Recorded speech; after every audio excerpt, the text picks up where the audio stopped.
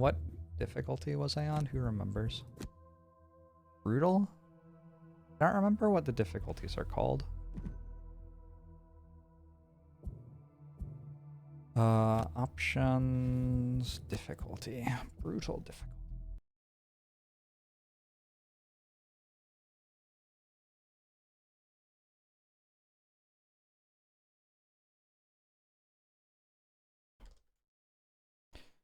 I don't think I actually have 10,000 hours in XCOM, by the way, but I'm not sure how many I have, and 10,000 seems like a decent guess.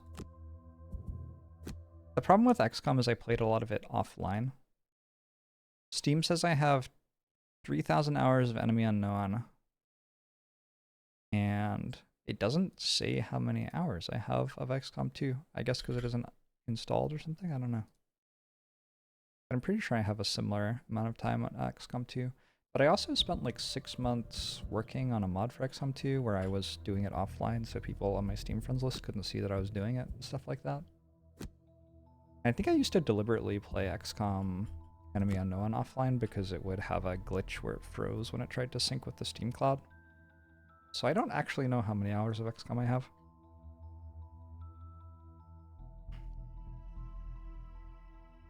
Most US courts do not make ridiculous reasons in their sleep. Fifth Circuit Jorg, who makes 10,000 rulings a day, is an outlier and should not be counted. Well, it is what it is. Did we do the merchant after our last quest? I think we did. Doesn't look like we have enough money for buying anything. I guess we're just gonna go back to Black Barrow then.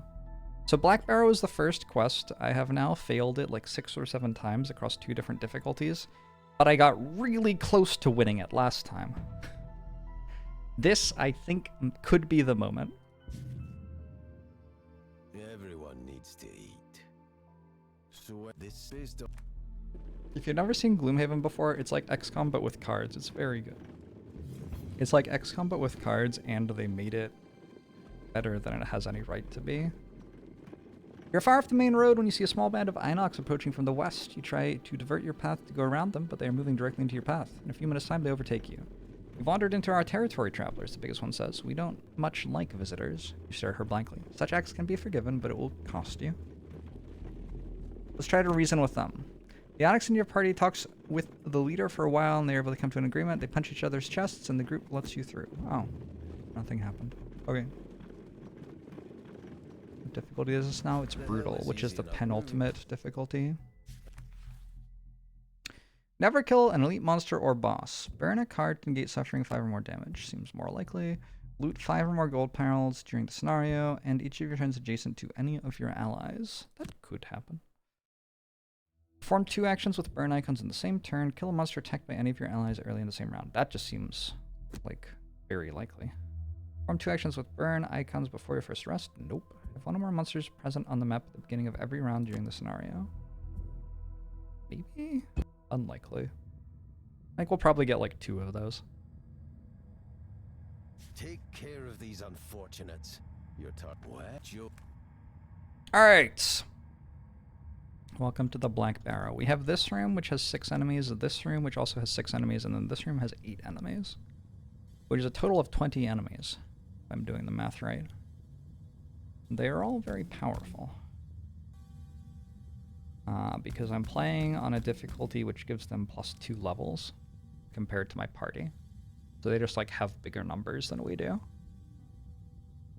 I should at this point just know what my first turn play is, but I don't. I've done this turn with these exact characters enough times to know, you would think. You forgot how bonkers it is to get started? Yeah. Yeah, a lot of people say that it gets easier after the first mission, which is an interesting approach to the difficulty curve. I don't know. Probably they expect me to play on normal difficulty or something. So I think I was starting by poisoning 2 people with my rogue. Oh, also I have this thing to do. Where is it? Where'd it go?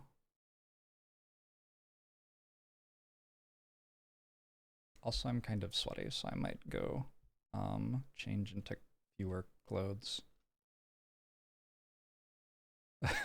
um, don't be weird about that. It is a hot day in Seattle. Not as hot as yesterday, but still kind of hot.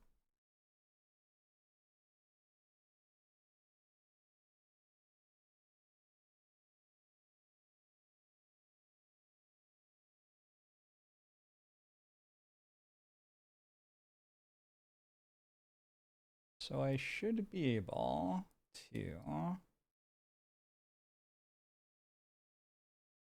put this here, and then chroma key it.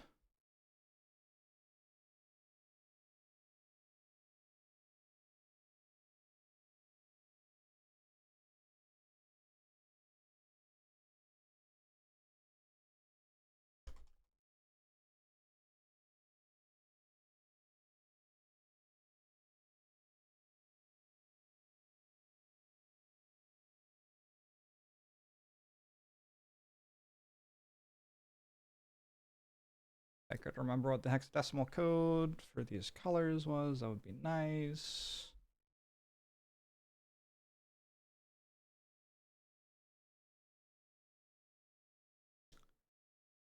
D6, D7, 8.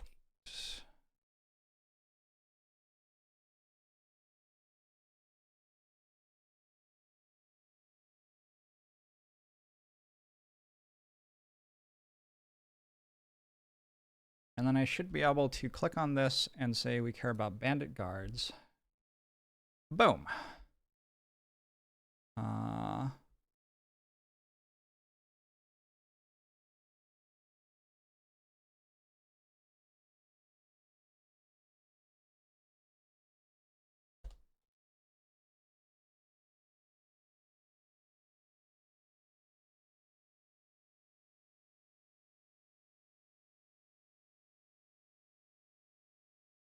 All right, cool.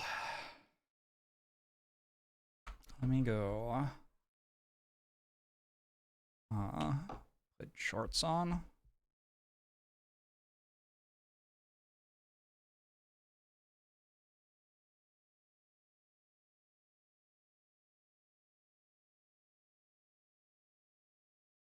So we can see what cards they have and think about what we need to do. Nice, Sam. You like the word penultimate. English has anti-penultimate as stressing. Huh. Any changes entering this time versus last time to my loadout and strategy? Well, I have a stamina potion on my scoundrel. That might be the entire thing. Your captain was 11 when Arrested Development came out. I'm surprised Arrested Development is only 10 years old, to be honest. Be right back.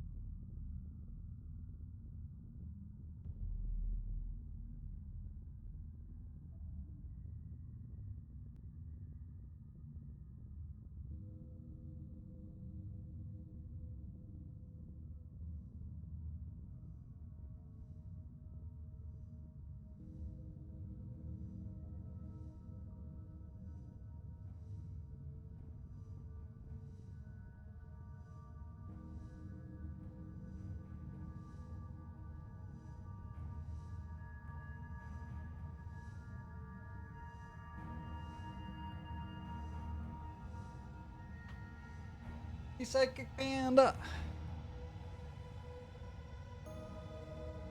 11 during the season that came out when you were in college.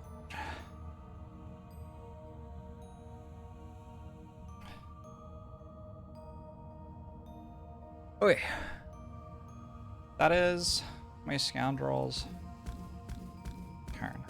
My scoundrel runs up and poisons one and poisons another.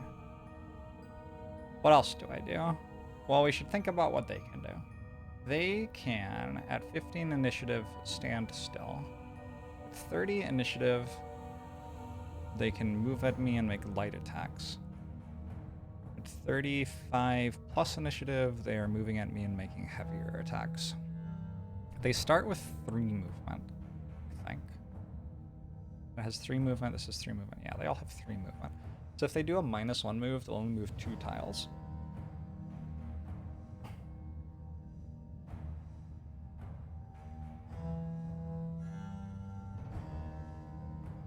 I don't have tons of range in my comp. It's a bit awkward. I think this one can't get to me if I'm here, here, here, here. And they move 2. Or 3, actually. That one just straight up can't get to me. So maybe the plan is to move up here with you. And then maybe block or something?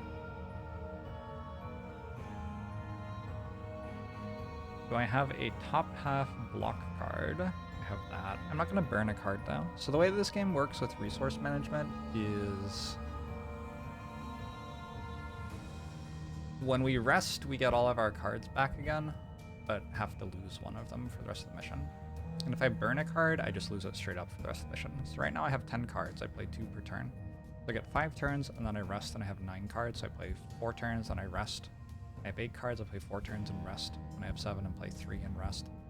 So that's already like 16 rounds, which is about how long this mission's going to be. But burning just 1 card at the start means I only get 4 turns, then 4 turns, then 3 turns. I mean, that doesn't actually sound that bad, but I don't think we want to do that. I do have armor, just like an armor item. So I guess I could move in disarm one who's next to me.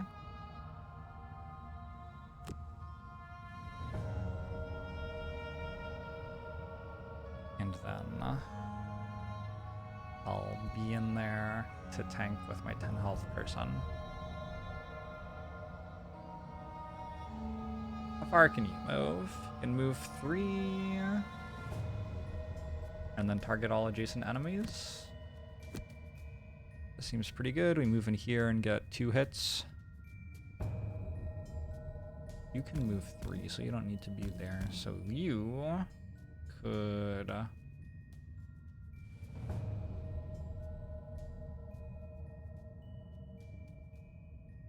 I think I want to use feedback loop here, which... Nope. Mine's weakness, which makes it so my melee attacks deal +2 damage. Question is, how do I move in? Move and heal. Maybe I just use a like regular move. Like I can just use this card. Probably want to go later than other people so I don't get attacked.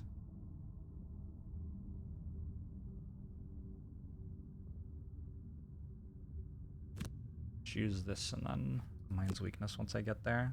But we're going late enough that other people will be there first. Basically, we don't want our Mind Thief who only has 6 health to be attacked this turn. Is this the same run from the other day? This is the second mission of this run. They're going at initiative 30. And they are doing a big move and then an attack on me. I think this is what they had last time, if I remember right. Decide how I want to do this. Maybe we highlight the entire row. That's what they're doing right now.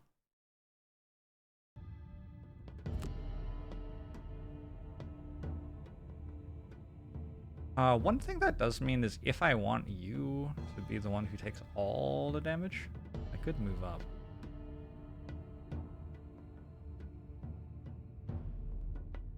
You will take all the damage. That is a thing you will do. It's a large move that they're doing though. They're moving 4. 1, 2, 3, 4. So I don't think I can deny any of them an attack. It's just a matter of who do they attack.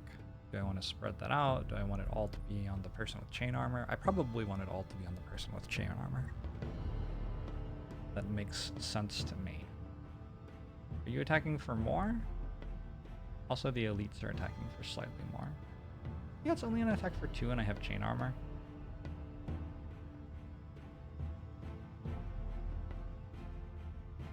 I also have to think about, like, where do they end up such that my other people can then do things. Like, if I move here, I don't actually know. I guess they have numbers. So this one would attack, but it's disarmed, so it wouldn't do anything. Then this one would move. I don't know if it moves here or here. Actually, I have no idea. Is it okay? Anybody want to tell me the rules of the game? If I have a person here and this is moving to attack me, how does it decide whether to move there or there? Does it prefer the tile closer to the door out of the room? Like, what is it? What's going on? Do the enemies have to rest? Yeah, they rest. When I kill them. Ew.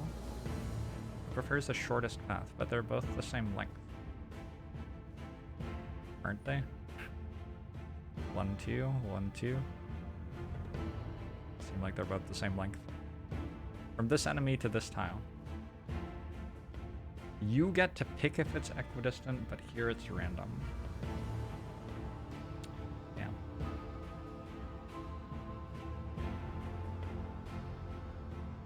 Alright, well, let's move here.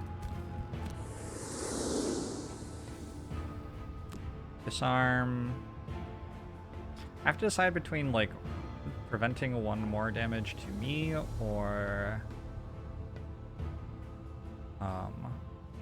dealing 2 more damage to them because of the shield situation. I don't know which is better.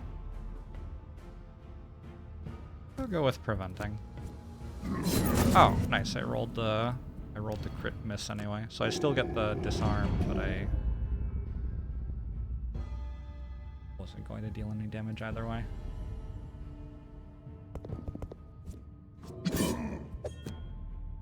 If I beat the first level, yeah.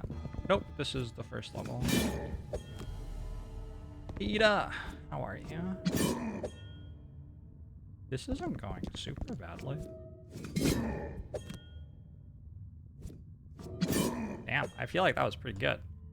Their entire turn amounts to 3 damage to me. 1, 2. Unfortunately, my scoundrel cannot reach either of the people with shield in order to poison them. Do you have a poison dagger? How do I see equipment? Yeah, not getting poison on the bandit elite seems pretty bad. So I wanted this one to go down. Oh well. I guess we still get some good damage on the smaller ones.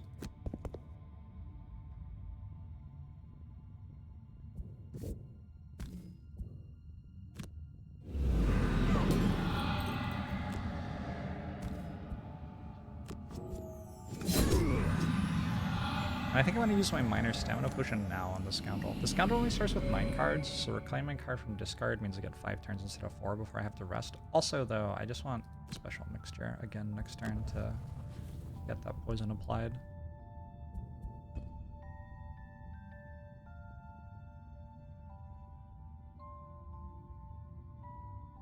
One, 2, 3, 3. It would be nice to have twirling stabs for next turn, huh? Because I could engineer it so this would move out and then I could move in and then twirling stabs. I could use the power potion for +1 attack on it. But that is not what I've done.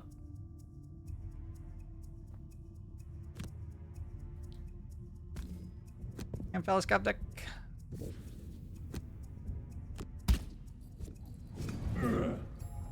Really nice damage die rolls. One ally within range 3 can move 4. Well, it's definitely mine's weakness. You. Oh, one dead.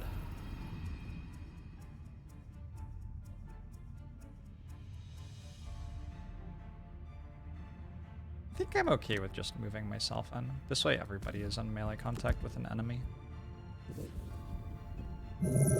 Feels like it should be good for next turn.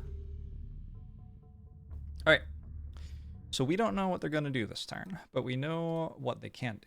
They have a deck of 7 cards now because they've already drawn one of them. They can reroll. That's what the rightmost column is here.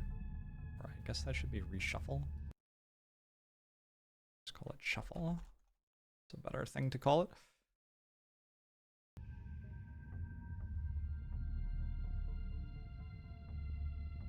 Probably the nastiest things for me are their initiative 15 cards. Will go before I do and do kind of nasty things to me. Who do they attack if the two are equidistant? Yeah, they go for the lowest initiative.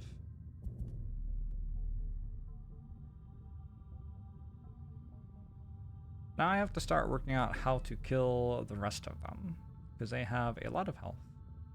And I don't really deal that much damage.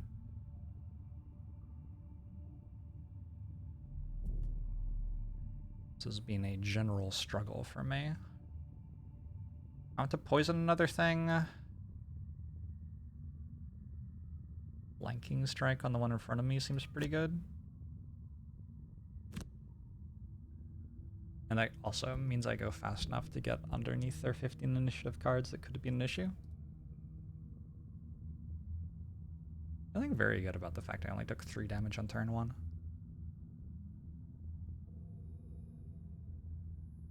So after you've gone, we will have, I guess, this enemy would be poisoned. I can't get to this enemy to poison it, so it would have to be this one. And we're hoping this will just be dead.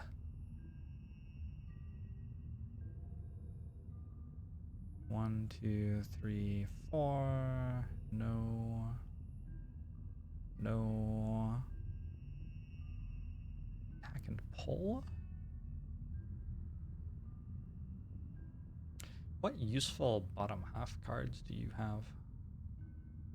You can pull people, you can heal someone. Healing someone might be good. You can deal 1 damage to all adjacent enemies.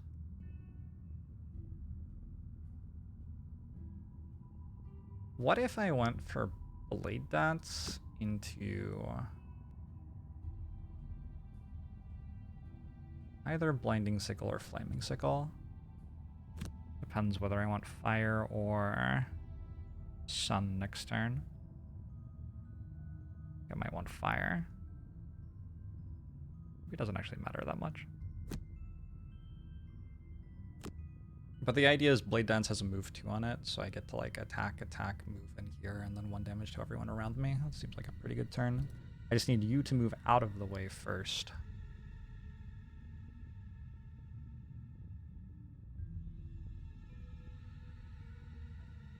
Which is unfortunately not that easy to do.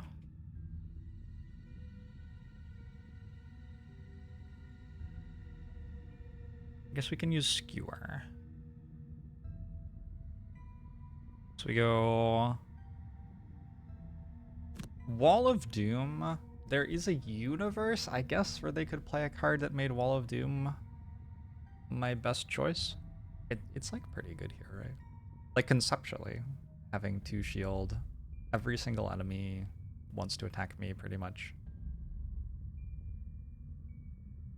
2 shield and retaliate for 2. And I think I want Skewer. I do have wind, so I can use the bottom half of that. And if this dies to my Scoundrel, I can move here and then skewer these 2. And if it doesn't die, I can move here and skewer these 2.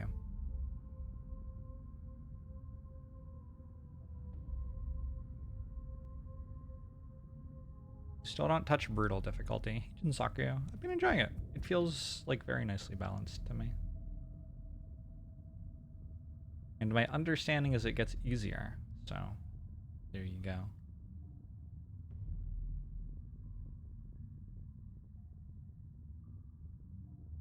We want some melee attacks. +1 attack for each negative condition on the target. Ooh. So one thing I kind of like here is...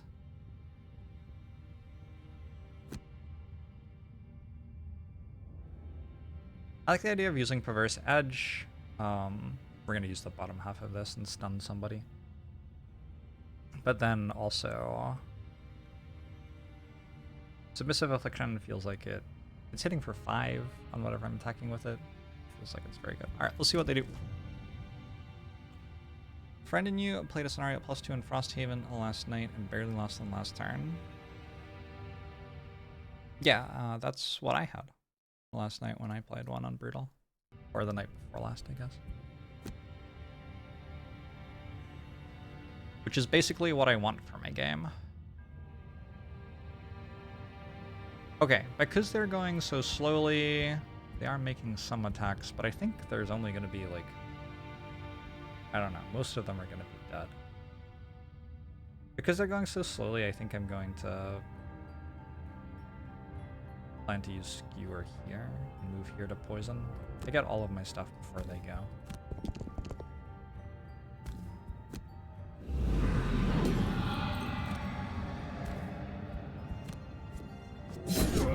Damn. Yeah, still good damage.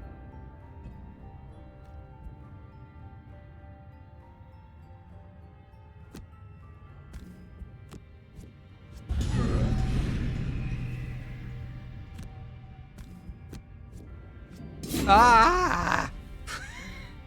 Okay. That is unlucky.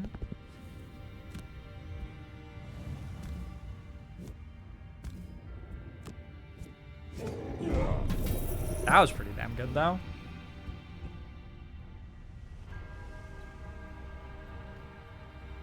Okay, somebody correct me if I'm wrong here. I would like your input on this one. I believe that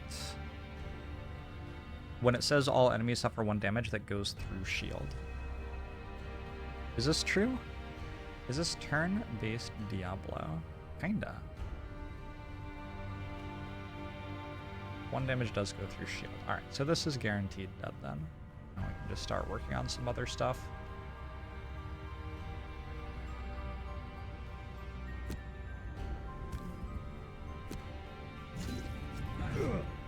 Good movement. Use elements. With disadvantage, so unlikely to do much. And then I suppose it makes sense. Does it make sense to armor here? I'm only armoring against 1 attack. But probably I'm long resting after this room anyway. And this room's very nearly done. It's probably okay.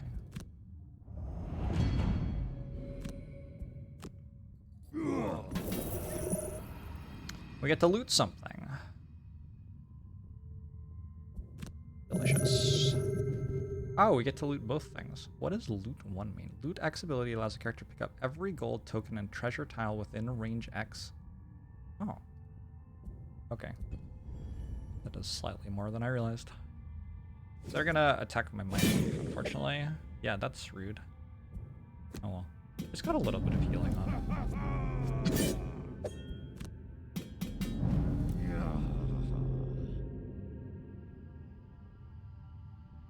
Alright. So we're through that. Strengthen buffs their damage a little bit. If only there were some way to mouse over it and read what it actually does. Strengthen. The strength character gains advantage on all of their attacks. That means they roll twice and choose the better die.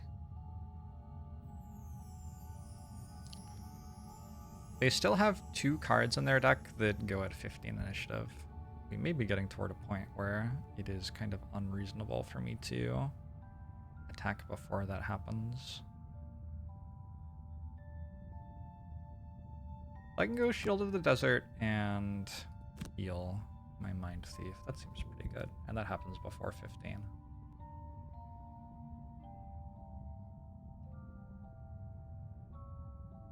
Push is actually kind of nice here. I can like push this, and then if it rolls one of the ones where it doesn't move, it ends up CCing it. I'd also like to be able to move and heal myself. Oh, there's also just stun. Right, okay. That does seem kind of better.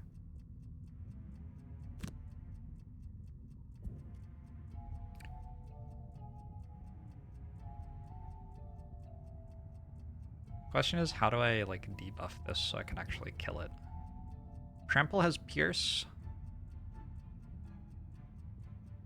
but I'm notably not there yet. Maybe I do want to push. And the idea of pushing is to get this out of the way so you can go stand here and trample.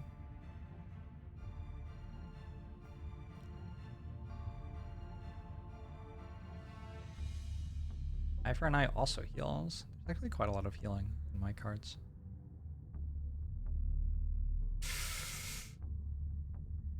Careful with the power potion. There could be a awakened one in the next room. Oh no. Loot 0 happens for free at the end of each character turn. Sure. Makes sense.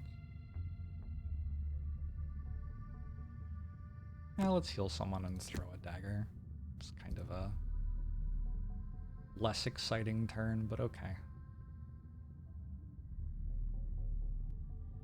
Somebody has to kill these.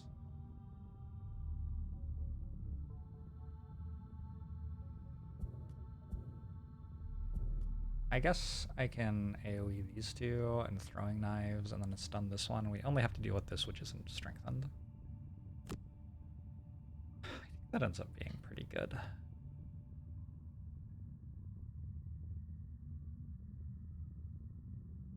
Don't know what other card to play. Get rid of Quick Hands. It's like kind of iffy. Doesn't do that much. Alright, they're going to move 3 and attack. Perhaps their most vanilla card. It even has 50 initiative, so it's like right in the middle of everything. All of my peeps go first.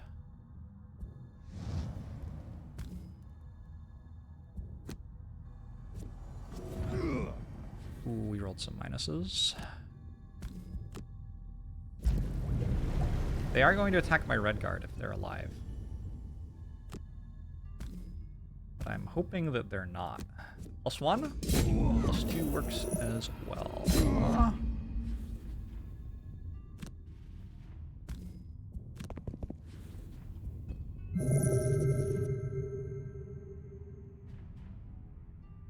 So they are moving and attacking, which means that I can't use the push to CC it, but I can just use the push to kill it. That works. And then we will move in and heal ourselves and loot again. Mind Thief's back to help.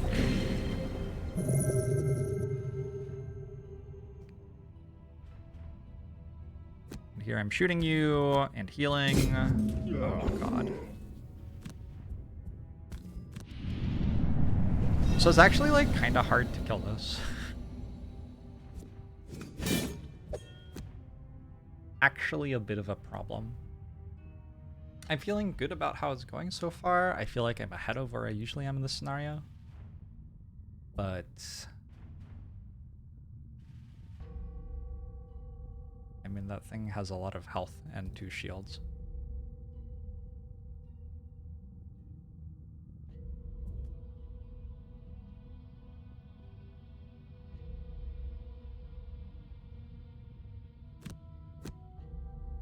And also it's like 1 in 5 to... No, it's 2 in 5 to shield itself more this turn at 15 initiative.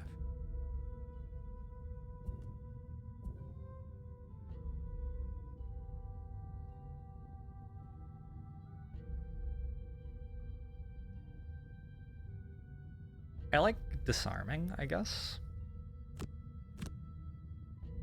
Make sure that we don't take a bunch of damage. I haven't had to burn any cards, so that's really nice.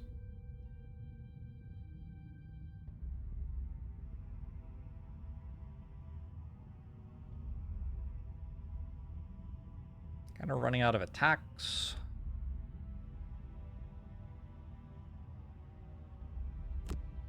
I'm probably just using the basic attack for +2 damage there. Then I wanted to trample here.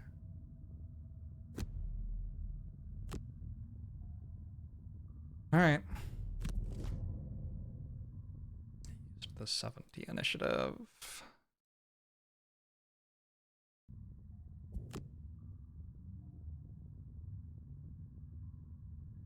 What color actually? I feel like orange is the wrong color to use for something that's on deck. I could use green, but green doesn't make sense. I could do it like this. I could use red for the thing that they're doing, and then gray for the things that are done. I kind of like that one.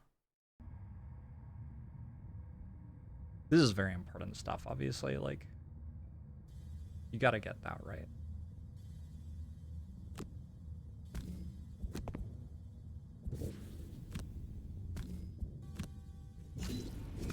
Another bonus of disarming this way is next turn I have Sinister Opportunity, which does extra damage for each of my allies adjacent to the target. I guess I shouldn't have moved away. Oh well.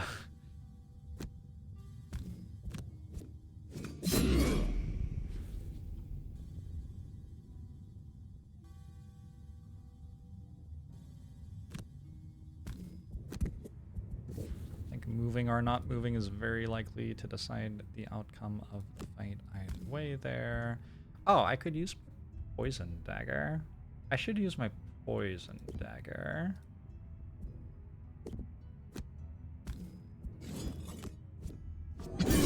Like, it feels like kind of a waste, but also it comes back when I long rest, which I'm about to do next turn, I think.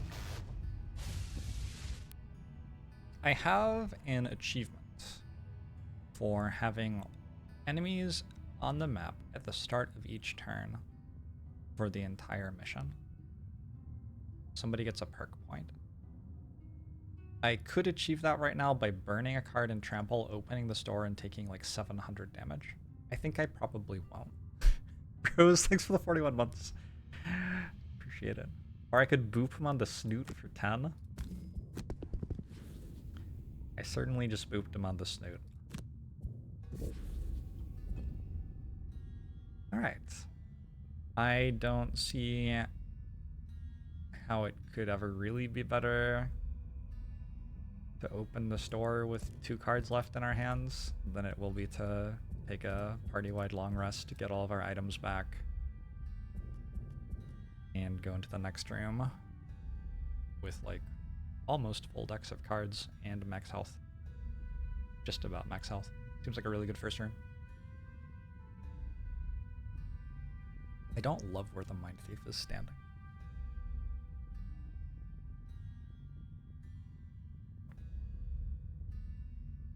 Well, I guess another observation is, like, I can move this turn and then long rest next turn. So we could go, I don't know, we can literally click any card. Anybody have a loot? Kind of nice to be able to loot that.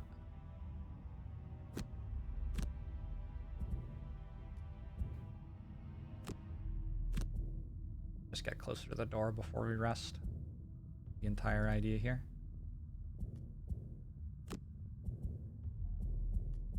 Mind Thief has to go first. Oh well.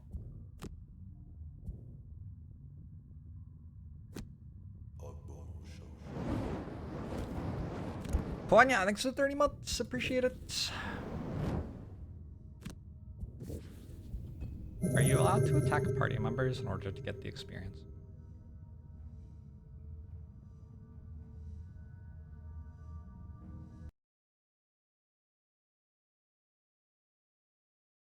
You wish? Hey, me too.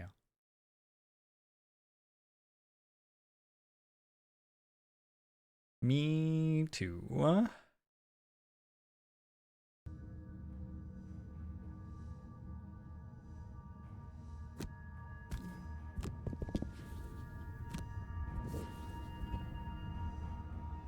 I feel like that's a reasonable house rule.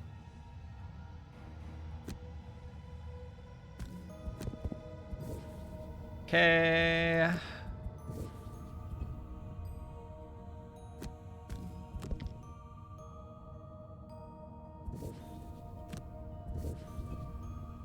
And I will long rest with you. I will long rest with you. I will long rest with you. And I will long rest with you.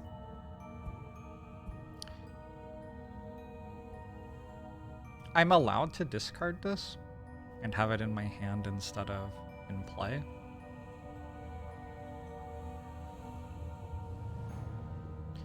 One, two, three, four, 5, 6, 7, 8, 9. It doesn't give me an extra turn. I think it's better just to have it in play. Alright, we have to think about what we're losing. I've been unimpressed by Sweeping Blow.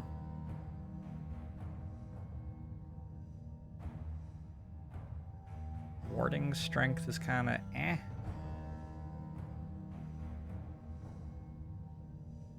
Wall of Doom kind of eh.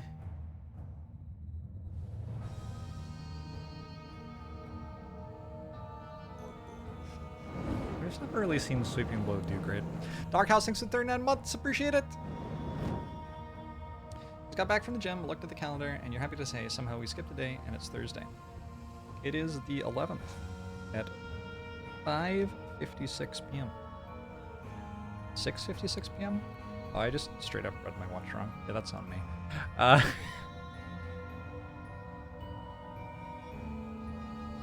Do you think Gloomhaven / Frosthaven is the pinnacle of strategy gaming for what it's worth? The game seems really good. I mean, a lot of people say it's good, and then I tried playing it, and it seemed really good, so maybe they're onto something there. Tell us about the watch. I do have to talk about the watch at some point this week for contract, but I think I'll do it tomorrow. It's a good watch, though. I like it a lot. I mean, I'm wearing it right now. I don't even have my camera on.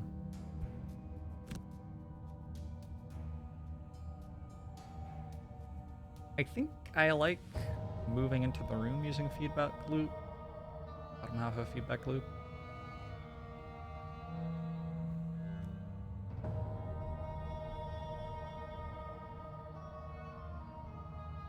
We lose into the night, although I like that it makes that element.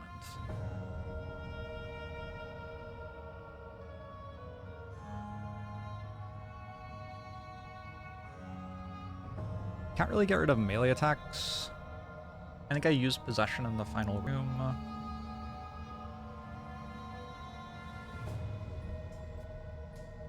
Fine.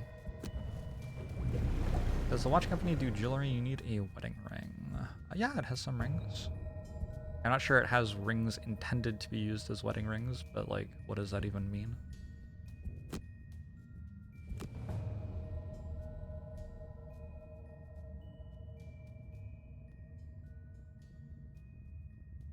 Swift bow seems kind of important. Throwing knives, important. Flanking strike, important.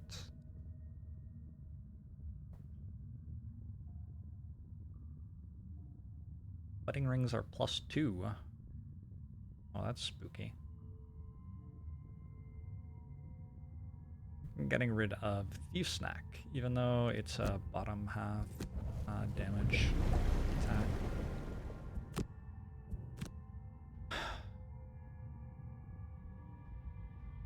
I like ranged attacks quite a lot because of the final room.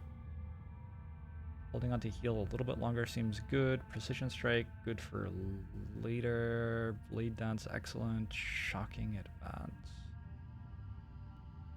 Has good movement on it. There are a lot of ways to get through the blockade in the final room. The final room has 8 enemies in it. 4 of them are archers, and 4 of them are shielded skeletons who heal themselves and block 1-tile choke points.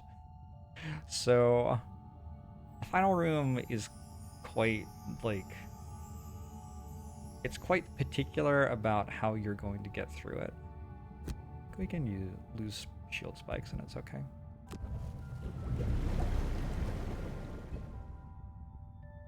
Does the online version allow you to name your party group? Yes, we are Drills Drafts.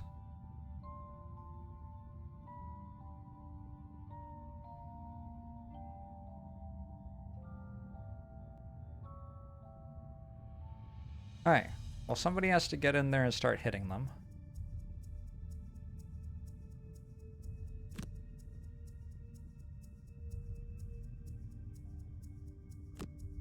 Seems fine. I'd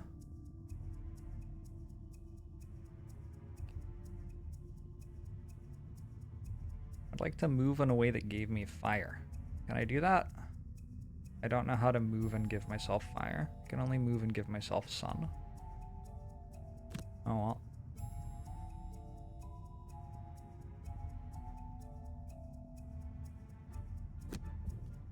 I want to move and poison people.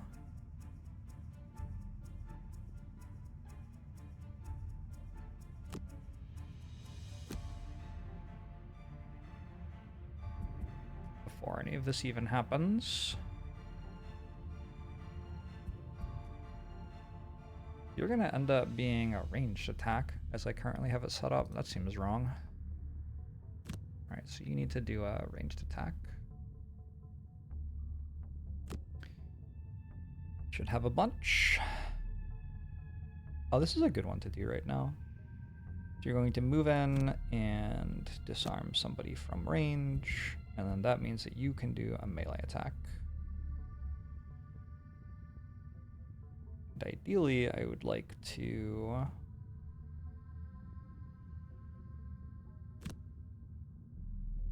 do this in a way that creates frost for me next turn so I can stun next turn.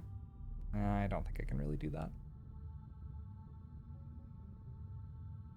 Missive Affliction is fine. Alright. Let's go next room. So now, can we just talk about how cool this interface that I have created is, by the way? I'd just like you all to imagine if it was just in the game. It would be so much easier to watch the game.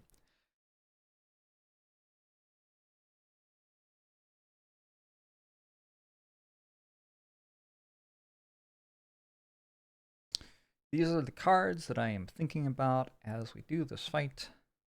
And they've used the 35 initiative, small move. Oh, it's a 2-target attack. Wait, what is this? What is this column? Confused. Ah! Hold on.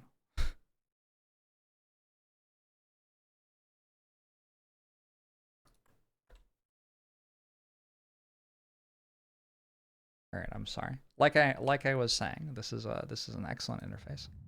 I don't think they'll get to attack 2 targets though. Will they? Oh, it's also range too. That's a very awkward thing for us to deal with, I feel. Wait, it doesn't have 2 targets. It's just range 2. I am losing my mind. My information was correct, and I read the thing and thought it was wrong. All right, yep. Super helpful to know the enemy decks. I agree. So they're going to try to move away from me and ranged attack me. This is not really worse than them standing still and ranged attacking me, I don't think. That thing is hitting me for 5. That's a bit of an issue. That is a big number, and there's very little I can do about it. Do I want to walk backwards? The archers are doing this.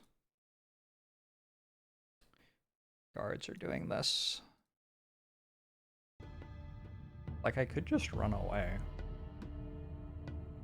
Is that ever right? 1, 2, 1, 2, 3, 4, 5.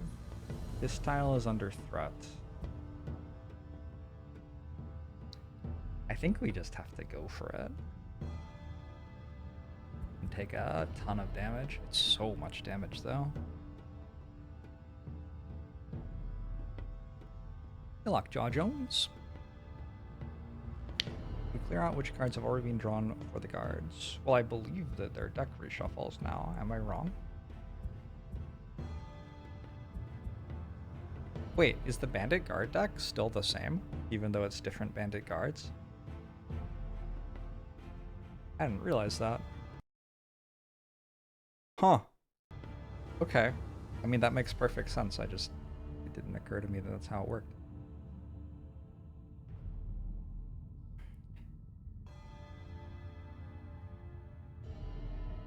A thing is, like, when is there going to be a better time to move in against the archers? I think this room just kind of is awful. I think that's probably what we're observing here.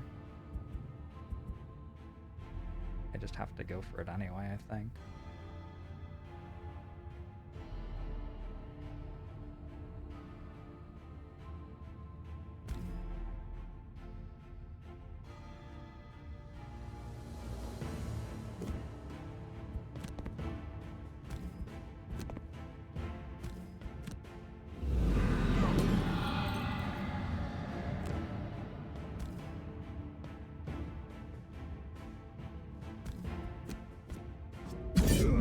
-2, solid, solid. All right, yeah.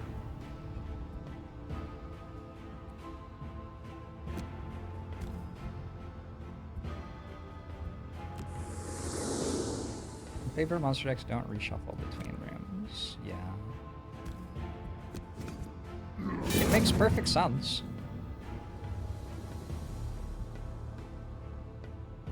It's really unfortunate that my scoundrel gets attacked by everyone. You get attacked by, like, at least one person.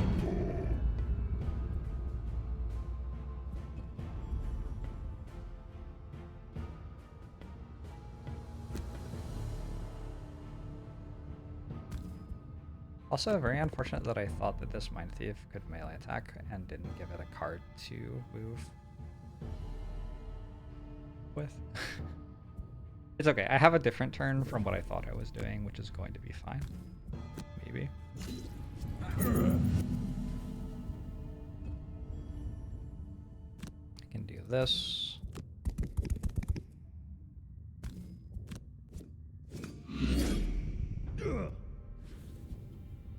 And then force an enemy within range 5. 1, 2, 3, 4, 5. So it'll be one of these two. To perform an attack for 2 plus 0 damage. Targeting another enemy. You controlling the action.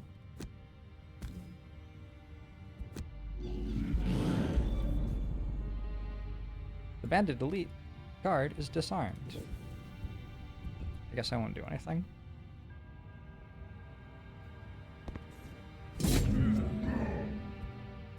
My bad. Oh. We're gonna burn a card so that we don't get hit for 10.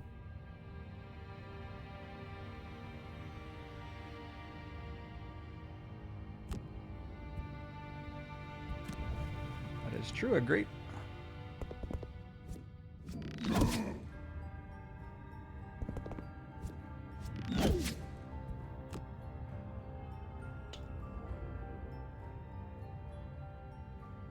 This trap hits for 5.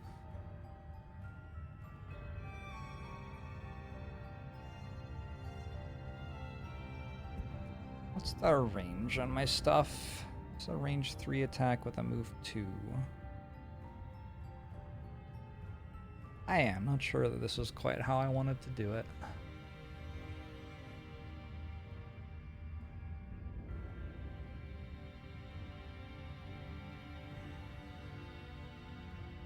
I wanted my brute to be on this side so I could push into a trap here.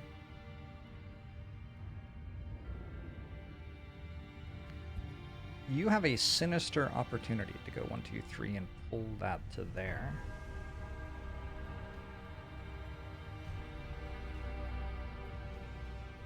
And then maybe use a Venom Shiv. That's at speed 60. Maybe a Flanking Strike instead. But then somebody else has to be in charge of tanking for us.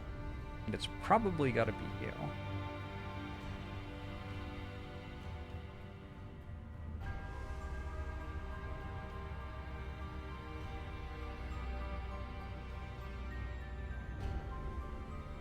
If only you had a move card that didn't burn in ways I don't like. Okay, so this moves here, pulls that to there. And then 1, 2, 3, 4 gets you to there, which is closer.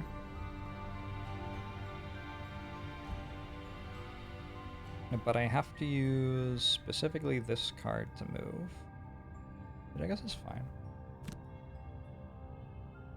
And I have choices for my top card. 1, 2, 3, 4. I can pull this into a trap. That seems pretty good.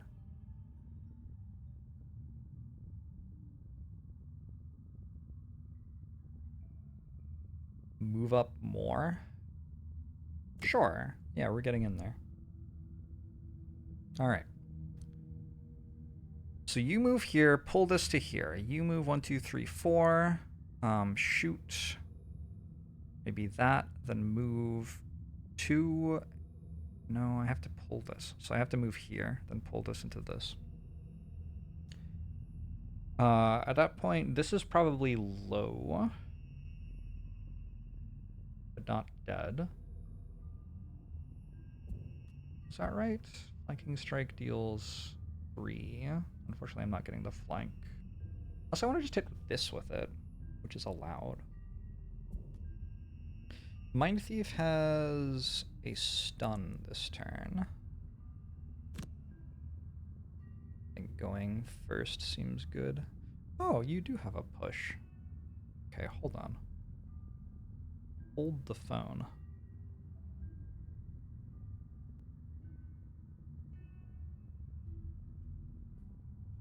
This is probably how I actually want to kill this elite guard.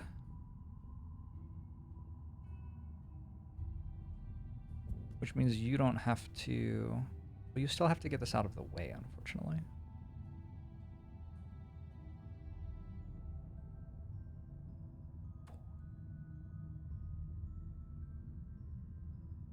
But you're kind of going in the wrong order now.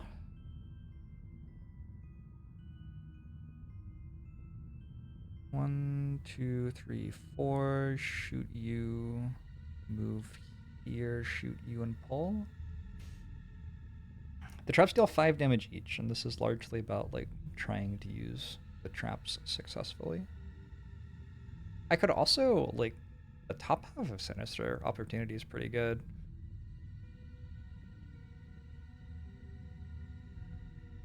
Each of your allies adjacent to the target. What if I just use the top half to kill that in its entirety? Well, then Mind Thief can't do anything. Okay, that's no good.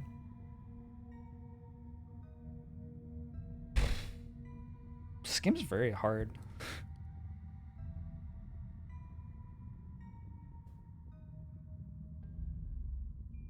I wish there were more traps than there are.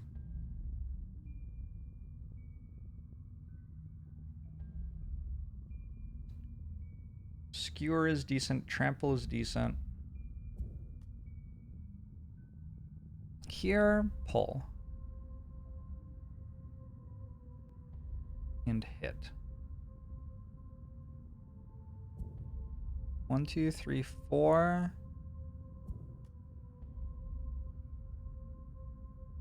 Shoot and move, pull, and armor up. Still have 7 health, which is plenty. Stun and push into a trap. So I think we are left with this enemy likely being at like 3 health right there, with a tile free there. Which I can deal with any number of ways. Spare dagger would work.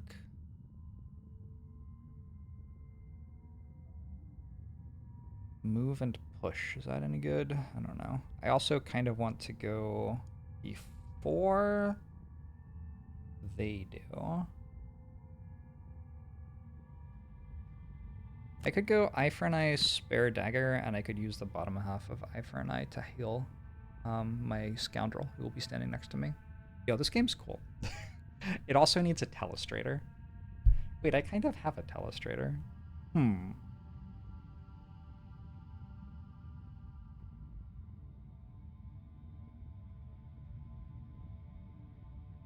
Shall we try to illustrate what I'm doing this turn? This is kind of like, I don't know if this will work because it's kind of complicated, but it just seems really fun. I just kind of enjoy streaming sometimes, and this is an example of a thing that's really fun in streaming. So, if you'll allow me to enjoy myself for a second, let me just open this program.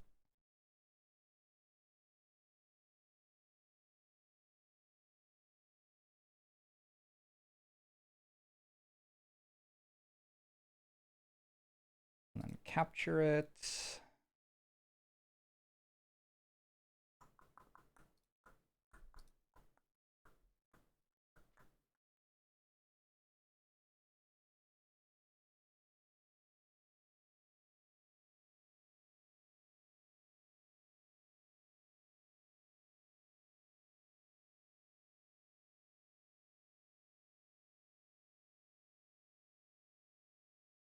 The problem with my setup is I cannot see as I'm drawing on the screen that I'm drawing on.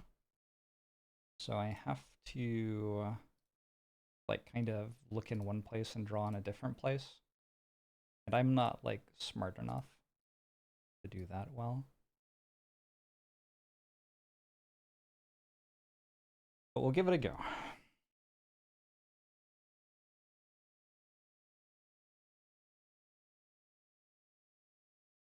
Problem number 2, I don't see anything on the screen. Why isn't this working?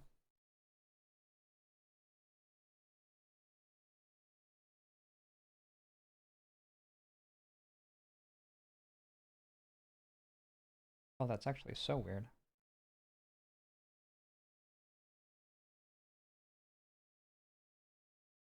Huh.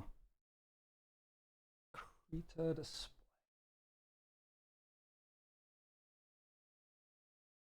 And JORBS said, "Let there be light." And there was light.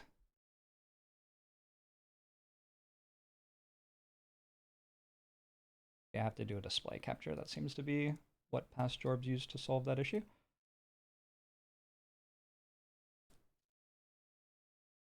Okay. All right. Okay. So, Scoundrel presumably is in green. I wonder if I can work out how to change pen color quickly. That looked promising. I don't know how I did it though. Oh. Okay. That didn't change color though.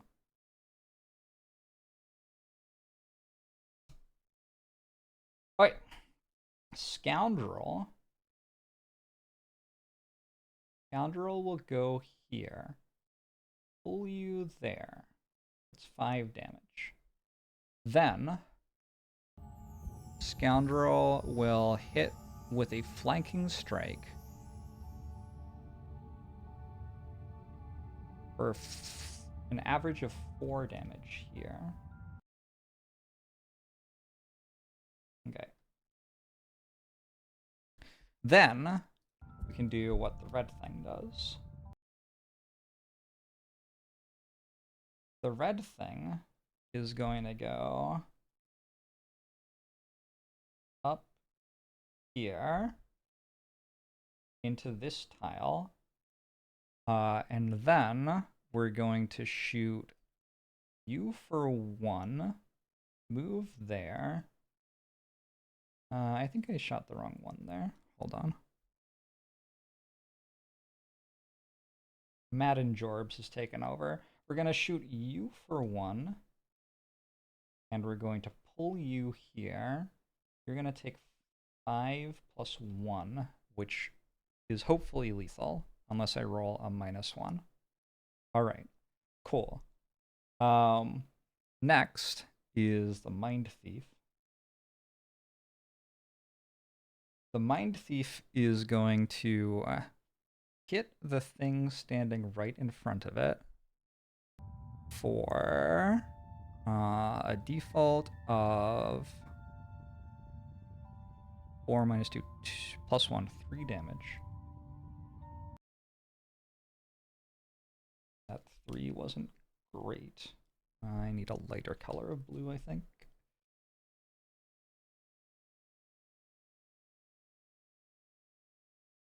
And we're going to push it into the trap, which is going to deal 5 damage to that.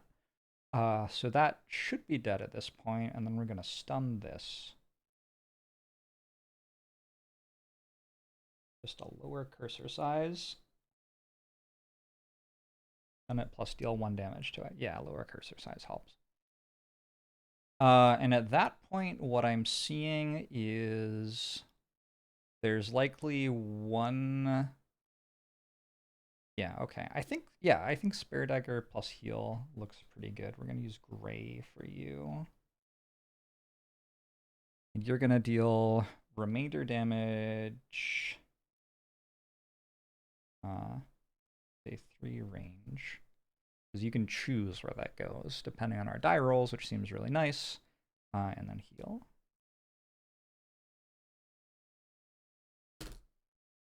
Straightforward. Yeah? I think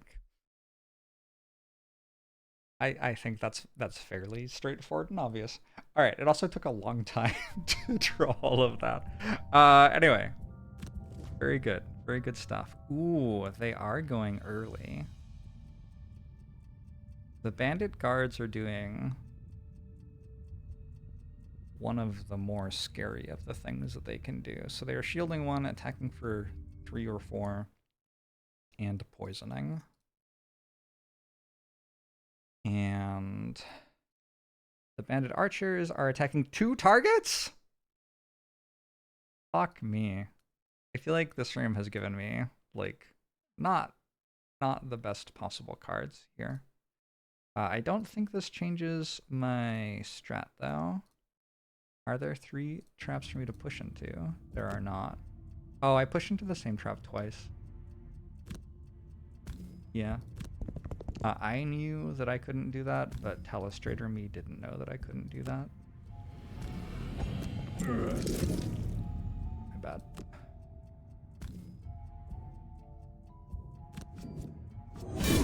Wow. I've never crit a single time in my life.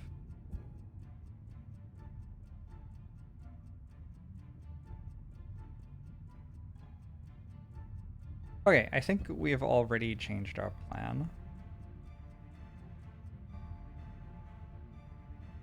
Because I think now I need Mind Thief to be able to...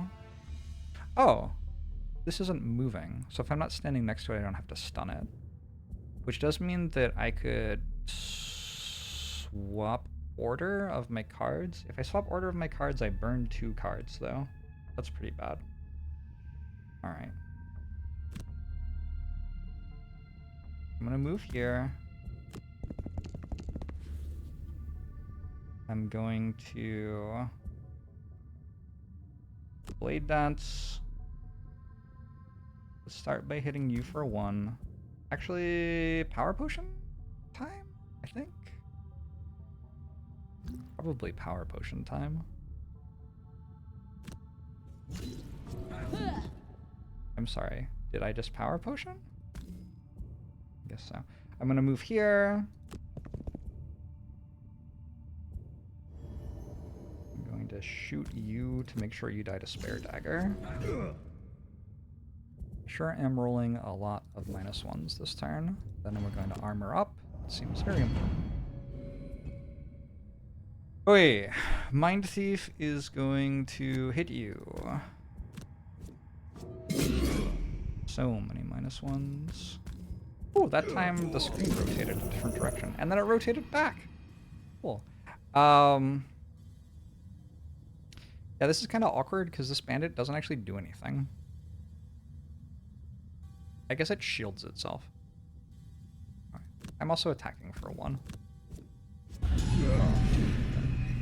And getting an experience. Oh, fuck! I forgot that they go before me. That's pretty bad. I think my scoundrel is like dying right now. Just about.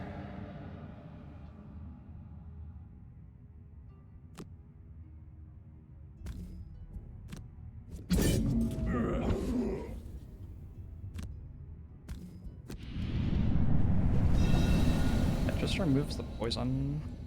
Scoundrel dead? Okay, that one wasn't in range to do 2 attacks. Oh, it was in range to do 2 attacks. Okay, yes. I think Scoundrel's dead.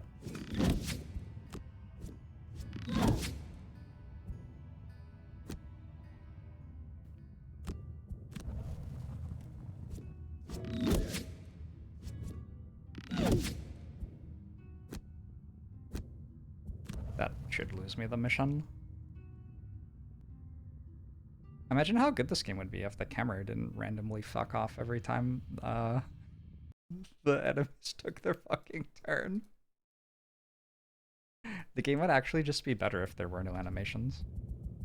Like, what is the point of animations?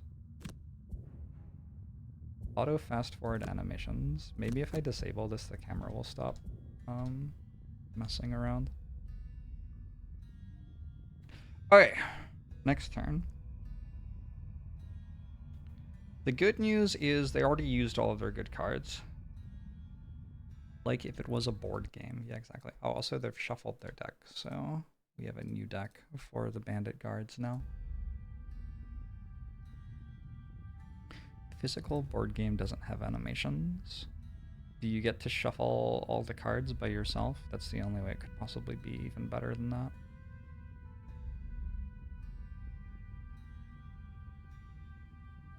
So I'm very into Twirling Stabs and Precision Strike here. Precision Strike, pull this to me, and then Twirling Stabs deals like 1 billion damage. I guess my Scoundrel is going to Long Rest. I really kind of messed that up.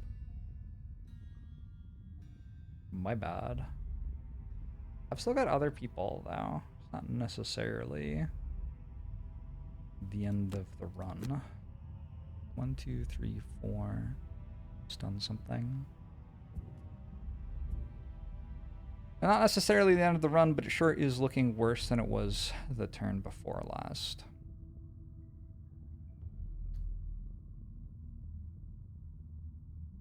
I'd like to be able to take advantage of this thing having kind of a low movement speed sometimes. I don't see how.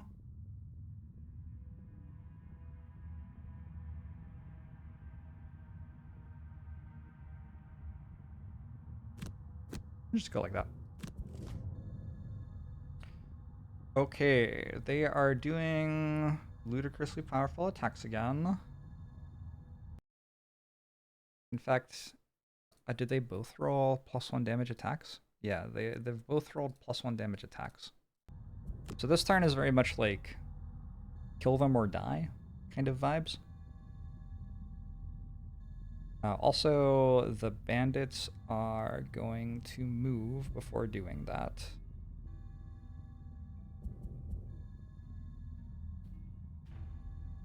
One, two, three. Unfortunately, I can't really put my Mind Thief there because it stops this bandit from getting pulled in. But I can go 1, 2, 3, 4 and hit this. That seems okay. It also happens to loot.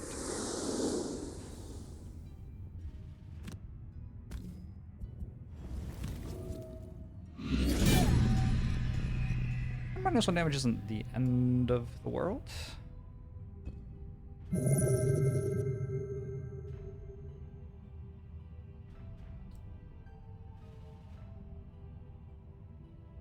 I guess I could use Overwhelming Assault. This is hitting me for 4. I have 9 health.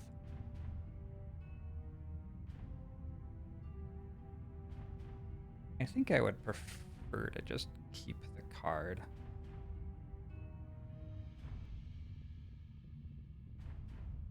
What else do you have? You have 9 health. I think I probably need Overwhelming Assault for the last room anyway. Get a +1? Ooh. That is pretty useful.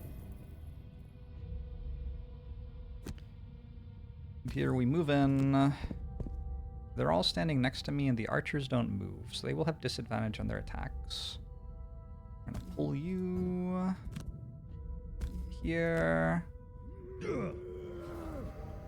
Red Guard's having a moment right now. Gorgeous.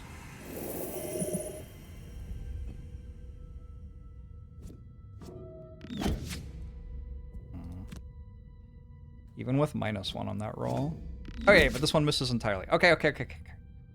Whew! Scoundrel has 2 turns left. Is that right? I think so. Scoundrel has 2 turns left.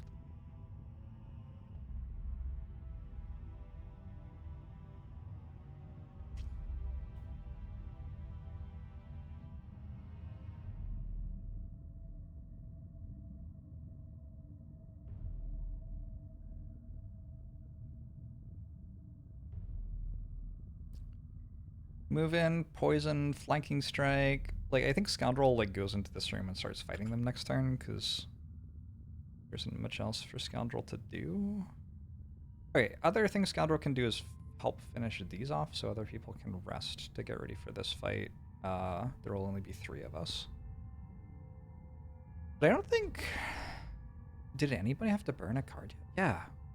I haven't had to burn a card to prevent damage yet for any of the other 3. So it's just Scoundrel I kind of mispositioned. But everybody else is actually doing okay. And move and poison and then maybe throwing knives. Do I have Moon next turn? No.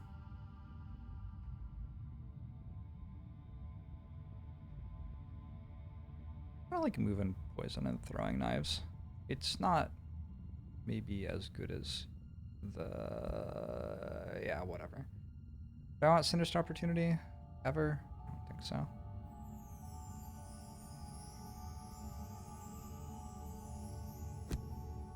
Alright. Is it possible to regain burnt cards? Not in this scenario with this heroes.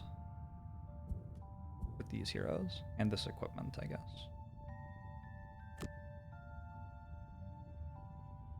One interesting observation, I don't know all of the stuff in this game, so like, I don't really know the full extent of the answer to that question, and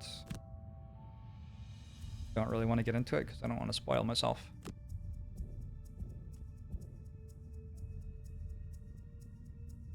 I using throwing knives?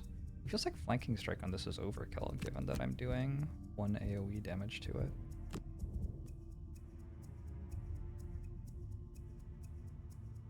We're going to just attack for 3.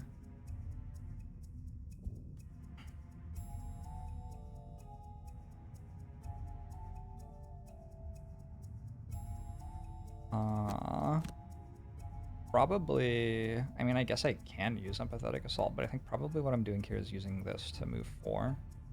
And then you can, right after that, finish the kill somehow. Oh, you can just move 2 to do it, though, with Skewer. So my Thief's turn's kind of bad. I don't know. What does this even do? Very little. Hard to use either of these cards for anything. I guess I have an attack for 2 with like just the base values on the cards. They used their 14 initiative, move, attack, and trap, which feels kind of bad for me. Yeah.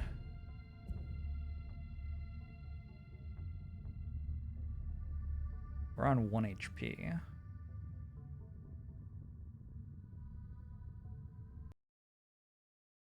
Oh, now they've also reshuffled, so now they are using this. There are no more bandit guards. These are all back in play.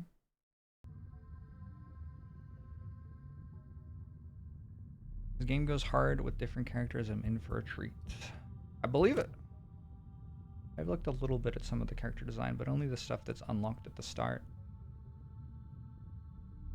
Alright, let's move here. Poison you.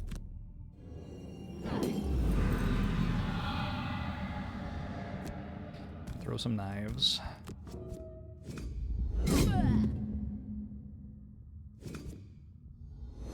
Ooh, +2 is a big number. Okay, I think I'm good off that. I think the +2 hopefully just does enough. So now we have an attack 3 on you. This is the worst day of my life.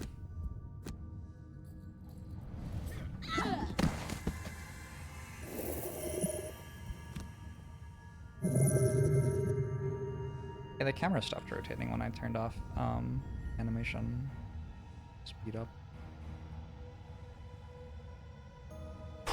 Okay, I think it's better to risk letting this have an action than to burn a card.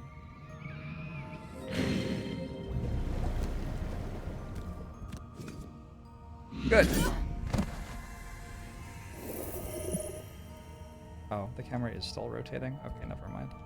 It's just rotating slower because I turned off animation speed up.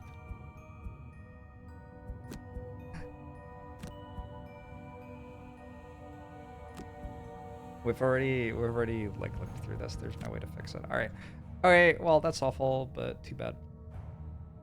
So, I will next turn be long resting. Scoundrel will die. And then we will have a 3v8 with like decent deck size still and a good chunk of health to try to win it. I don't think I pick up this gold.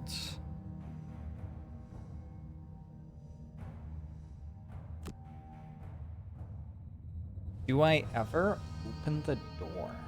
That is a fascinating idea. Well, that's actually, well,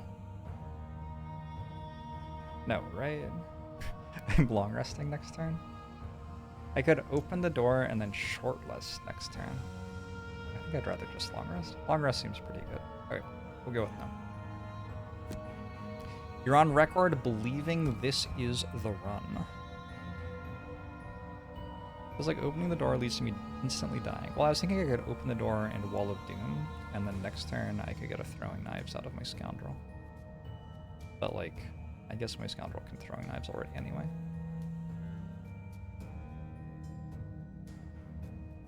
You found that combat's dragged on in terms of real life time and you steamed out. Have you considered having your job be to play video games?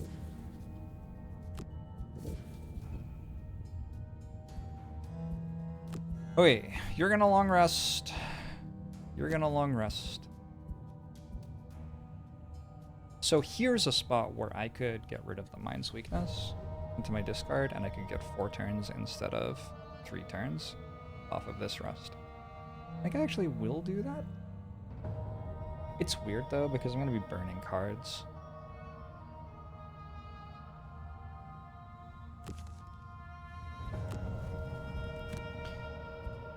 I'll try it though. We'll see how it goes. Long rest with you. Alright, we have to decide what we're losing. I think probably we don't care as much about healing anymore. It's like time to just end it, right? Can I fly?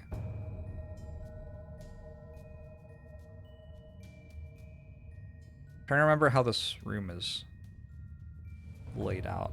I think this is the 1-tile choke. So if I go 1, 2, 3, I won't be able to fly over. Wait, that's the back? Hold on. Are they just here? 2 skeletons, 1-tile choke, 2 skeletons, and then archers in the back. Ooh. I think I'm going to fly into the room, stand between all of the skeletons, and then Wall of Doom. And that should tank like all of their incoming damage, and it puts me in a place where I can have a third person attacking. Second person attacking even. Just need to like remember. I'm pretty sure that that's how the room's set up. Alright, so what do I not need? Said the healing wasn't very appealing to me.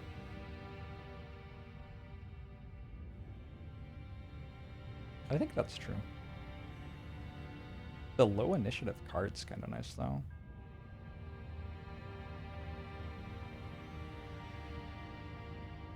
Can I get all the way to the archers?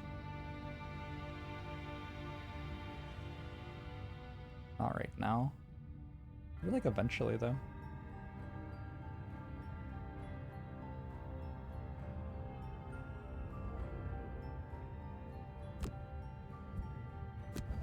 It's usually when the skeletons shield and kill themselves. It's okay, I'm still...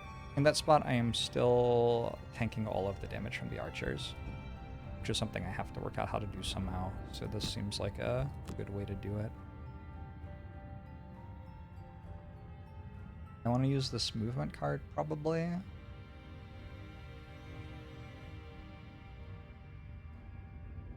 And maybe push.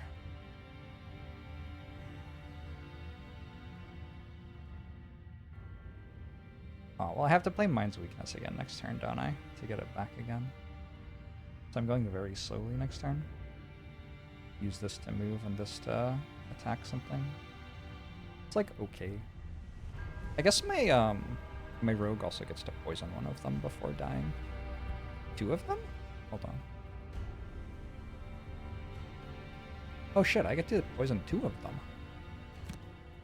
Okay, that's something.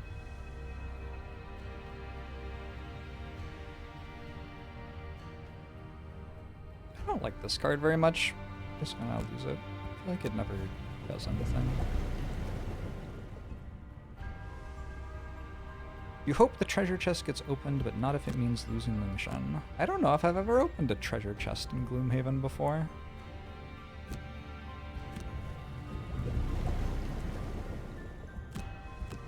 Exciting stuff. I have no idea what you're doing. I need to like... Yeah, I don't really know. Can you fly? You can. You can move 6 with a jump. 1, 2, 3, 4. That doesn't get me far enough next turn, but I could use it the turn after to get to the archers.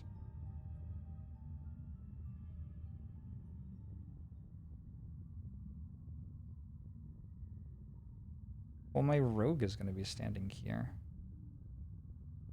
Wait, what? My rogue is standing here? What do you do then? And also, what do you do? I don't know.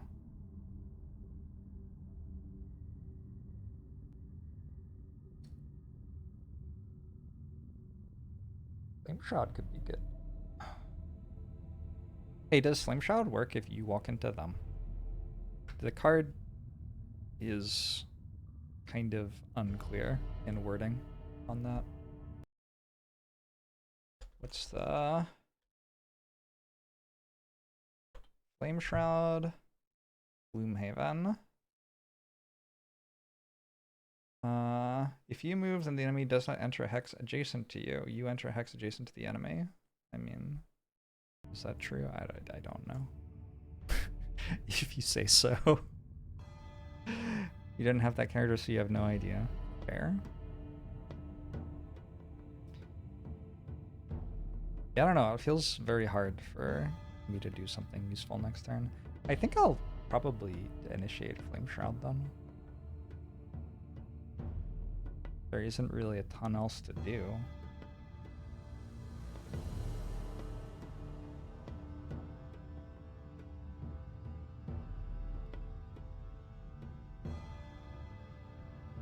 Why not, I suppose. It's gonna feel like all of my cards are pretty good, so it's hard for me to work out what to lose. Let's lose Blinding Sickle. Oh wait. This turn, I am going to Wall of Doom after running into the room with Leaping Cleave. You don't have options. You're going to do those two things, which means you'll be here and you'll be here, which means I'm very limited on what's left to do. Okay, the one thing I guess I could do with Mind Thief is Possession. Actually, that could be okay here.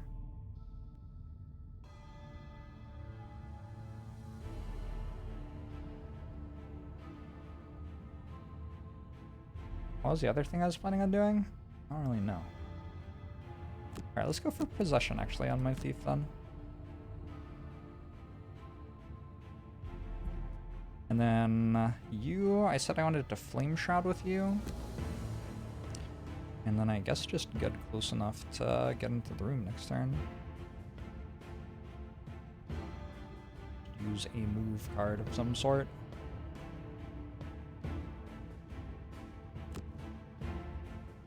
What do I use the top half of Desert Knight to have?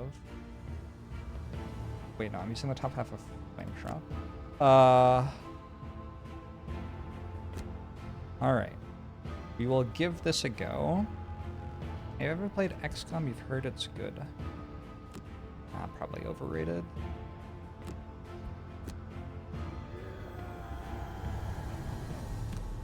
I've never used the top half of Flame Shroud before. I think I might have actually playing with Filthy a long time ago. You find yourself face to face This is it! with the reason these bandits chose this particular hole to nest in. Animate bones. Unholy abominations of necromantic power.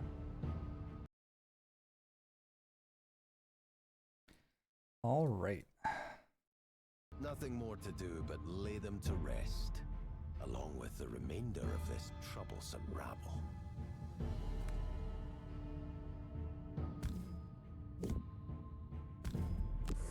So we're flying through the choke and activating Wall of Doom. We retaliate, we shield. What are they doing, by the way? They're moving and attacking. They're attacking 2 targets, which is not that bad for me. You're moving and attacking for 4, which is more than the 3 shield that I have, unfortunately. So I have an awful lot of shield. Okay. You're using their 32. They should still have Create a Trap missing, by the way. And the Bones are using their 2 target attack, which is a 45. Why? Oh, they just always have 2 targets, Living Bones. So it doesn't say on the thing that they have 2 targets because they always have 2 targets.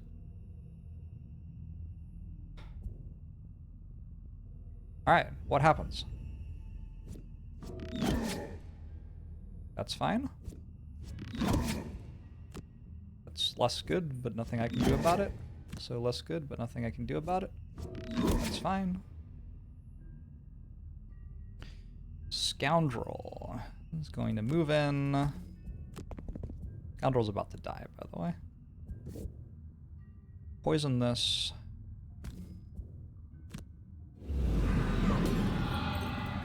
And hit it. Oh, no. We hit this one, actually, because we want to poison that, too. Alright, cool. We got some poison done. Living Bones is it. Found dead. Huge. One takes 2. Yep. Yep. Okay. Not so bad.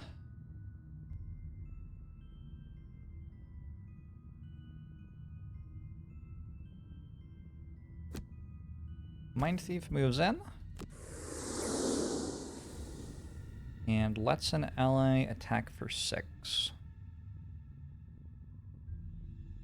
I'm assuming here, perhaps not based on that much, but just like, the vibe is that I would want to kill one of the skeletons on the second choke so I can walk through the second choke next turn. went about as well as it could have. Seemed like it did okay. I am now, of course, completely out of health. So I don't know if that's important.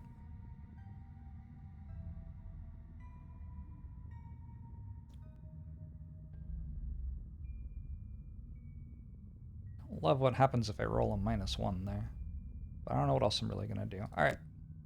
You can perform a big attack on that one. Nice! That's the goal. Do we keep tabs on our character's modifier deck? We definitely can. We can mouse over them and see whenever we want. Oh, you can't actually see that anymore. It's underneath. Well, it's bad to be you, I guess.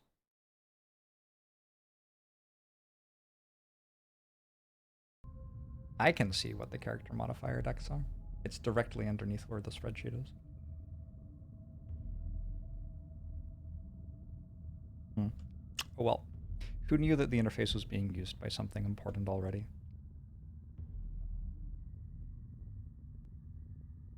So, the big idea here was to Desert Knight into the room. And then presumably, like, Blade Dance or something? I don't really know. Kind of depends what they do. I'm wondering also if there are perhaps better options. I can long rest with Scoundrel, and Scoundrel will stand here for the rest of the turn, but I think it's probably better to short rest and just get Scoundrel out of the way.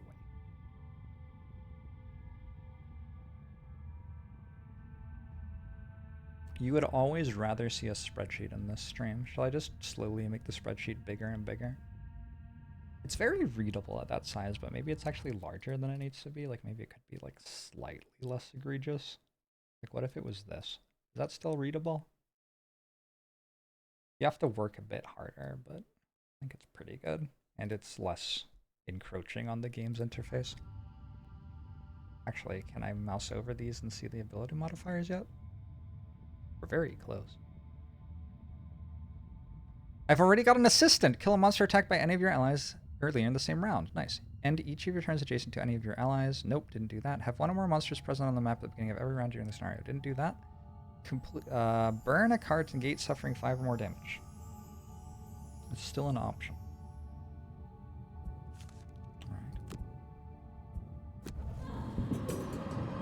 Goodbye, Scoundrel. My headcanon, by the way, because you never actually die in this game, my headcanon is that the adventurers just get sort of tired as they're in the dungeon and decide to leave. So the Scoundrel was just kind of like, yeah, no, I'm getting tired, and just like peaced out.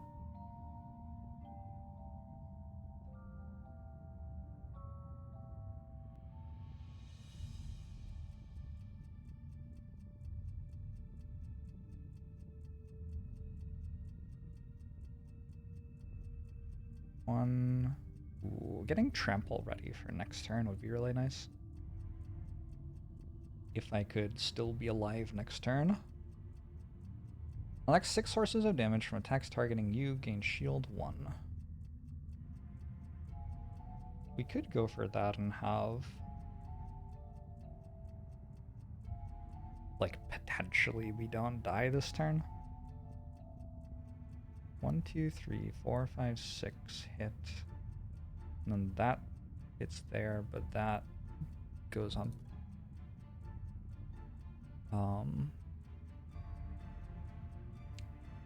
Other thing. We gotta pull. We gotta pull. We're too far away to use it. We gotta jump to get in. So I believe the plan is jump to get in, and then we just kind of hit them. We're gonna burn some cards this turn. But I don't see a great way around that. I don't have my power potion anymore. I'm using Blade Dance, but I don't really like have to.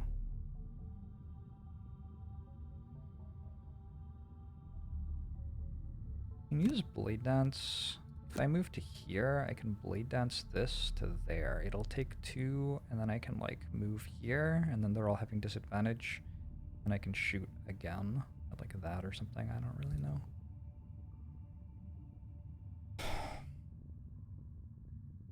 Mind Thief has to Mind's Weakness.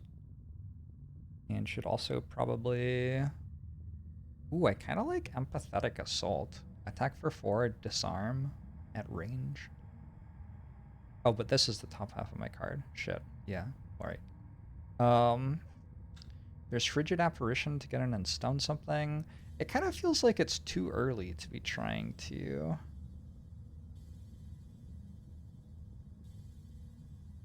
get into the back line, though. Because there's still skeletons here to kill. Although that one's kind of trapped on this side now. Oh, this is close. Moving in and stunning an enemy and then using Mind's Weakness seems pretty good. We are starting to burn a lot of cards. But like I have to burn cards to get a good move. Alright. You actually go before the red guard, which I guess is fine. I have an invisibility potion if I want. I also have 6 health still. And then here, I wanted to try to set up a trample. Target all enemies move through for 2. In order to do that...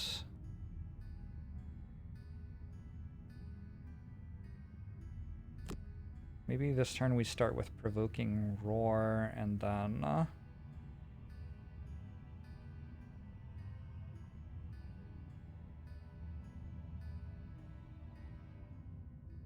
do we want to do that first? No, there's no way.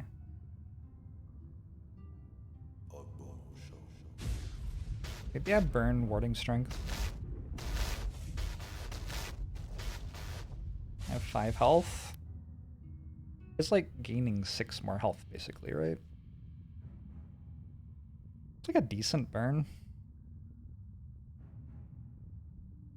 I don't love this turn, though. That just doesn't seem very good. Is there a way to get my skewer off? Because that's a... that is a buffed skewer. Move 3... I would need to move 4 is the thing.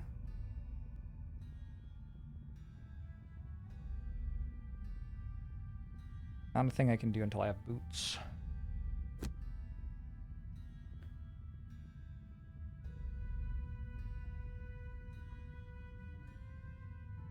I'm Grant, thanks for 13 months. Initiative tie is resolved by the second card. I don't know what the tie is if both cards have the same initiative. I could just go Spare Dagger and Trample with Pierce to kill one of the skeletons. Maybe I'll just do that. Feels bad not to... Warding Strength, though. Maybe Warding Strength and use Trample for Pierce. It also feels kind of bad.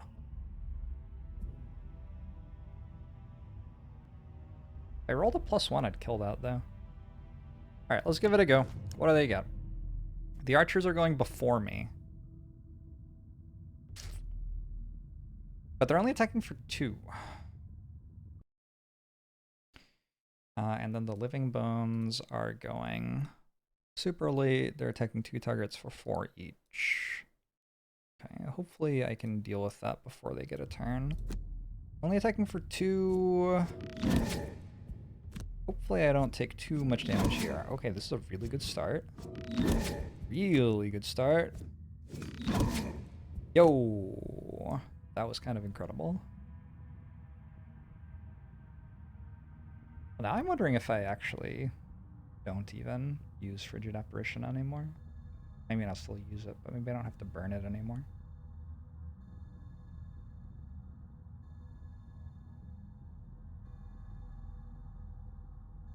With both initiative equal, you choose targets, but digital version doesn't allow that it chooses for you.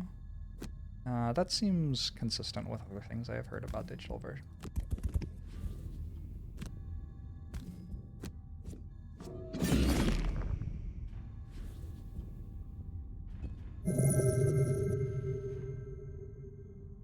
Oh yeah, I'm sorry, what are you doing?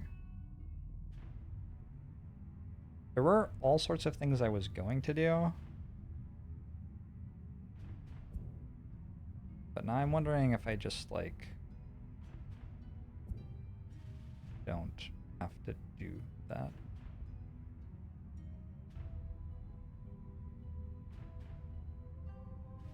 There is this and this, right? Are the skeletons moving? The skeletons don't move. So the push on warding strength is actually kind of interesting. If I were to push with warding strength and then just walk away, this skeleton and this skeleton would both do absolutely nothing.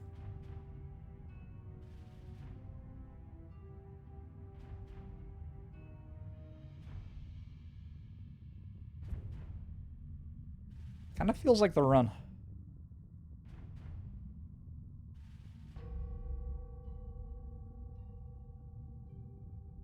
Attack, move, attack and pull.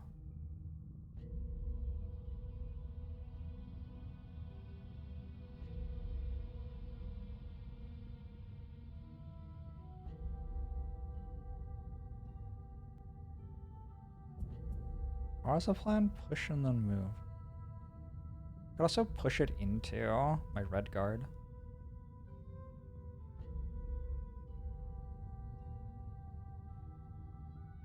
I'm just wondering if, like, I can also not burn a card, and then I wouldn't have to burn my cards. Let's go here. That's too greedy. Go here, go here.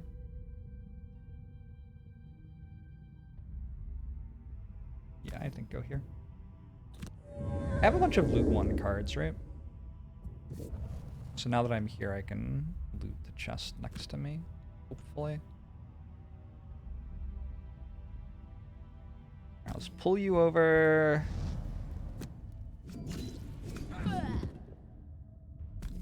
Take 2 extra from being next to me.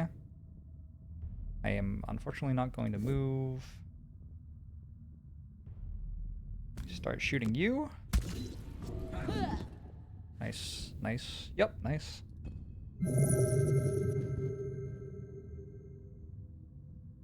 And you're going to attack and push.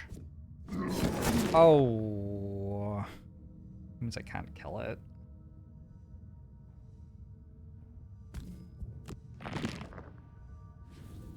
That is upsetting. 1, 2, 3, 4. Actually...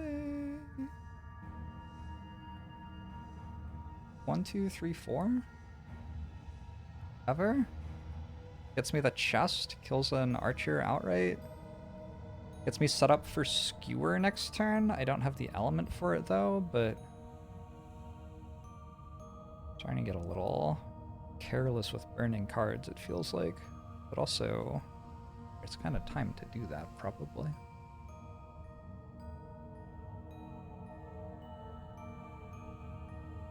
"90% of my attacks get -1 damage. Is that a brutal difficulty thing?" A decent chunk of the deck is -1, but not, the decks are the same as usual. I'm just getting unlucky a little bit. But I'm not personally complaining. Hey, Zephyr. Wanna cuddle?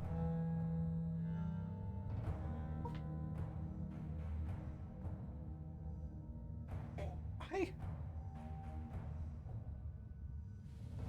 Oh.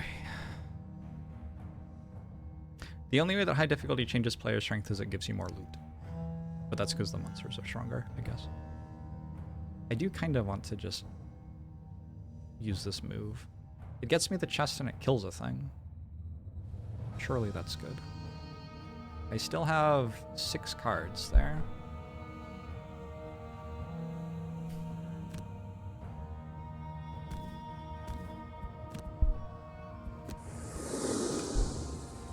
I guess it wasn't guaranteed to get me the kill, actually. What's in the chest?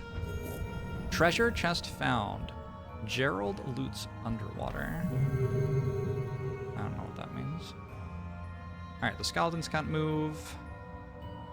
Next turn. Huge. Huge stuff.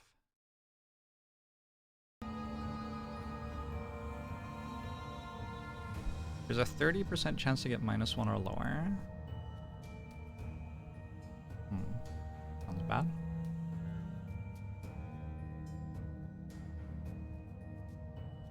How many... Oh, the archers don't have something below 27 in their deck anymore.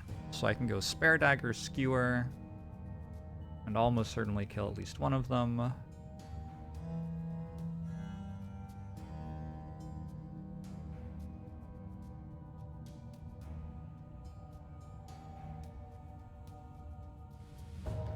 I like a move with a pull on it. That seems pretty good.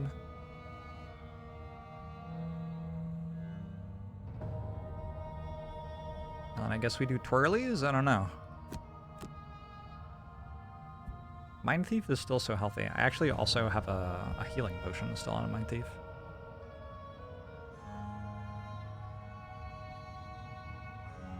Reverse Edge seems good, as does either Scurry or Empathetic Assault. Here's some Blade Ever? Can't push anything into the red guard. Let's just use Scurry. Alright, what have they got? The bones are moving. They are moving 4. I didn't think they'd be able to move that far. They're very nimble skeletons. And the archers are moving 2 and then attacking for 4. Which is +1 damage on their attack roll over normal. It's kind of nasty. Well,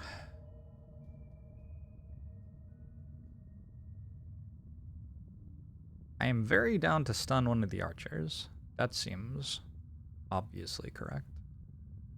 The bones are moving 4. 1, 2, 3. Just thinking, I still have an invisibility potion, so if I went and attacked this and then used my Cloak of Invisibility, that would take it out of the fight for the turn. Which seems pretty good. Oh, they're about to move as well. They're going early in the turn. Yeah, okay, let's do that.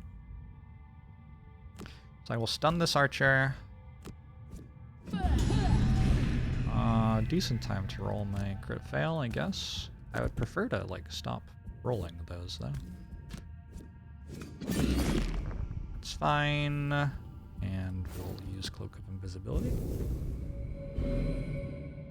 Honestly, it was only attacking for 1 anyway. That's probably a waste. But how many turns are there left? Like, feels like we're kind of getting to a point where we should just be using that stuff. Okay, we're gonna Skewer. Oh, I got the ×2. That feels like it's the end.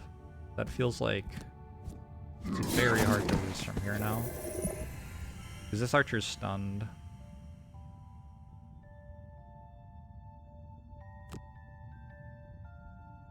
It's a pull with range 3.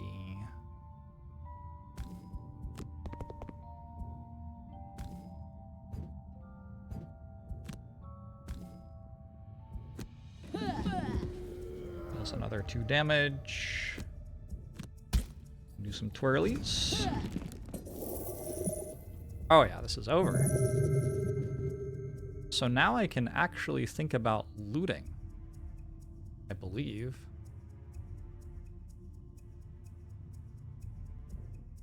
Hi Zephyr. That was a fun sound. How many looting cards do you have left? You have a bunch of loot 1 cards. So you could move over here and loot 1. Here's how Jorbs can still throw the game. Here's how the enemies can still win.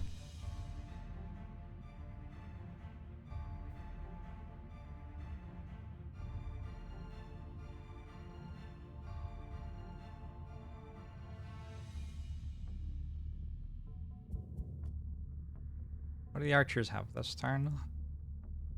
Their lowest initiative is 29. So I use these 2 cards with you. Like, there's 0% chance that this archer can deal damage to us. Safiel! Easy first try? Oh, you know it. My cat is so overweight, by the way. How do I make my cat not so overweight? Any cat whisperers in chat? I mean, I just need to make sure that this doesn't end up not dying somehow.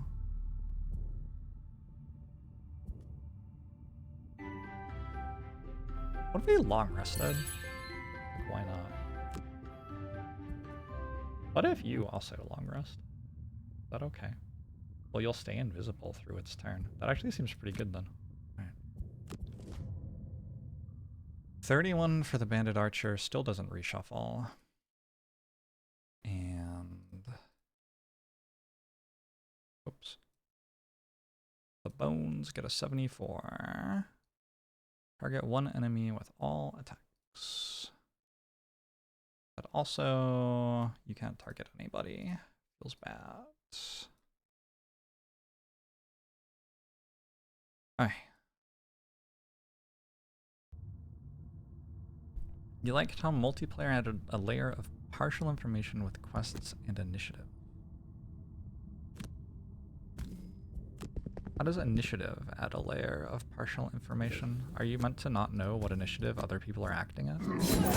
Oh god. That's a bit concerning. I mean, it's fine, but it's a bit concerning. None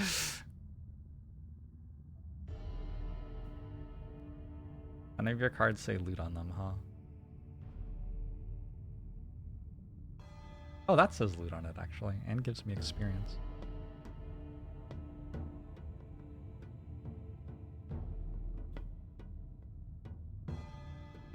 Alright, we're going for, like, loot and experience, as much as possible.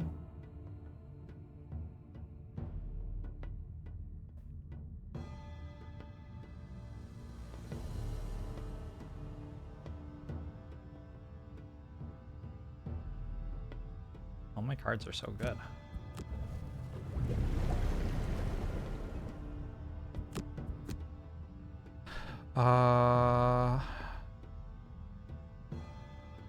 I guess we could now lose Flame Shroud? How many times did it work? I don't know. Oh, I can't lose that. Alright, never mind. My bad. Select an ability card to burn, then gain 2 health. Oh, does it have to be a discarded ability card? Didn't realize that.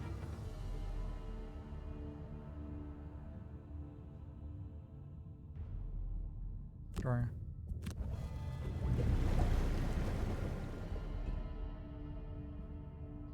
Alright, I guess my Brute is resting now. Could short rest or long rest. Let's take a look at other people. So the Archer's lowest possible initiative is 29. I guess I haven't sorted the Living Bones move set by initiative yet. I've now messed up which cards they've used, but at least it's sorted by initiative now.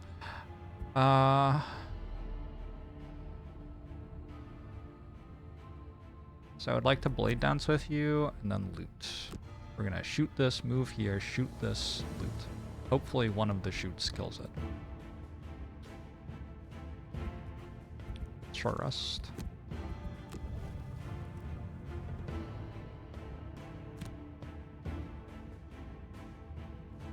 Hopefully, like, one of these cards kills it, if the other one doesn't, somehow. And if not, I can use Spare Dagger to shoot the skeleton and move. And then I want to... I guess... oh, Scary is the top half that can move. So I want to, like... ooh, how do I do it? I need a top half that sets me up.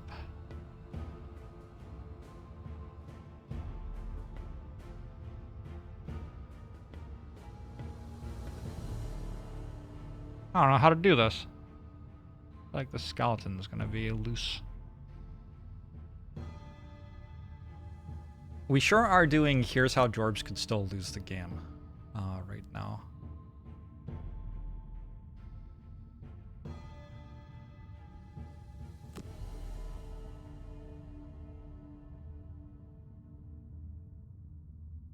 Maybe we want you to go last, though, yeah?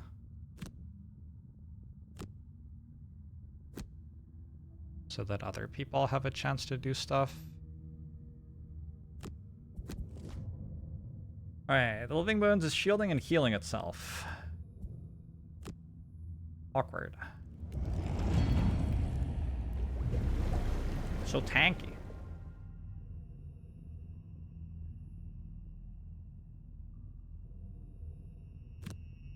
Are you dead? Yeah. I should probably have used the one that let me move with the rest of my turn. Also, should have used the one that gave me experience. Luck. Some mistakes were made. Oh, I kind of just want to end the fight. instead of risking for like 9 gold.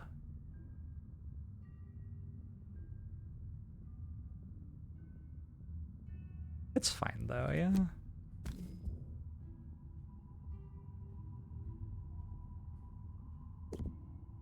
Is pushing it away a terrible idea? Let's hit it, because I'm getting 1 experience out of doing it. Wait, I killed it. Wait, what? I forgot I had +2 damage. Fuck! No! It's fine. It's fine.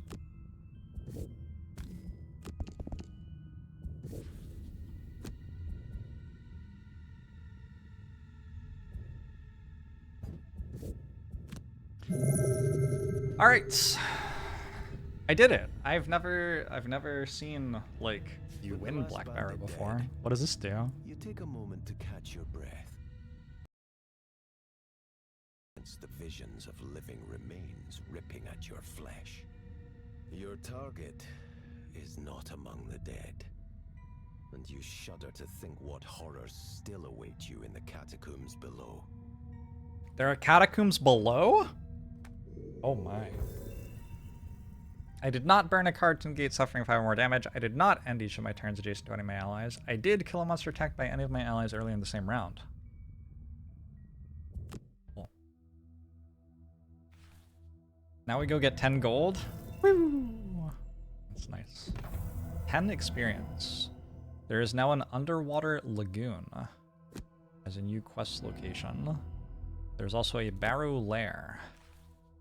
Occasionally you'll come across linked quests. Linked quests share a narrative arc and are encouraged to be completed one after the other.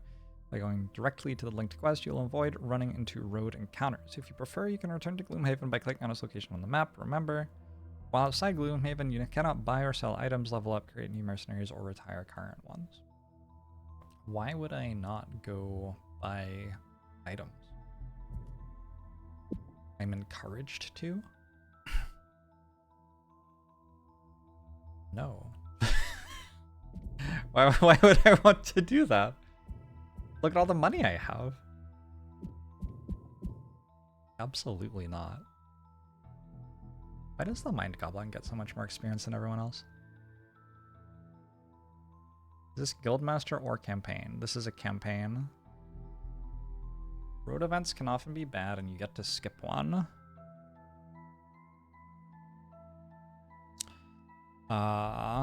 That's fine.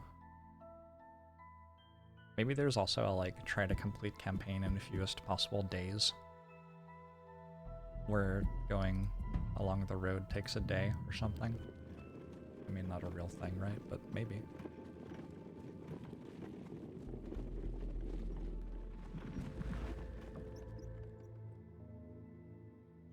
Complete 15 different scenarios from base game, 1 out of 15. Greed is good. 36 out of 200. Holy shit. I've almost beaten the quest lines already. You got a city encounter, and city encounters are good, right? So, it doesn't matter. Seems like it evens out. A great revelry is underway at the new market when you arrive to purchase supplies. Investigating further, you discover the town is in the midst of a pie-eating contest. A group of large sailors sits triumphantly at a long table on a makeshift stage, crumbs and bits of fruit scattered all around. A man in the center stands and addresses the crowd. Can no one best our pie-eating prowess? Step up and test your mettle. With nothing better to do, you head up to the stage. Contest goes well for a while as you match the others pie for pie, but soon your eating starts to slow and the sailors are still going. Power through the pain. You will not be bested. Oh. You emit a primal yell and continue eating. Pie after pie, your willpower cannot be broken, and eventually the sailors are forced to concede. However, you cannot even stand to shake your foe's hands. Your legs are boneless, and your stomach feels worse than it has ever felt before. You have earned glory and prize money, but all you want to do is lie down and wait for the horror to pass. I lose my 1 perk point. I only had 1 perk point. Now I have 0 perk points. Very sad. Let's go to the merchant. So now I'm kind of rich, yeah? We go for an iron helmet. We could go for a heater shield. We could go for a poison dagger. Oh, boots. Boots are pretty important, I think.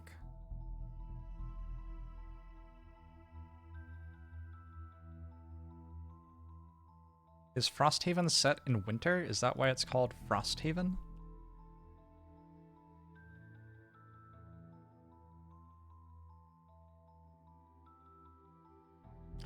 People compare this game to XCOM. Apparently I do. Are there other people who have fewer options?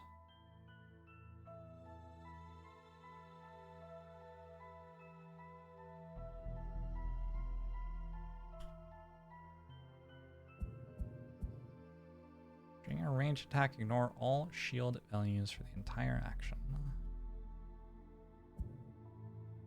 Poison dagger seems so much better than that. Would I want to have a shield? Because this is a two-handed weapon, right? That's one-handed? Oh, wait, that's two-handed.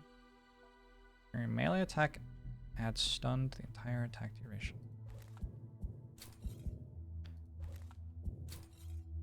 Wow, you have 46 gold? That's so much gold. Wait, what did opening the chest do? Did that find me the other mission? What was in the chest? Somebody explain. I don't understand. It was a map. Cool.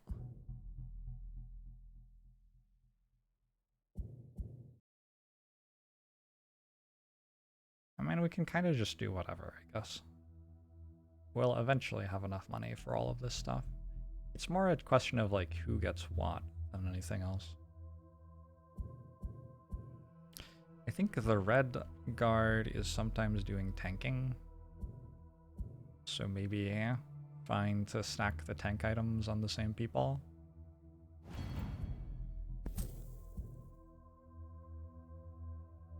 Makes sense to me. I think maybe it's also more important for my tanks to be able to fly than for my other people to be able to fly. Although, you're kind of struggling to have enough movement a lot of the time. Yeah, I'm gonna go boots of striding instead. But I think you want to be able to fly.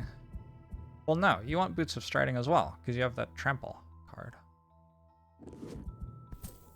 Alright, I guess these ones get to fly. Congratulations. Your attack gain advantage on the entire attack action. Well, those are expensive.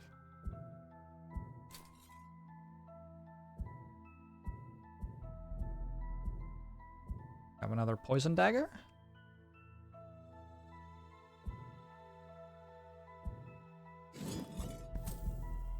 Like, poison's pretty good.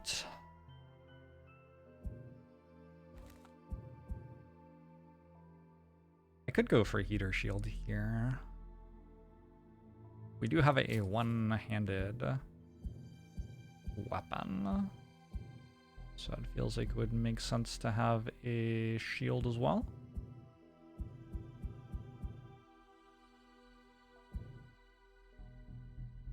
Could also grab a cloak of invisibility.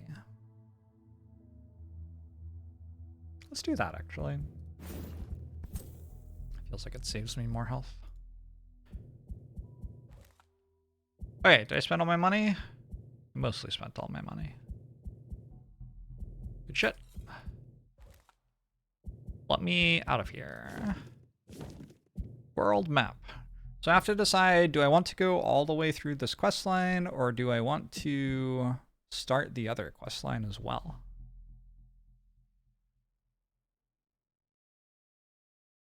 I don't know.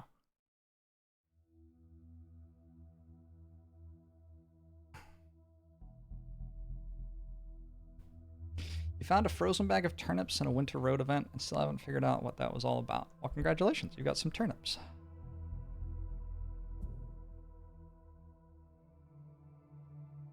I can also go to the lagoon. I know. It's true. But it's so far away. Feels like it would be too scary.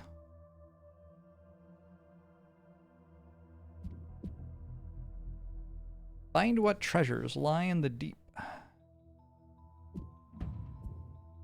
Forest imps. Oh, it's forest imps. Somebody wants to kill those for like a quest. The lagoon is so pretty this time of year. I'm right, yeah? Somebody wants to kill those? Kill 8 forest imps. Then unlock the scenario Forgotten Grove and follow it to a conclusion. Huh. Alright, let's do it. Let's bring Bart the Dart to kill some forest imps. Looks to be off the coast of the Chained Isle, the ship captain says as he studies the map you found. I won't be mooring anywhere near that wretched place, he says, but I'll get close enough for you to go and explore this underwater cave of yours, with a dinghy and a bit of swimming. It seems like a solid enough deal, so you shake hands and head out into the open water on the captain's trade vessel. Road event in the sea? How does that work? Not too far out to sea, a large mass of land appears on the horizon. Apparently it doesn't. After another hour, the captain drops the sails and the ship stalls in the water. Close enough, I'd say, the captain says. Crew's starting to get shifty. We've approached from the west side, so you should be able to find your landmarks when you get near the shore. We'll be waiting for you here when you return. Though if the spirits take you, we won't be waiting too long. You board the dinghy and begin rowing toward the island. Luckily, it doesn't take too much time to find the triangle of rocky outcroppings along the coast, detailed by your map. Rowing to their center, you ingest the horribly constricting breathing spheres and dive down beneath the waves. We're underwater?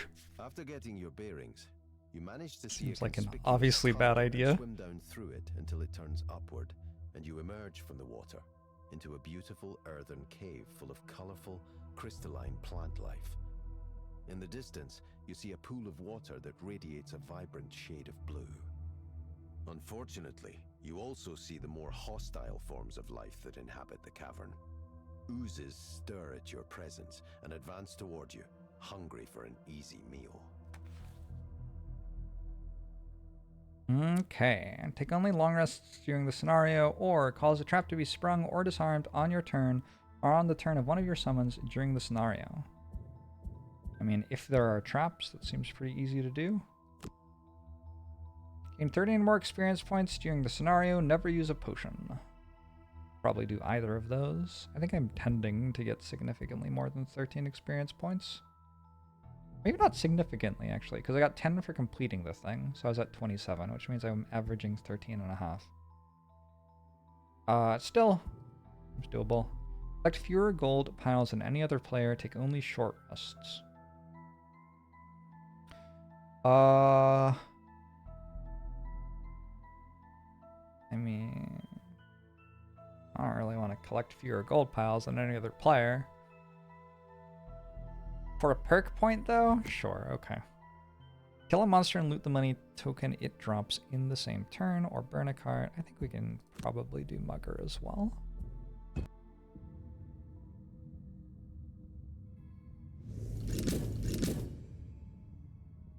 Hello. I see. Wow, that's a very long room. Like, there's just a lot of movement I have to do to get from here to here. 1, 2, 3, 4, 5, 6, 7. An ooze elite. 4 forest imp elites. What is the point of telling me what forest imps are? If they're all just elites anyway, like, pull it together, yo. Okay, so forest imp.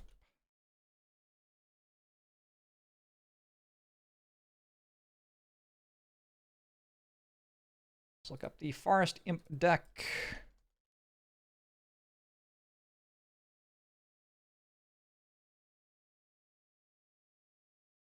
Wait, I like can't find them. Forest imp. That's not there. Hey, who has that link to the thing that shows you the cards? Gloomhaven cards. Gloomhavencards.com. Forest imp. Okay, I found it. We have a 5 initiative. There's so little initiative.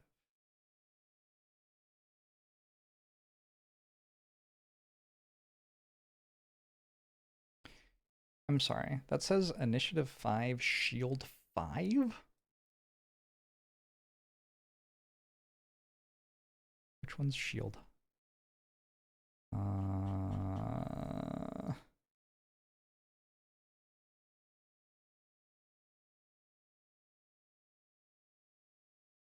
L1. Okay. They have a 37 initiative move and attack. They have another 37 initiative move and attack. 42, 43. 42 initiative, move 1, heal 2 at range 3.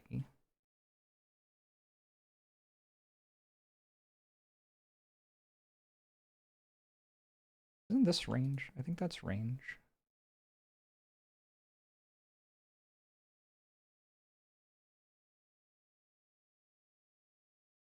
They have a 43 initiative, move 0, -1 attack modifier, but 2 targets, and applies poison. These seem miserable. That one shuffles. They have a 76 range, -1 move, 1 attack. They have, sorry, 76 range, 76 initiative. They have a 43 initiative, move 0, -1 attack modifier, but 2 targets and curse. That one shuffles too. They have a 24 initiative, strengthen all allies within 2, muddle all enemies within 2.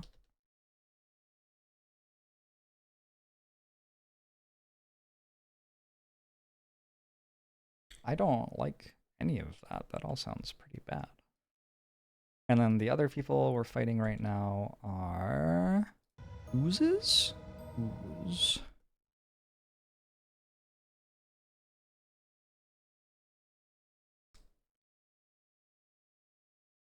Who's dat? Oozes are 36 initiative, move +1, attack -1. 57 initiative, move 0, attack 0. 59 initiative, attack 0 with... Wait, there's no move here. Attack 0 with 2 targets and apply poison. 66 initiative, -1 move, +1 attack, range +1. I should write +1 instead of just 1 on that. I don't know. I am not sure what the best way to do it would be. 94 initiative, suffers 2 damage, summon normal ooze with a hit point value equal to the summoning ooze's current hit point value, limited by a normal ooze's specified maximum hit point value. Good grief. 2 self-damage split is what I'm going to describe that as. They have 2 of those. Holy shit. Okay, so there are about to be more oozes. 66 initiative, move -1, heal 2 self, and loot. Loot 1, heal 2. And 85 initiative. All adjacent enemies. AoE.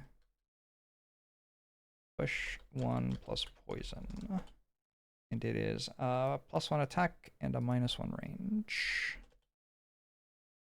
I feel like those enemies are significantly harder than the enemies I was fighting before.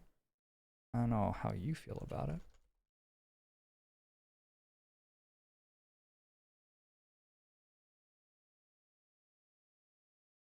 That's kind of terrifying to me.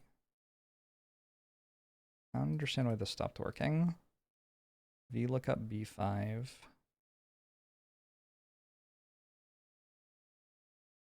I don't understand why that stopped working.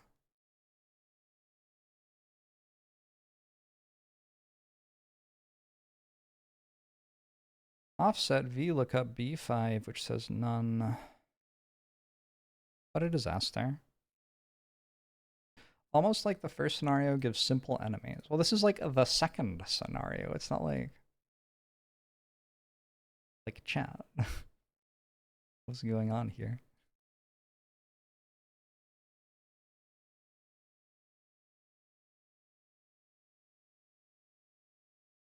Wow, that's very weird that this stopped working. I don't understand why it stopped working.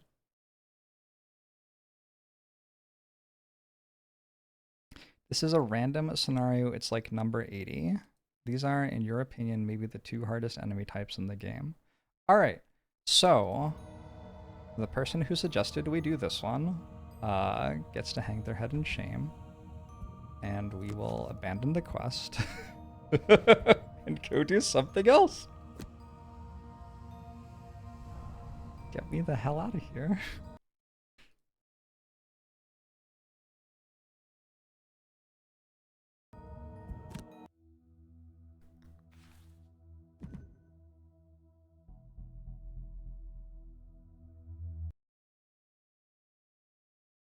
Does anybody know why VLOOKUP is so bad?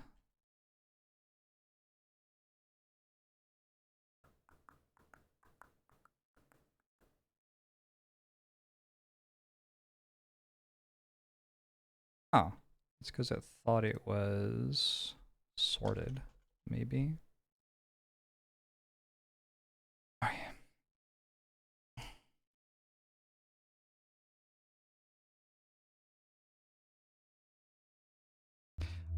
Let's go to Barrow Lair. Retrieve Jexera's documents from the leading bandit. First, though, a city encounter. As you shop for supplies at the sinking market, your hand instinctively goes for the purse at your waist. It's gone! You quickly scan the crowd and see a small vermling darting away from you, heading directly toward a Sui greeting. Take a clear shot at him with a bow? Holy fuck. Also, yes. -1 reputation.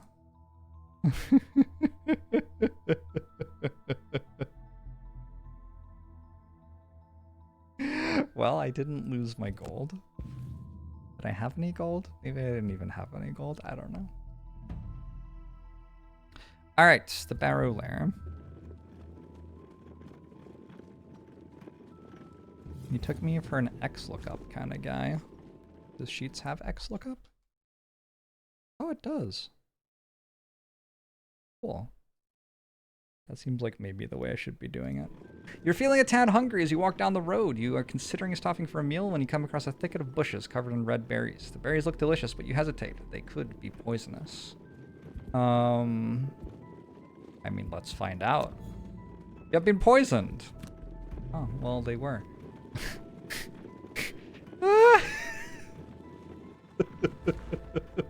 The stench of death and rotting flesh gets thicker as you no. the corpses of your foes and head deeper into the underground burial site. Guided by the muffled sounds of conversation, you find your way through the maze of crypts and burst into a small room full of hard-faced bandits. all with bows at the ready. They're clearly guarding something. You must be in the right place. I can restart the scenario to avoid it. True. 7 or fewer experience points during the scenario. Doable? Seems hard. Burn a card to negate suffering 5 or more damage. Seems more likely. Never use a potion. 5 or more total cards in your hand and discard at the end of the scenario. Never use a potion. Honestly, I might just use my potion on turn 1, though. Select fewer gold piles than either player. Have 3 or fewer total cards in your hand and discard at the end of the scenario. Sure. Apply any negative condition to a monster while you have any negative condition. Aha. So actually it's OP because it gets my perk achievement done right away. Wait, that's it? I'm so confused.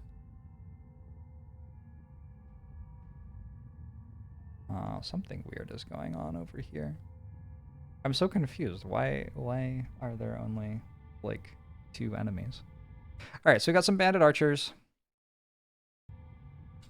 Bandit archers... I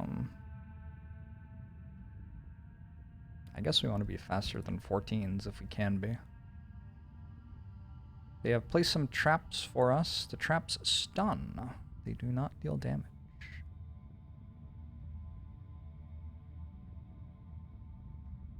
I think a move and pull, and then some sort of immobilize would be good.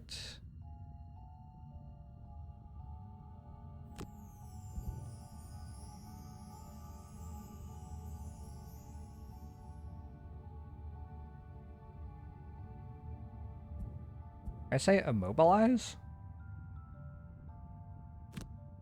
Immobilize doesn't do anything. Why did I say immobilize?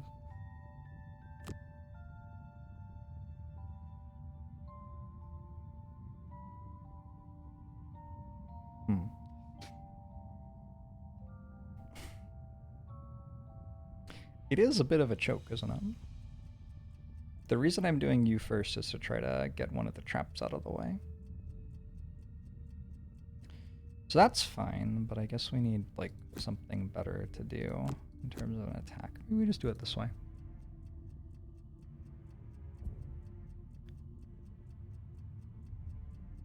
I like the idea of throwing knives. I like the idea of...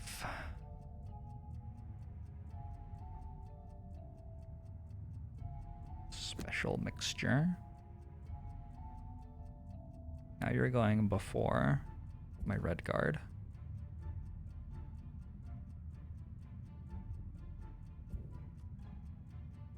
Which means you're going to be tanking.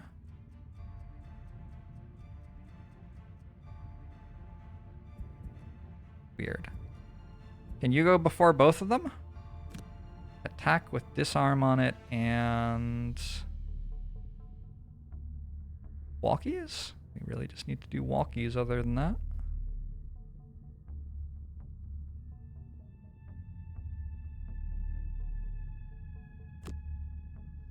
Everybody's going at 10s. All mercenaries start with 3 curses? The fuck?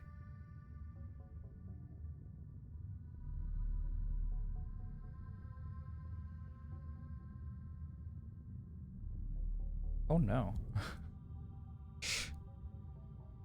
Added Jaws of the Lion characters to the game. They did? The DLC. Can the bandits trigger their own traps if they stand on them?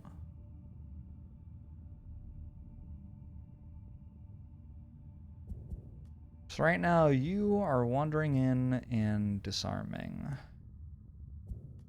Then you are throwing some knives at people, but we want you to go before you. Oh.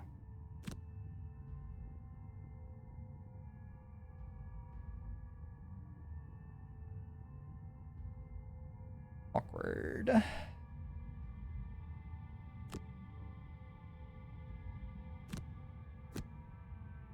Do it like that.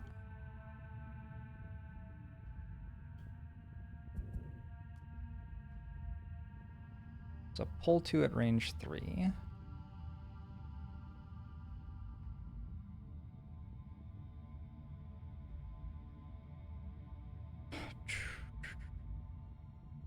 Nothing for you to do?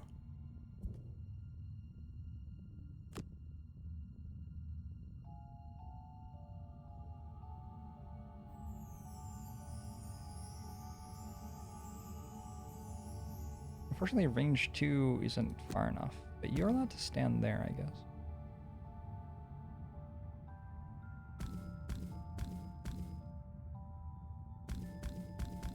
Like that?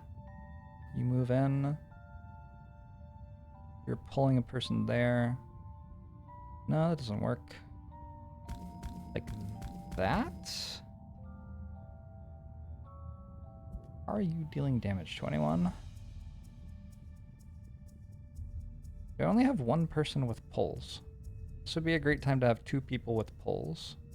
Oh, I have Sinister Opportunity. Maybe that's actually what I'm doing. I'm going Sinister Opportunity, that pushes one onto the trap, stunning it.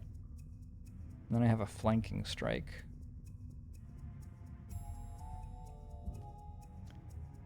You can move 3 and then disarm, I think.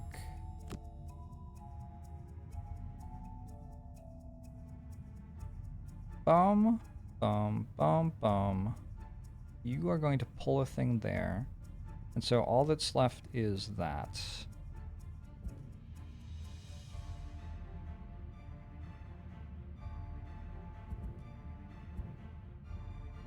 Which I'm stunning. Alright, I think that, like, kind of guaranteed clears the room-ish. I mean, they're not dead yet. I guess I used a lot of good cards. But yeah. Weird that this is the start of the second scenario compared to the start of the first scenario. Do you think they wanted to see if they could make you stop playing the game? Like, weed out the weaklings? But then, once it becomes apparent that you're sticking around, they're like, okay, we'll start making it fair now.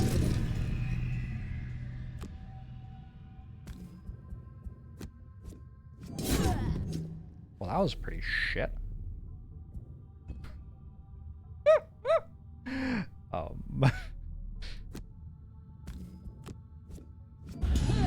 Alright, good start to the mission, good start to the mission. Can I just poison it?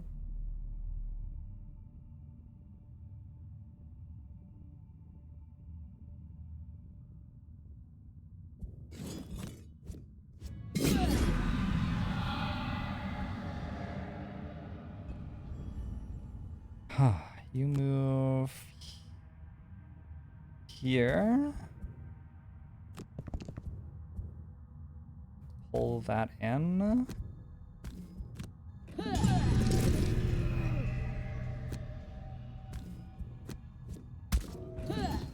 Jeez.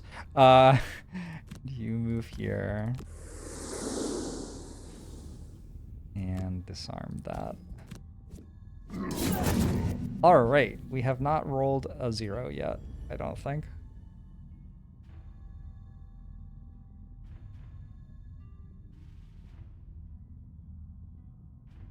So we don't know what they're doing this turn yet. We do seem like we are in base contact with archers, so that should be good for us, you would think.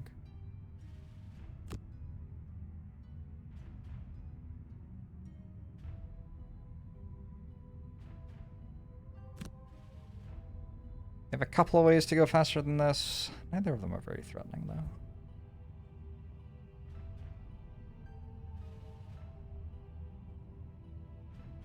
Your job is apply a negative condition to a monster while you have a negative condition. So I could immobilize someone and that would get that done.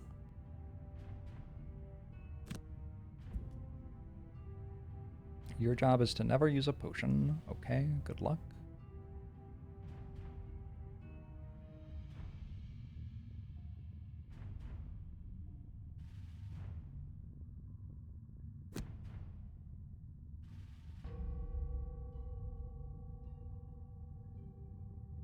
You stun someone?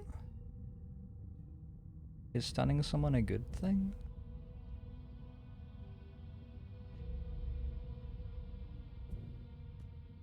I mean, yes, but is it's like a necessary thing?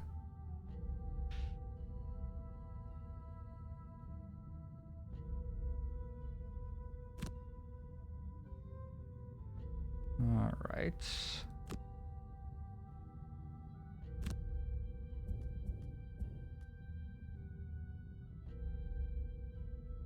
So, at the moment, you are dealing with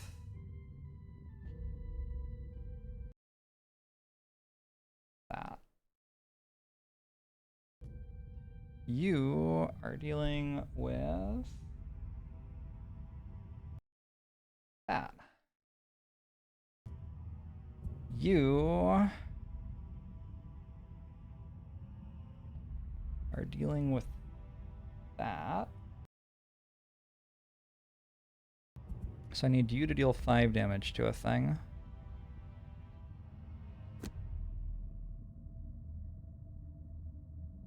Alright, this is often good enough. Not always good enough, but often good enough.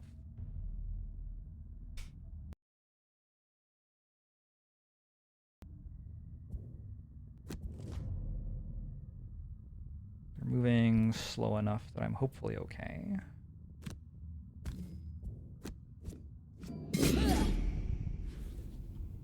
Cool, I found the curse.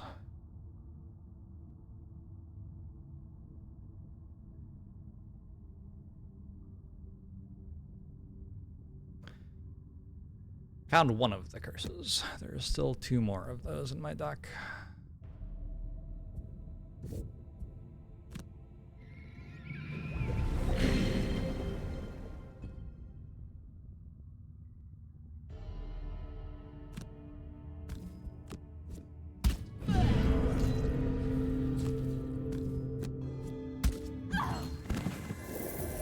I think my red cards deck is kind of getting bad right now. We only have 5 cards in a 9, 12, 13, and an 18 card deck that are better than 0.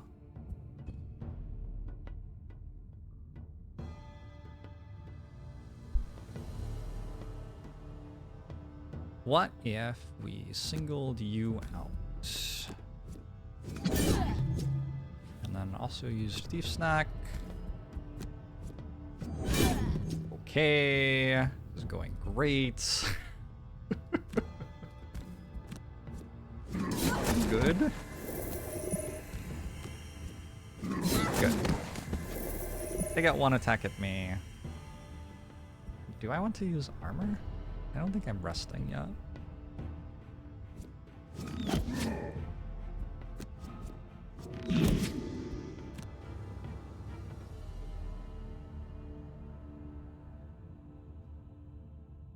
Alright. Now we get to find out what's in the next room. My typical experience here is like...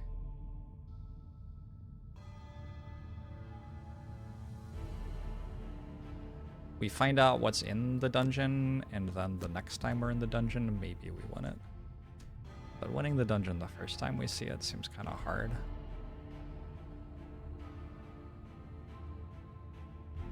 Desert Knight has 2 hex range. That doesn't quite work.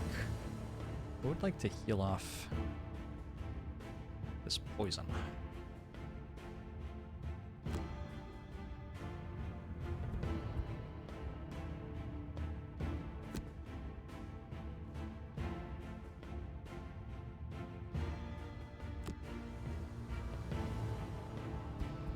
What are you doing? Skewer, Sweeping Blow. I feel like maybe we actually just want to kill the thing that's in the room with us right now. It's awkward how hard it is for me to do that.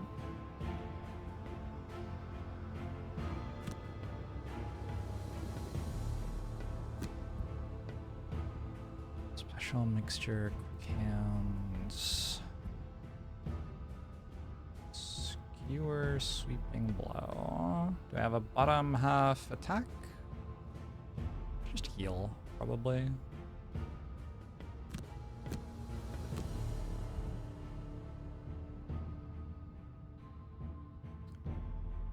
Can hit twice at range with Blade Dance, I guess. Alright, what do you got for me? They're going late. Gonna be attacking at disadvantage if they're alive. Hopefully they're just dead. Please don't tell me about the difficulty of the scenario that I'm playing for the first time right now and haven't seen yet. Seems like a common sense thing, like don't spoil the game I'm playing for the first time, please.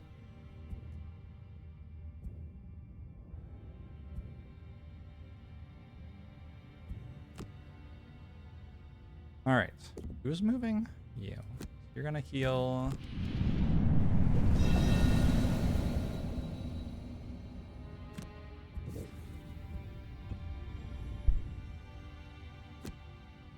You're gonna heal. Blade Dance lets me move.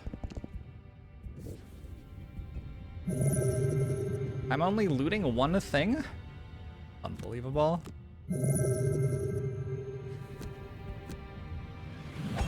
Alright. Time to head into a room with like 1 to 2 turns left on everybody.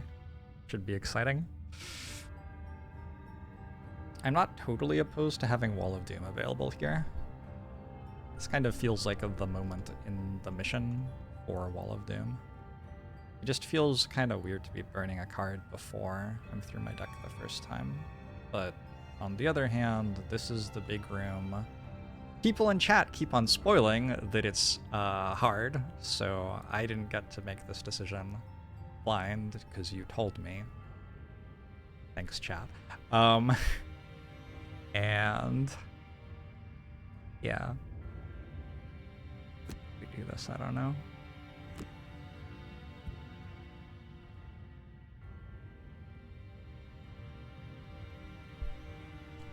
Don't have... What room isn't hard in Gloomhaven? The one I just did. Don't do the wait until he finds out the secret about Bruce Willis's character thing, chat, because like any intelligent human being can like use context and stuff to spoil the movie they're watching if you do that. Me too, Marcus. This game looks like chess for nerds. Back in my day, all chess was for nerds. When I was a kid. Wait, that's kind of a sick move card. Okay, never mind. We don't go Wall of Doom. Just like play some sort of okay turn. Because Flame Shroud just looks kind of sweet. Shield oneself. And then maybe a disarm on someone as well. That gets us ready for a night element next turn. It would be nice to Venom Shiv someone. I can't believe I haven't used throwing knives. I don't have shoes, so I don't know. I might need a long move from Venom Shiv, in which case I would want throwing knives probably. Or I might just be able to short move into hit hard. Hard to know without seeing the room yet. Oh, I guess I could move the Scoundrel in with you. I have a bottom half attack? No.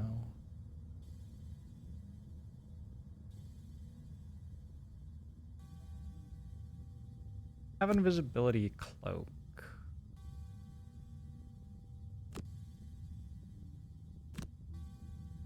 Let's use this as a big move, and if I'm ahead of the rest of the party, I can use invisibility.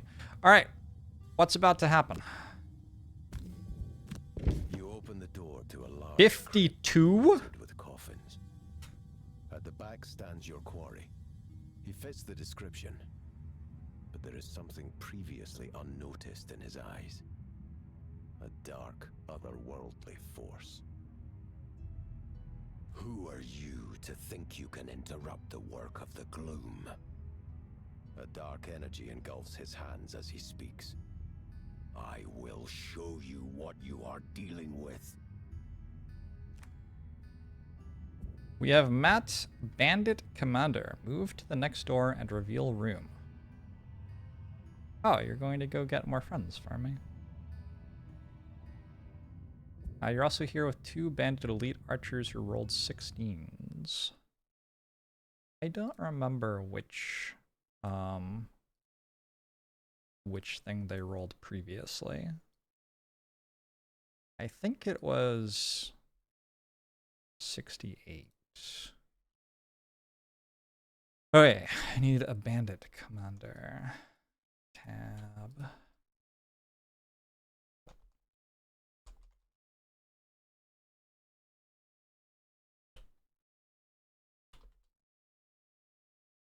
Bandit Commander has Special 2, Special 2, Special 2, Special 1, Special 1, Special 1.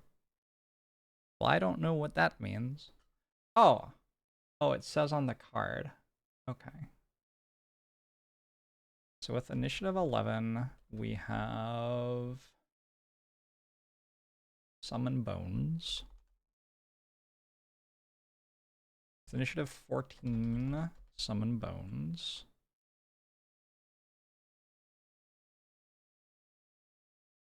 Control D, yes, okay. Initiative 17, we have Summon Bones and Reshuffle. With Initiative 85, we have Open Door and Reshuffle. Initiative 79, Open Door. Initiative 73, Open Door. Oh, this is just what the boss deck is. All of these cards are called boss.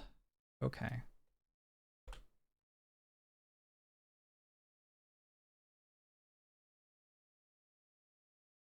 And then we have plus 36, move 0, attack 0. And a 52, move -1, attack -1 at range 3 with 2 targets. That doesn't seem that scary. I guess the scary thing is that it has 52 health, maybe?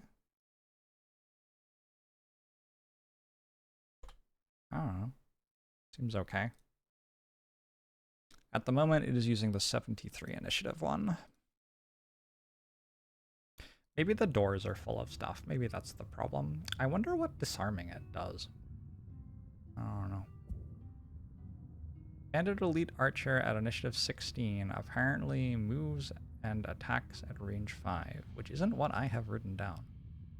Oh, it is what I have written down. Okay, my bad. Completely untrue. In tabletop, it's not really a spoiler since the rulebook has to explain it. Yeah, I haven't, I'm not playing the physical game. I'm playing a video game version of it.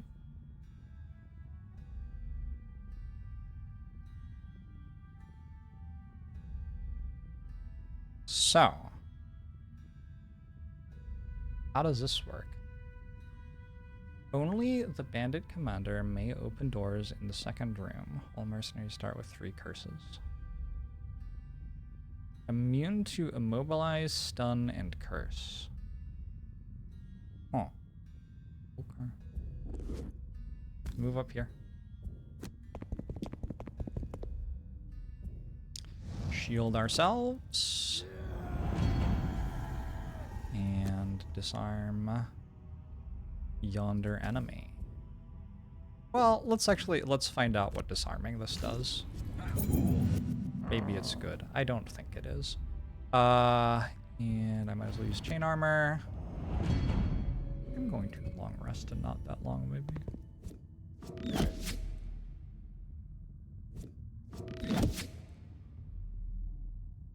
Okay.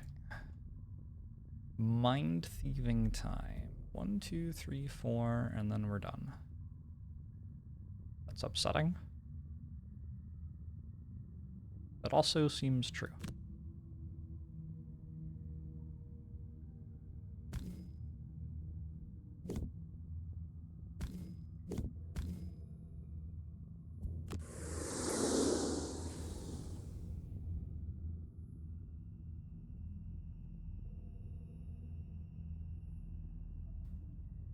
How do I like the game? I enjoy it.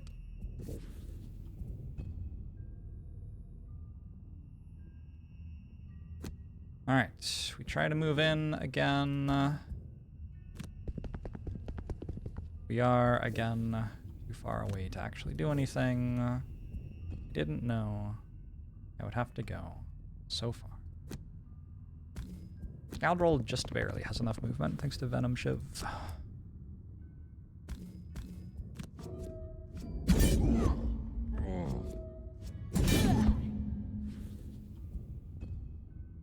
Alright, you're disarmed. That means you can't do it, right?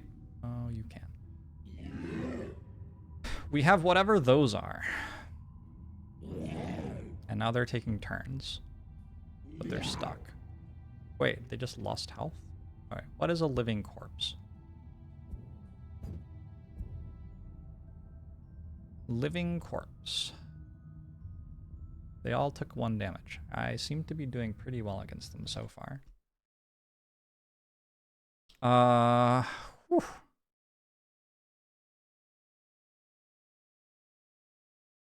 Let's go learn what a living corpse is real quick. Living corpse says...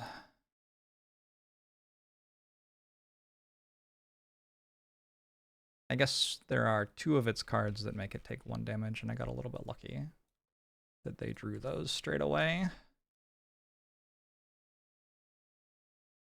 You think a living corpse is a corpse which is alive? Isn't that just a body? Like what? Like just a body to me. Initiative 21, it has +1 on the move. It muddles and immobilizes an adjacent enemy.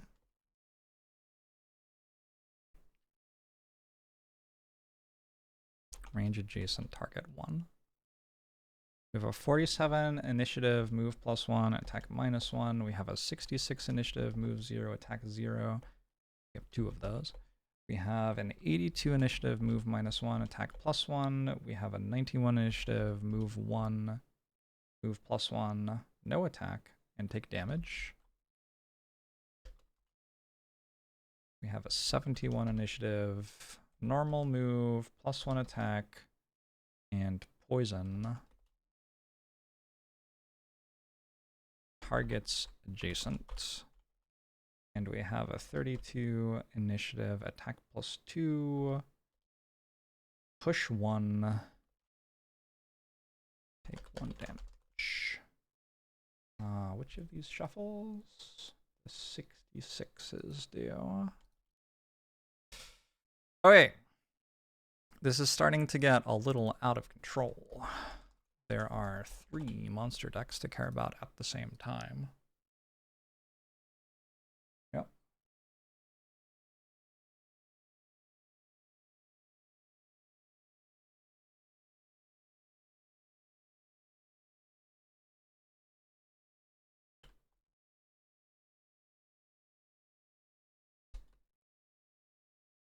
My cat is gently yowling at me, and I wish he would stop.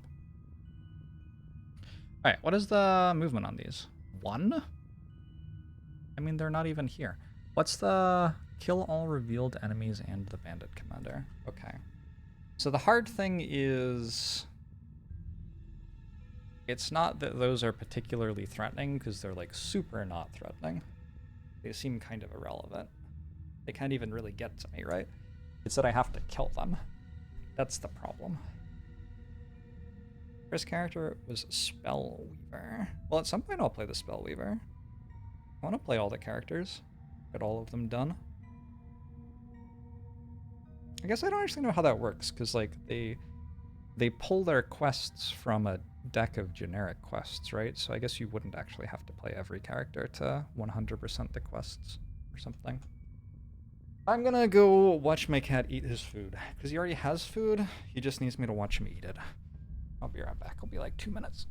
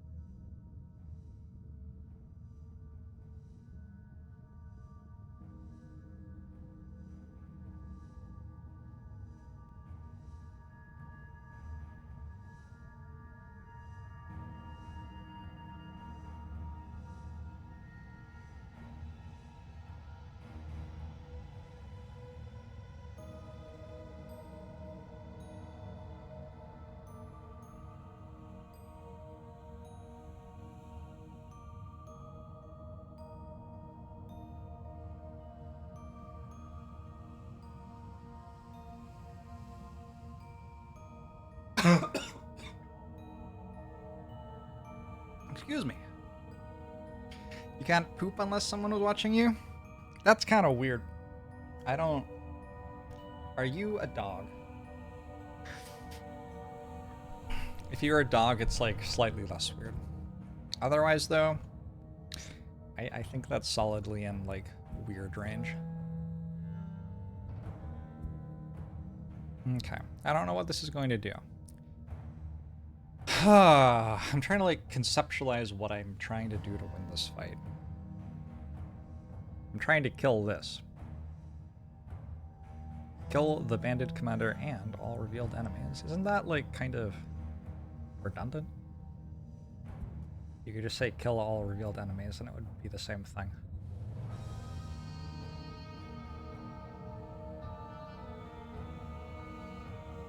Scurry top half and move another ally next to this. I set up knight. I have to short rest. Doesn't break your quest, does it? Nope. Ah, fuck! Right click reshuffles. So frustrating. Why does right click reshuffle there? That is like the worst hotkey imaginable. I wanted to see if this is immune to poison. It is not. Okay. So I guess I'm happy to have reshuffled them. Go Thief Snack and Venom Shiv.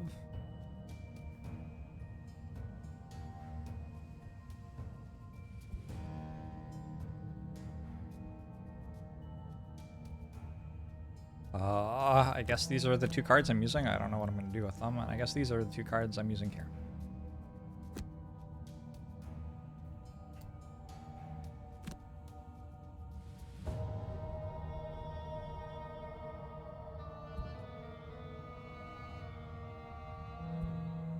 Cool. What do they do?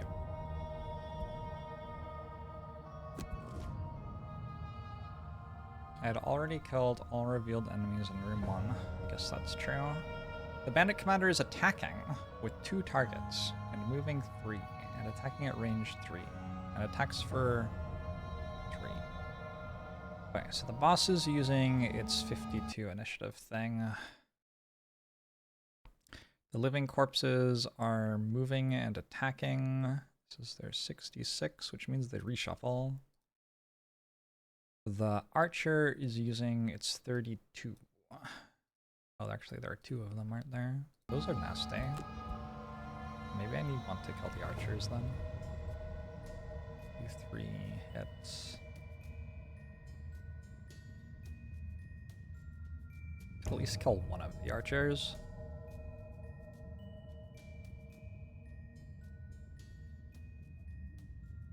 Yeah, those are pretty nasty.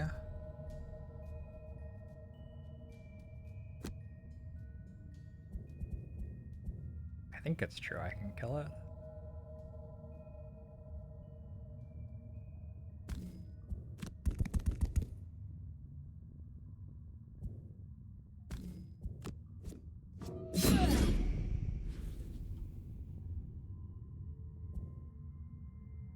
Move 3, push.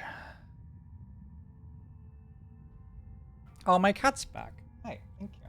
Thank you for yelling at me. Good job.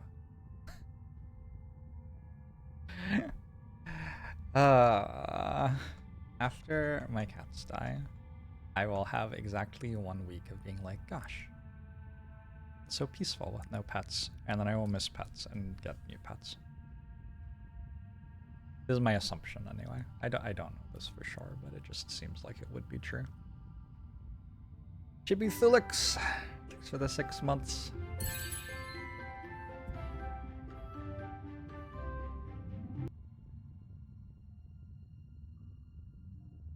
It feels like it would be good to be next to this so that my scoundrel was getting bonuses on... Oh, it's not even doing that. Okay, never mind.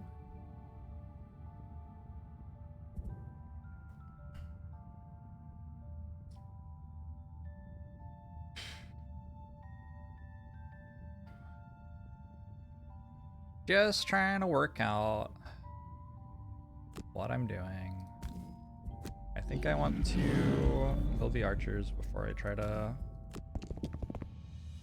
go wild on killing the elite.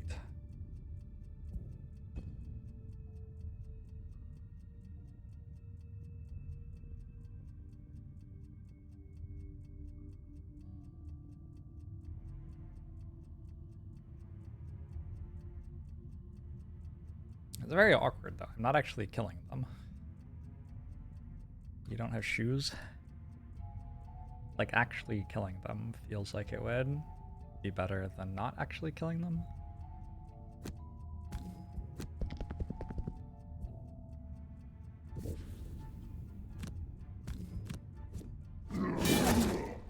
Shit!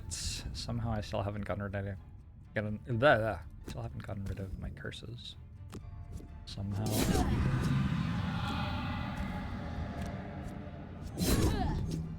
Okay. So you're going to move and then attack for 3 at range 3 with 2 targets.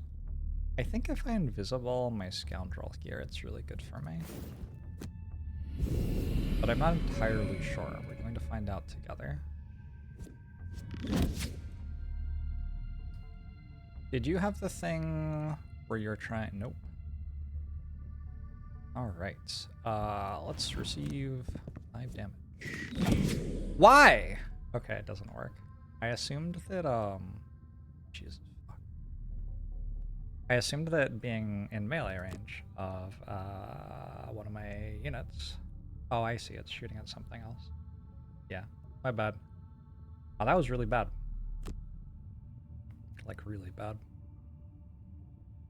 I feel like there's always one of my people who takes 1 billion damage and just dies out of nowhere. Also, this does move to be able to attack twice, it looks like. It's amazing how when stuff is going fine for me, I am mostly okay with the fact that the camera is not garbage, but then the second things are going poorly for me, I like start tilting out of my mind about it.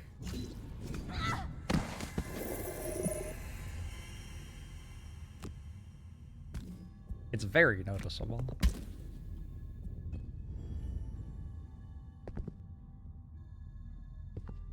All right.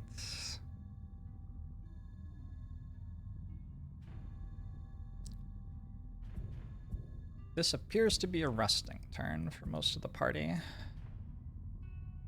Which I guess means a short rest, because I can't really long rest here. This game has some wild variants. Like, the difference in difficulty of this fight, if you kill the commander before it opens all the doors, or not. That's another 33 HP worth of enemy just hanging out in there. That is such a huge difference. And whether it opens those doors or not is, like, deck-based RNG. Games that allow you to rotate camera are automatically worse than isometric.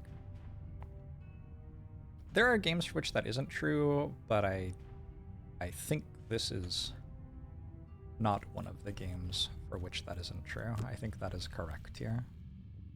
This game would be better if you couldn't rotate the camera. Alright, we'll start dealing damage to this. We'll poison it and hit it a bunch.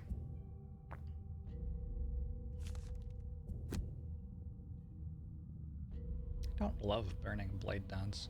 Like, that was one of my better cards.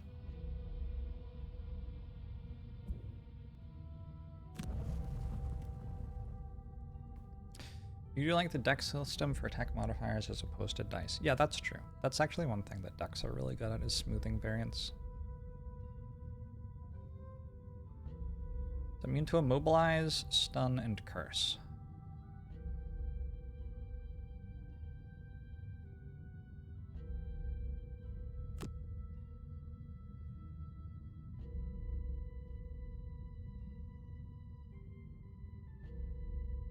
Not wound.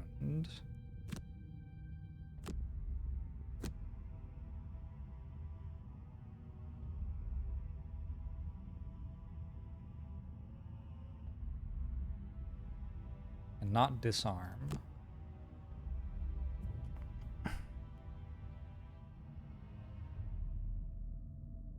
One, two, three, four, five, six, seven.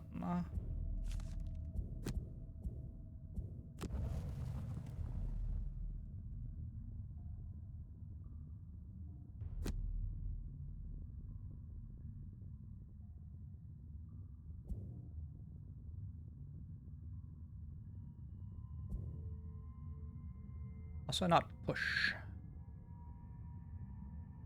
If I wanted to push it for some reason, although it feels like it just teleports, so...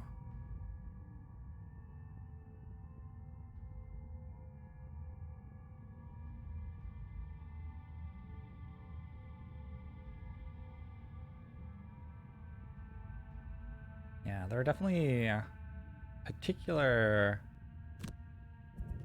status effects, which are much stronger than other status effects in this fight. I guess that's okay. I wanted to use it.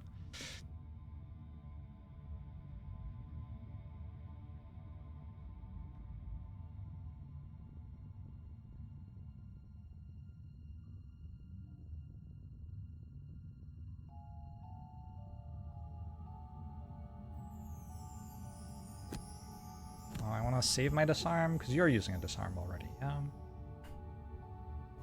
Also, by the way, the boss is like very unlikely to attack me this turn. There's a 1 in 6 chance of an attack. So I think having 1 disarm available unfortunately doesn't go before the archer does. Oh, also it can't target the archer. Maybe we just hope it doesn't do that.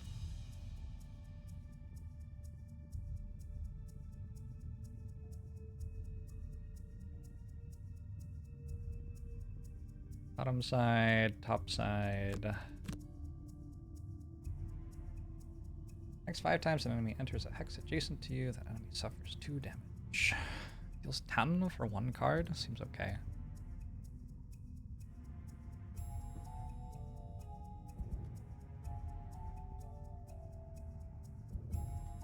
Somebody just has to kill this bandit archer, and I have to do it somewhat rapidly. So I guess I'll move 3 and disarm. That kind of kills it.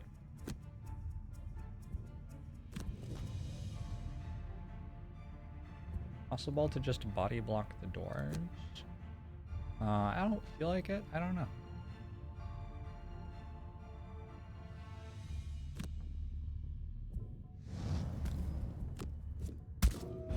I have wounded you.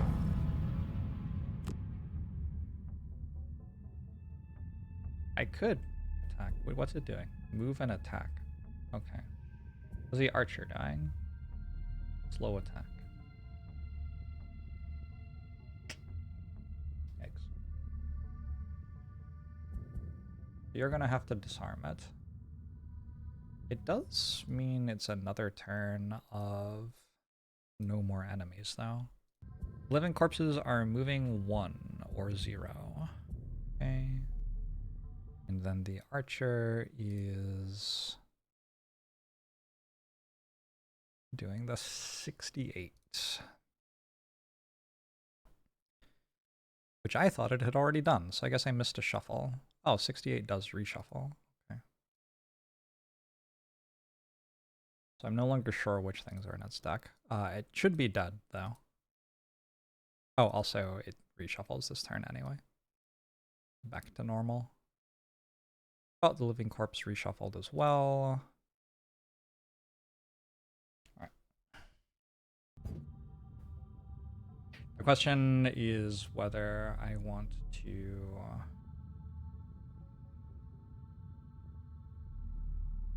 Flame Shroud or just take a 2 damage attack. Oh, Flame Shroud.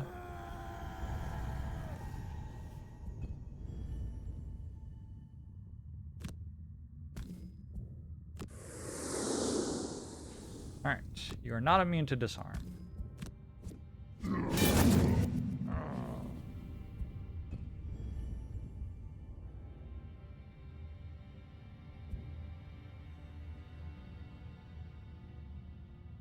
I'm gonna move you here. Do some healing. Attack you.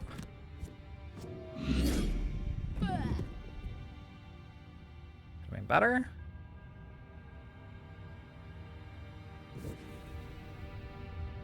I could healing potion, I guess, at this point. Wait, you have a thing. Never use a potion. That's okay. We failed our quest. That's okay. Top half. Please don't roll a 0. Poison the bandits.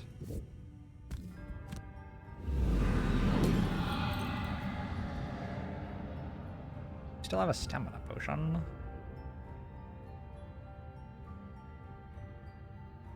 I should have used that earlier. Shit.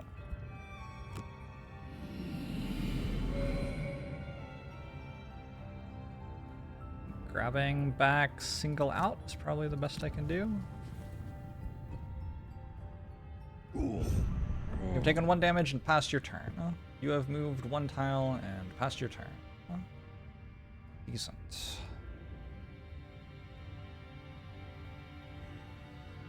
Alright, now we need to deal a lot of damage to this.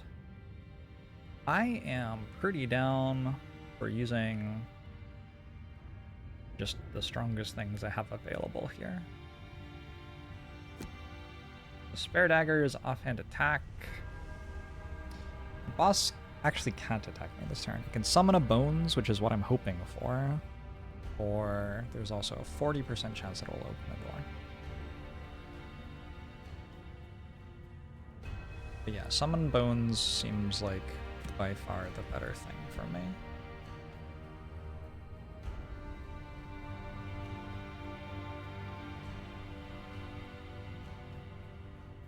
So there's no need to disarm then.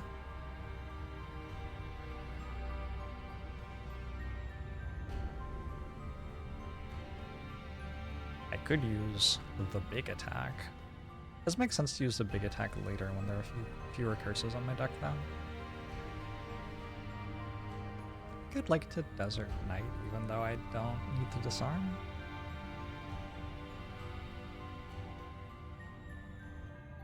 If it's moving away with low initiative. So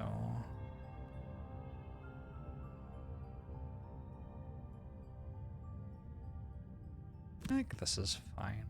So if it summons bones, presumably I can AoE it and the bones. Because I'm going after it summons a bones. Then I can heal something a little bit, probably myself. I grabbed back Single Out because I wanted to play it this turn.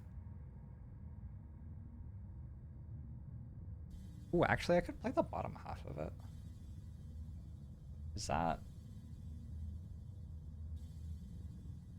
When does the leader go? I guess sometimes it will have a living corpse by it.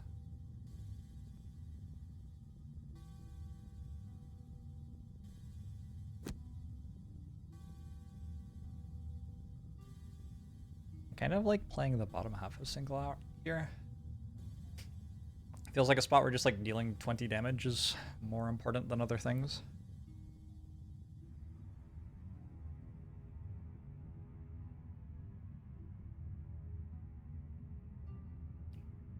Your favorite part of playing tabletop was being able to open a hero box with a new miniature. So I'm thinking if I like this a lot, I have a board game table set up where I can stream myself playing board games, and I can buy Frosthaven, and then I can stream myself playing Frosthaven on the board game version. And it honestly just seems like the most like so much fun. So maybe I'll do that. Is there a rant that I have that set up? I agree.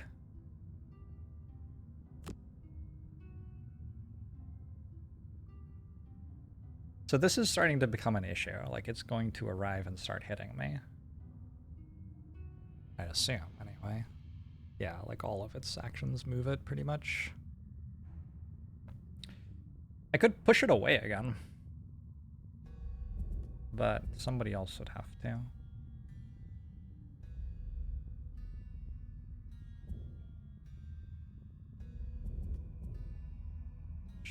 Like, I have so many cards that say push on them.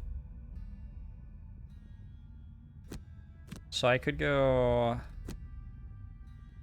I can move 3. Nope. You have your shoes? Nope.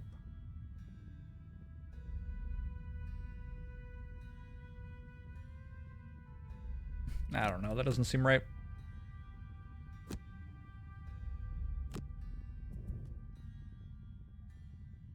I think we're just tanking an attack from this for 5. That seems like too big a number. Like way too big a number.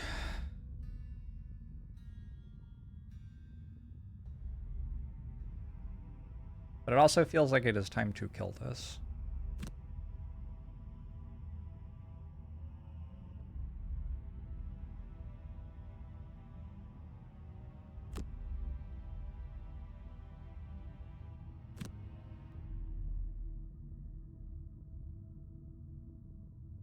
Alright.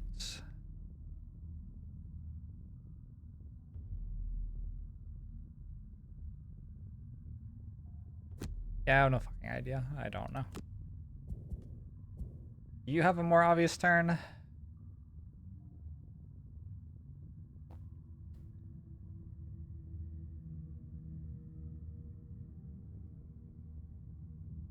Like, not really. I guess I scurry up and can do that. 66, move and attack.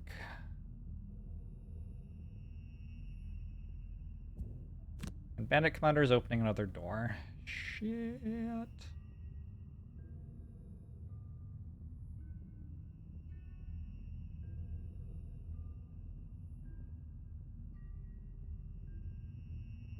What do you have? I think we're just moving away from this then. For now.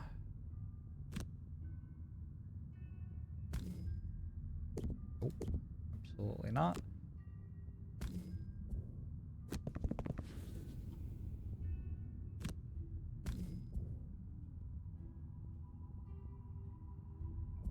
Already poisoned. You can't double poison, right? Hold on. I guess I never... Gloomhaven. Can you poison more than once? I only have one instance of each. Okay, I thought so. I just don't feel like I've ever actually looked that up.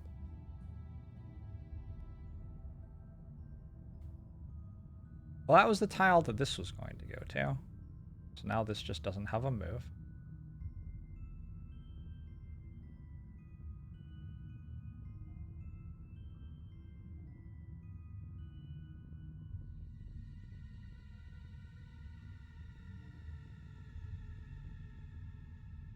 Yeah, it just straight up doesn't have a move.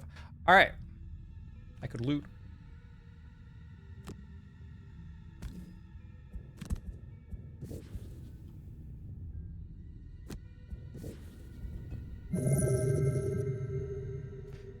Brute's turn. Hit, hit.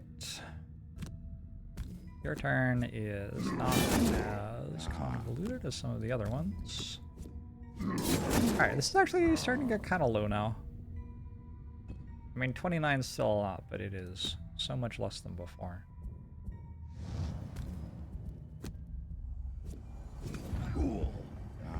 Good turn of combat.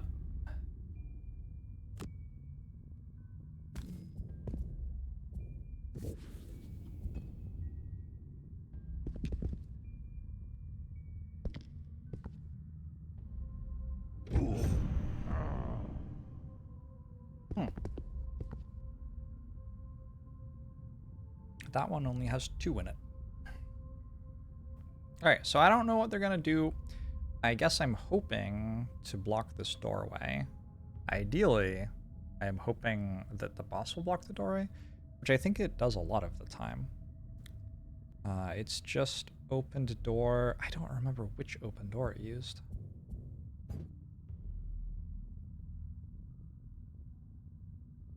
Shit, I don't remember which open door it used. I don't think I noted it properly. Well, it either reshuffled or it didn't. Does anybody remember? I would be down for you to tell me. I think the living corpses used one of their 66s, is that right? I think their entire deck is active now. The boss used 79. Okay, so the boss is fairly likely to summon bones. 75% chance to summon bones right now. I am assuming if it summons bones that it stands still. I don't know if that's true, but it is my current belief that it might be true, that it's probably true. So send the Mind Thief over to kill it.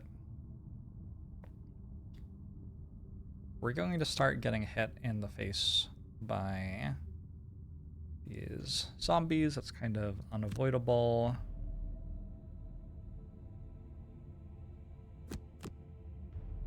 It is what it is. I guess, like, there are things to do. Do you have shoes? Your shoes are used.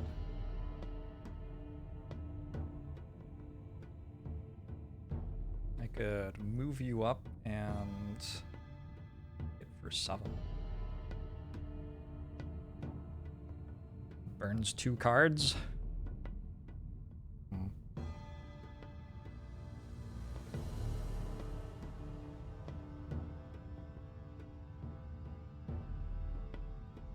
You so incredibly don't have to talk about what is in the next game in the series that I'm not even up to yet. So, when thinking about what to discuss while someone is blind playing a game, thinking like, has it happened in the game yet? And if it hasn't, don't discuss it, is like, right? But you could discuss things that have happened in the game. But not if you say what will happen next. Do it. Is there... Would you like me to make a PowerPoint presentation about whether saying something gives a person new information about the thing they're experiencing for the first time or not? Would it be helpful? I don't know. Are you trying not to do that, or are you just not thinking about it at all? I will absolutely do it. No question whatsoever. You kidding me? I need a push 3. I don't have a push 3. I guess I'll use a push 2. And can you move up and do something at that point?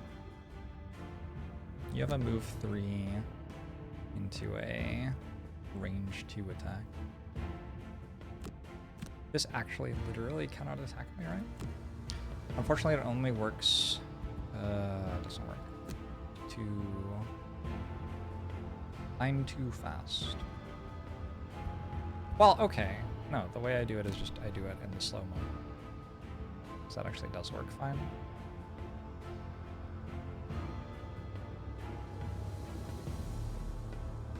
Okay. So you run up and hit it. Straightforward turn.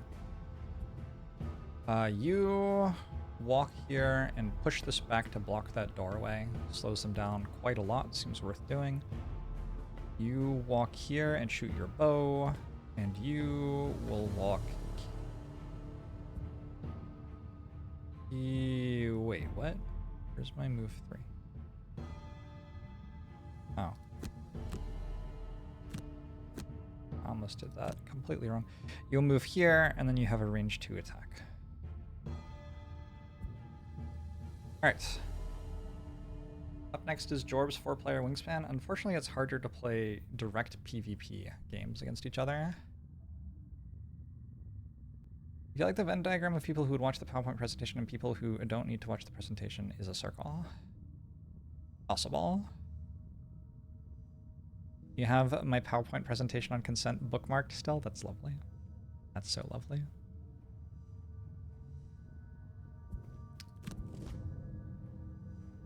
Oh my god. Oh, come on. That feels unlucky. The Living Corpse Elite is moving 2 and presumably moves before the Living Corpses as well. This seems very, very, very unlucky. The reshuffle for them as well. All the archers are dead, presumably. I think I can take that away now.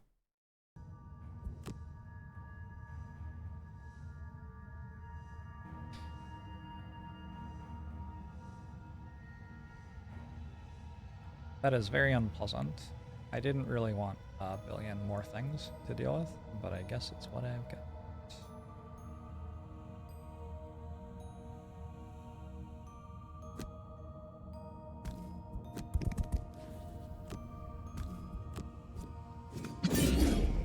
Decent.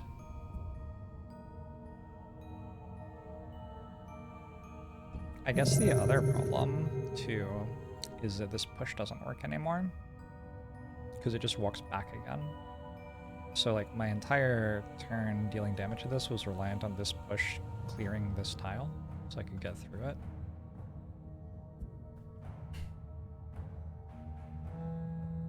But now it doesn't. Oh, actually it does. Never mind, I was wrong.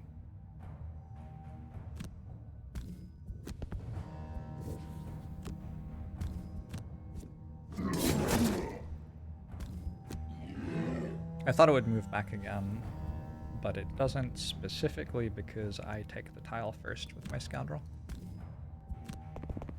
So I'll just move here, which is awkward for my scoundrel who's about to take a bunch of damage and who failed to deal any damage. What? Wow, that's unlucky. If only there were some way to know. Oh yeah, and you're over there. Okay, well at least the last rooms don't have as much shit on them, because this is starting to get a little unreasonable. Okay, that like smooths out the variance a bit, I suppose.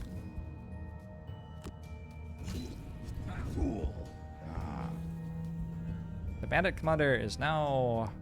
Well, there are 2 observations. 1, it's reshuffled its deck. 2, It now has basically the same health as all the other enemies, so I might as well kill it. The other enemies also reshuffled their deck. I have 6 living corpses to kill. I wonder if I can just run away. Actually, what happens if I run away here? Like, the bandit commander, can it even do anything? The living corpses will slowly run over here, and I'll try to like kill them at a choke point, but I don't have that much range. Does boss never summon any bones? Boss has 3 cards which summon bones and has not drawn them.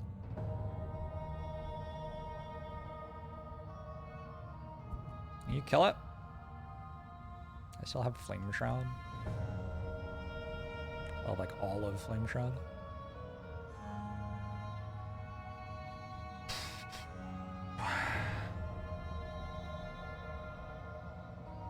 We go Precision Strike to pull it in here, and then Desert Knight to disarm it. We're gonna have to short rest, because long resting there seems a little unreasonable. When I could Scurry? Is this an elite? It is. So there are only 2 non-elites. Wait.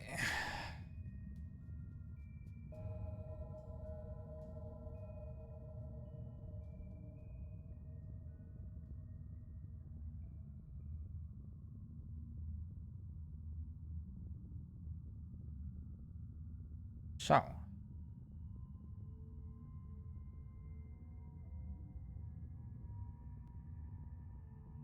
Add +1 attack for each thing on the target. Can I get in range of it though?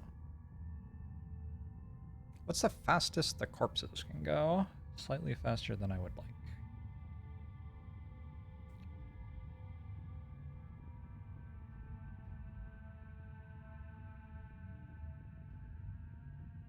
And this is rough. I might have let it open slightly too many doors. On the other hand, once I'm done with this room, there isn't anything. Like, this is it. Maybe we stun somebody and then run over here and hit it. It's kind of okay. But rest seems obvious. My special mixture.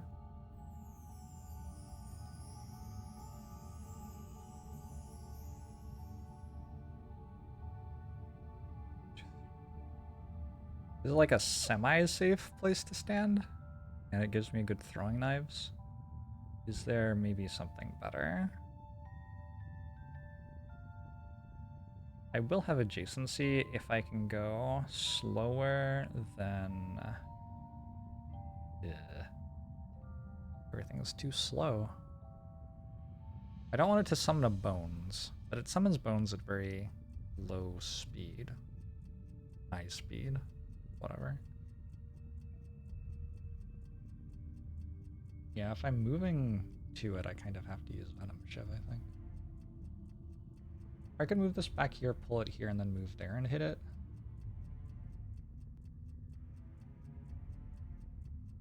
Then I have to go slower than 40. Which means I might as well just use Venom Shiv. Alright, so we're moving with Venom Shiv, and we are killing with single out, please. You will eventually use a Wall of Doom, but probably not right now. Wall of Doom is going to be key here, though. Maybe I do use it now. I did that. I just want it to hit, like, everything. Ooh, there's a chest! Oh, shit. Well, you gotta go for the chest. Hey, if you get the chest but fail the mission, do you get the stuff in the chest?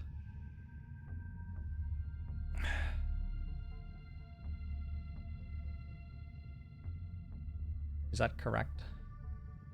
You get all the other stuff. You do? Alright. Alright, new strategy. New priority for this mission.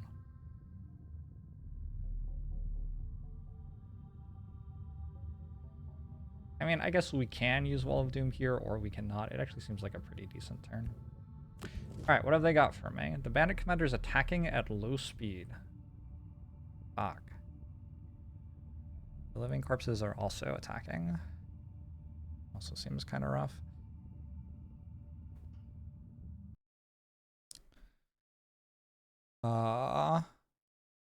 Okay, Bandit Commander. You're very angry. At 36, you will kill someone. I don't have, like, a thing, do I? Don't feel like I have a thing.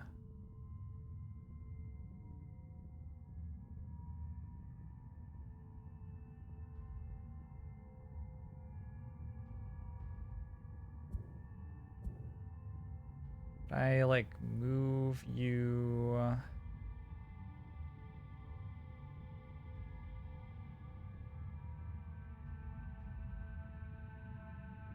Oh.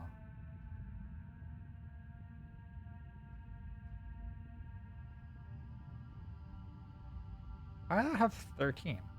This is down to 10. I move next to this. Oh, throwing knives, maybe? Whatever. I could stun it, but it doesn't take damage from stuns.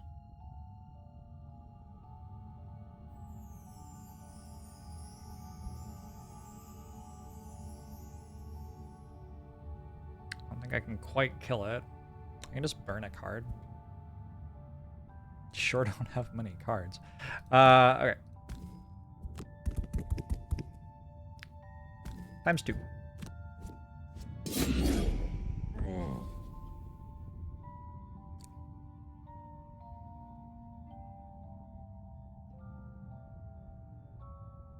So invisibility is definitely a thing here.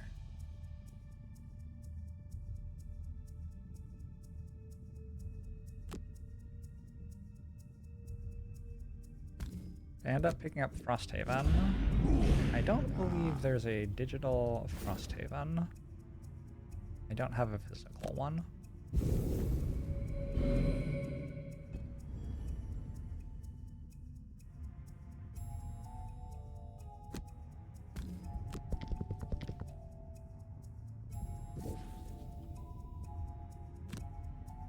Times 2. Unlucky.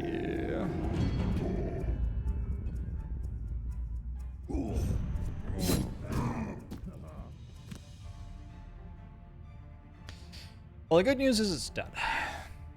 The bad news is there are a lot of other things to kill still. Actually, it's also technically not dead yet. But I assume it's about to be. That one took a while to get. Oh! That means this is going to hit me too. Oh, fascinating. Whoops. These are moving too?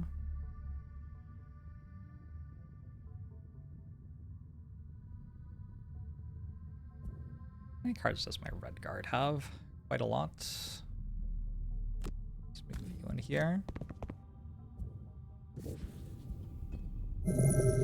I can start thinking about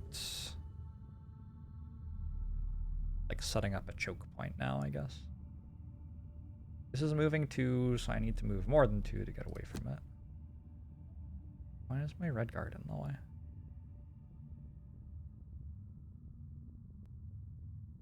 Shit.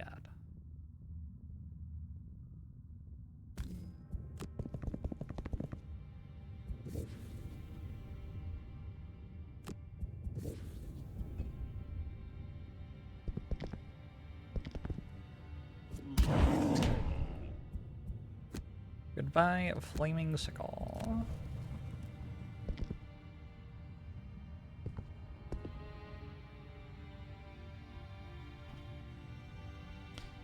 I just feel kind of wild that this is only around 10. So Mind Thief could long rest here, but it feels wrong, given that I have a turn already. Could like move in, heal myself, and stun this.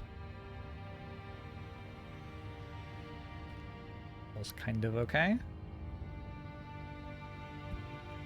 You're gonna have to short rest, it looks like. I kind of wanted that one. Is there some way right now to tell how much health my brood has?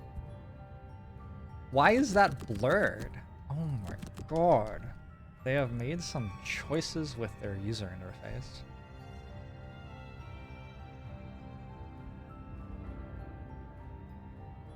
We had 2. I guess I can ask Twitch chat. Alright, by trample. Actually had 3.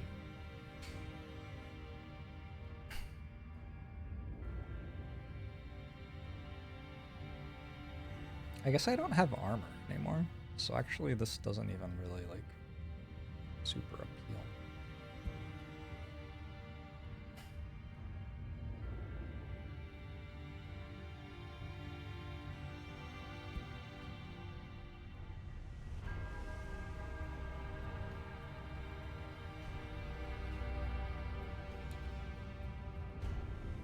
Yeah, I'm gonna walk in, heal myself, and stun this. I think that's pretty reasonable.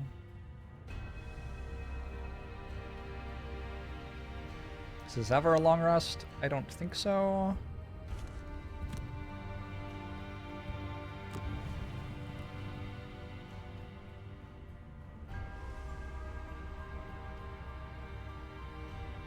Starts to be a matter of, like, how do I kill?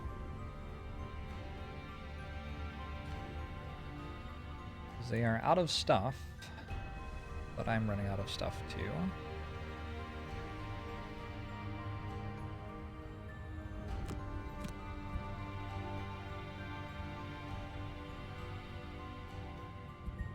I think you're standing still?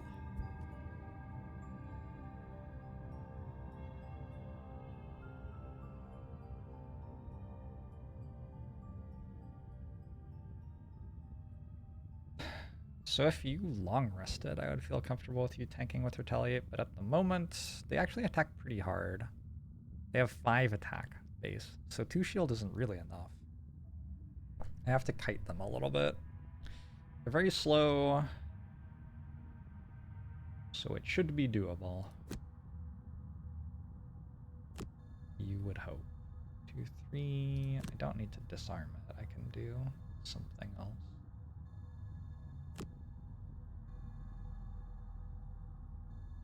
It's like the most damage I'm going to get out of warding strength. And you have some knives to throw, maybe? How do you, like, get out of there? Knives and then Sinister Opportunity.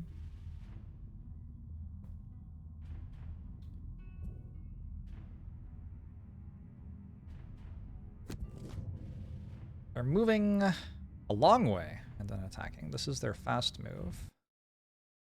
Boss is dead. And alright.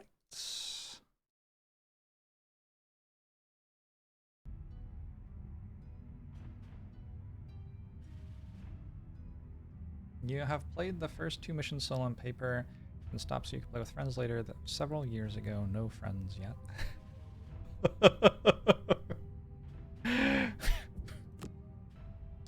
I'm sorry to hear that.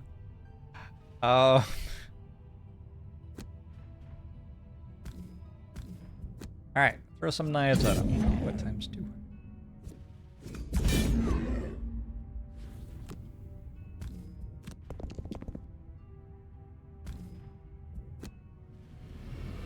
I live in this room now.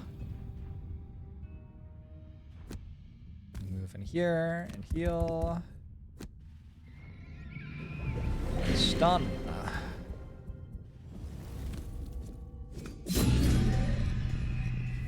Not awful. We'll move in here. And attack as well. I feel like I'm rolling decently. Wait, what is your plan? How are you not just dead?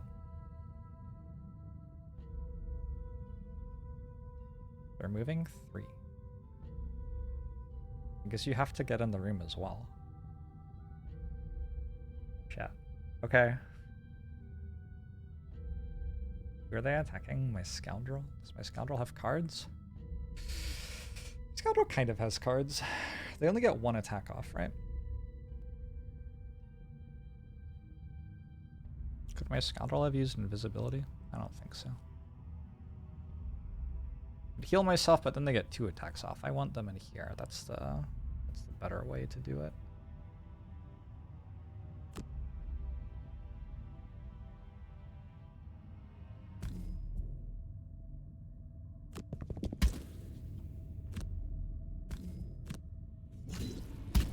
Did I just take 2 from me walking next to it?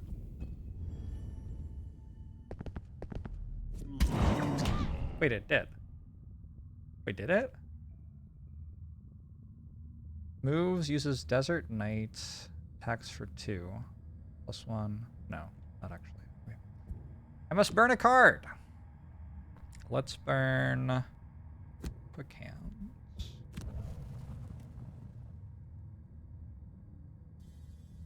Oh, they're just like stuck. They don't understand how to walk toward the door. Well, that's kind of weird.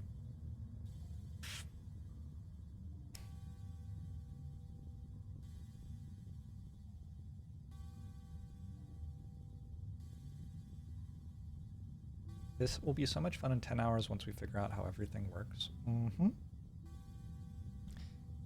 Wonderful.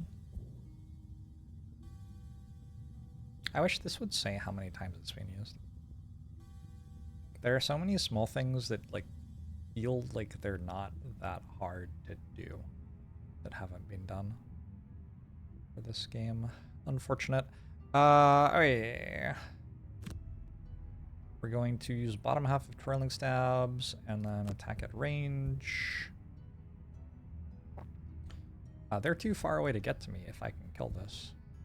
Attack, attack.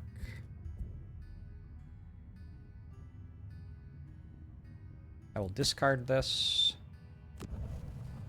And short rest. I really want to keep it. We're going to redraw. Goodbye, Scurry.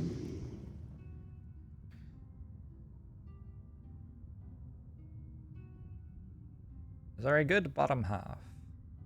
Mine's weakness is an okay bottom half. I think I want to use the top half of it though. Reverse Edge is pretty good. I don't know, we're gonna run out of cards on you soon. Our Brute's still doing okay though. Lots of cards here. We have a Spare Dagger for a ranged attack and perhaps a heal. I don't know that this quite works, unfortunately. I feel like we're very vulnerable to rolling badly. Like, very vulnerable. I think I'm just going to go for Reverse Edge over Empathetic Assault. That's fine. Because I will kill this. This has ranged attack. This has ranged attack. 71. Move, attack, and poison. Targeting all adjacent enemies. Alright. It's not too bad, though. What is brutal difficulty? Enemies get +2 levels. We hit you? -2. Solid.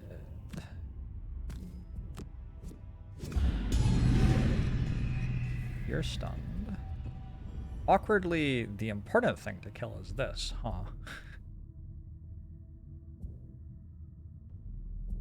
I think I'm going to trust that we don't, like, quadruple crit fail, which would be very unfortunate. But, like, probably somebody can deal 1 damage. Nice.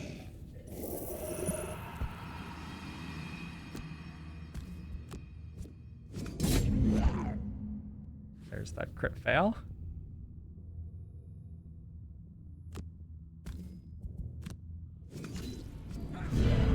there's another one.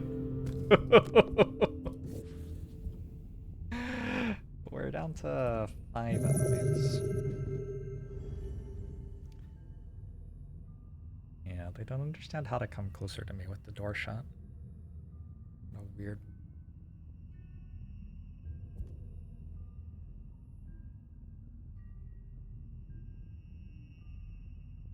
Am I playing with permadeath? Absolutely not. No.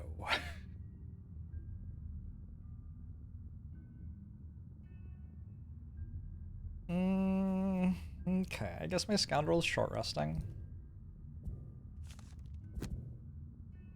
Losing sinister opportunity. Okay, I'm at 1 HP, so we're just going to have to accept that.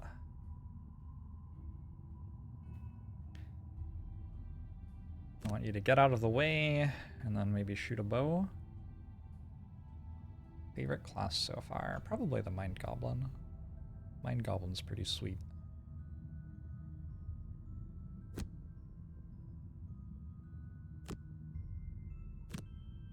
What if instead of getting out of the way, I just chose to trust myself? Because I don't think they can move far enough. Oh no, they actually have 2 things that will let them move 3, which moves them to there. But I don't have to walk out the door. Okay. Shield of the Desert, shocking advance. Unfortunately, this goes before the other things. Can you somehow go before that? Way to do it would be like... I guess I do need to walk away. Okay. Which opens a path for this. You're already next to it, and then you... I don't fucking know what you're doing. I guess we are hoping that they have already died. Does 64 go slow enough to be useful? No. The meaningfully slow thing is 92, which is not really accessible for me. Does fly? Nope, that doesn't fly. This isn't good. Alright, I'll just do that. They are doing... Oh, yeah, they're doing this one. So, this one seemed like one of the ones to worry about, but these are only moving 3 to there. So as long as I either stun this or kill it, we should be okay. Will I stun it or kill it? What are you doing? It's actually plausible that I won't. Holy shit. Well, I would prefer that I did.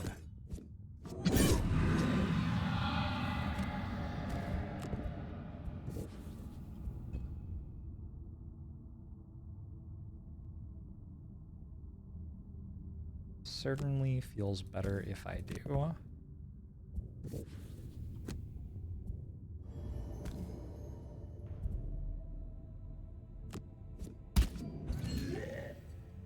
Twitch shot.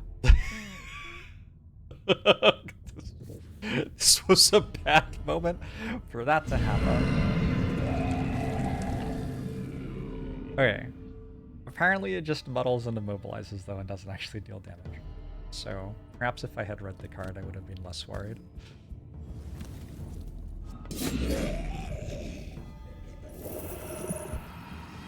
Well, wait, why don't I thought it was all adjacent enemies. How are you not adjacent? Look adjacent to me. Cards do you have next turn? Next turn we are short resting, and then I don't know. I guess the thing that the Mind Goblin would like to do is basically hang some aggro from the enemies before the end of the mission.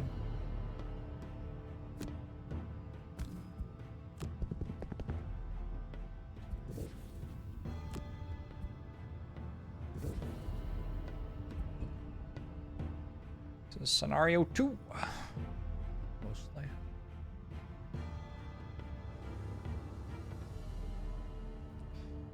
Alright, they do not have anything that is faster than either of these, so I will play these 2 cards. Which order I do it in depends on my other people, really. Also long rest. Probably not. We will long rest here, though. Move 5, and... guess I want to shoot a bow here. I would like to move a long way. And you are going to short rest. I still have a few more turns. Is that one good? I feel like that's my best card. Alright, let's redraw. Oh, that was my other best card.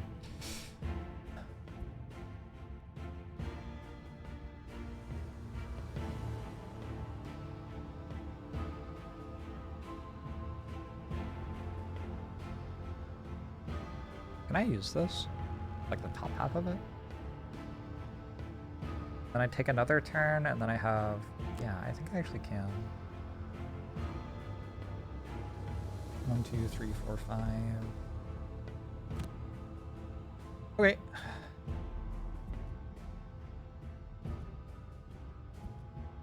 It doesn't look like which order I do these in actually changes anything, ever. 4 enemies, 4 players, it's down to a 1v1. Wait, there was a 32 hiding. I never sorted these by initiative order. I should do that.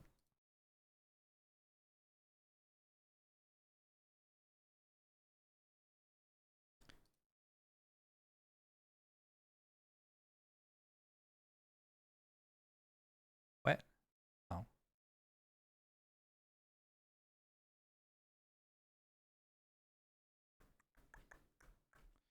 Alright, now they're properly sorted by initiative order.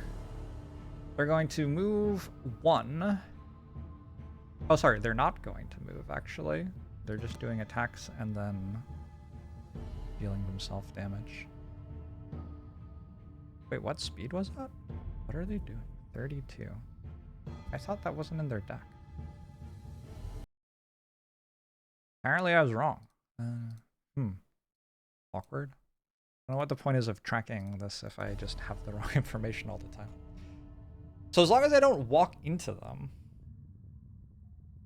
they can't hit me.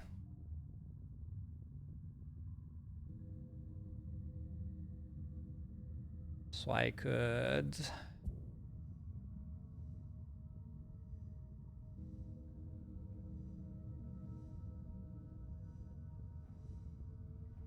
I guess shoot this.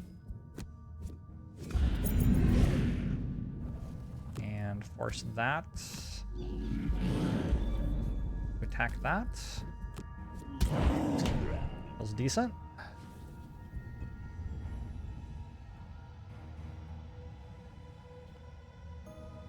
And then I'm gonna go for it here. I have a lot of cards left of this character. If you have to burn something, it's not the end of the world. Nice crit. Also, my quest is to burn a card to negate 5 damage, so getting a hit would not actually be the end of the world.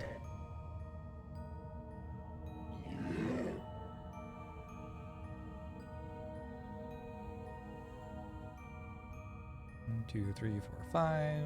Shoot somebody.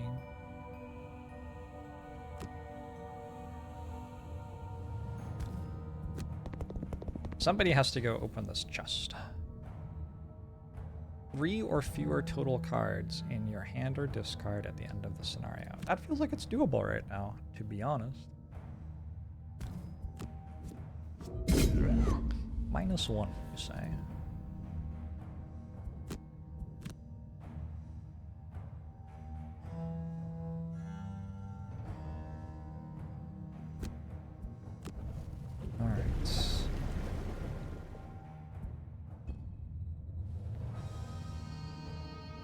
So now they shouldn't be able to go faster than 47. I still have 8 cards on my brute. My brute could maybe solo this? Probably not. I think short resting and then walking forward and skewering seems pretty good.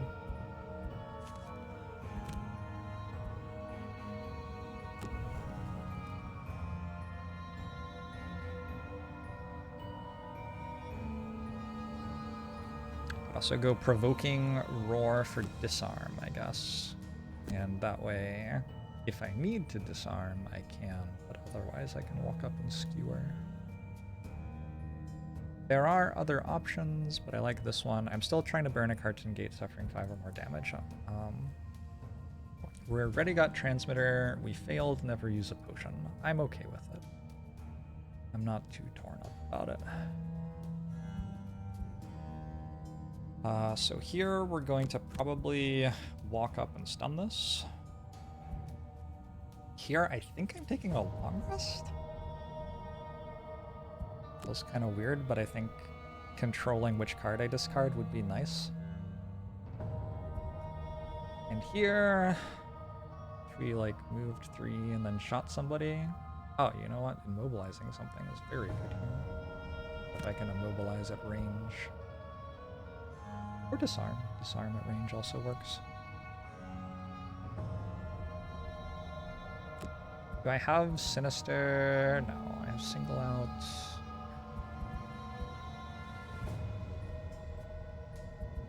What are you doing, actually? You're moving and using the Mind's Weakness, I think.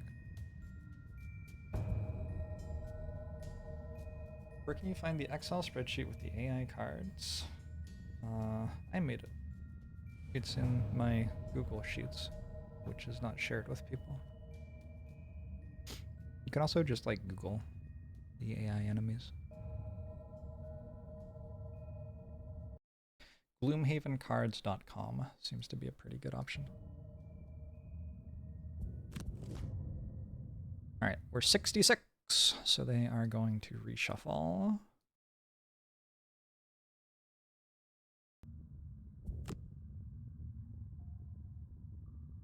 What's their action? They move 1 and attack for 4. And this moves 2 and attacks for 5. Can you get to it?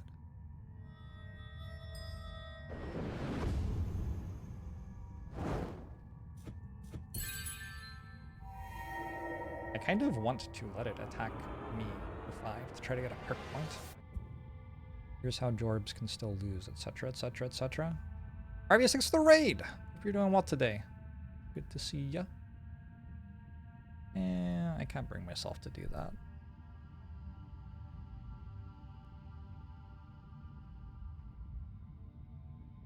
Walk up and hit it with Mind Thief. Mind Thief's about to run out of shit. But there isn't actually another option, is there? Huh. I haven't actually given myself many options with Mind Thief. What cards do you have? You are dead in 2 turns, as it stands. What is this? That's a disarm. Removing 3 and disarming, so that's not threatening. Okay, so you can just walk up and hit it.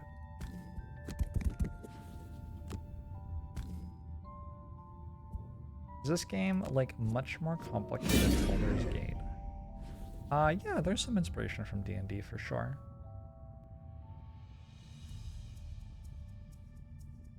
Alright, we have a disarm here, which makes both of these ones consequential. It's another one of my curses gone. And we have a move up and disarm on you. Just realized I still have my boots. I guess I long rested, so I get them back. Sure.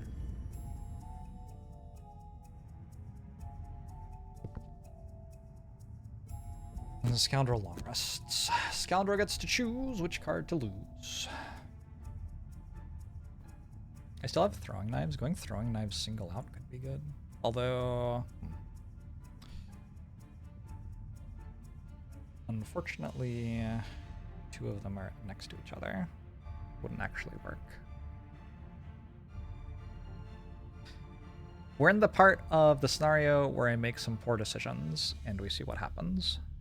Very exciting stuff.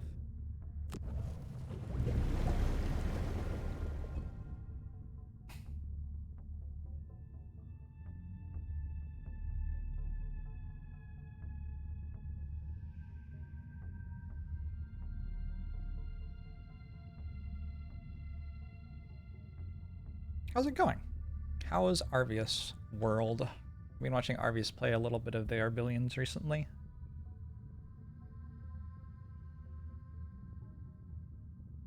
So a big thing is I would love to stand next to this with this character and get hit for 5. Because burn a card and gate suffering 5 or more damage is my quest for the mission. And it feels like that is a thing I could do. So I'm inclined to try to make it happen. There are other enemies. And maybe I should care about that. I don't know. One could argue that that was important, I suppose. I'm going to send my scoundrel to open this box. We have an immobilize at range 2, which I could do on that. And that way, if for some reason... I can't think of a reason why that would actually matter, to be honest.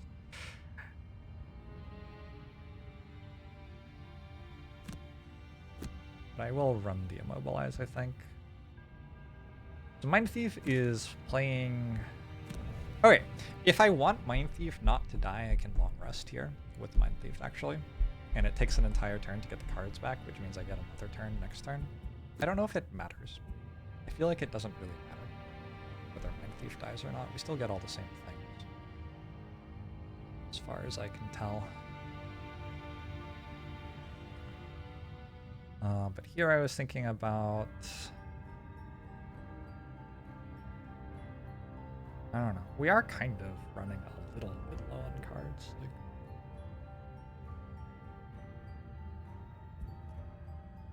you are moving and immobilizing. How about you do that?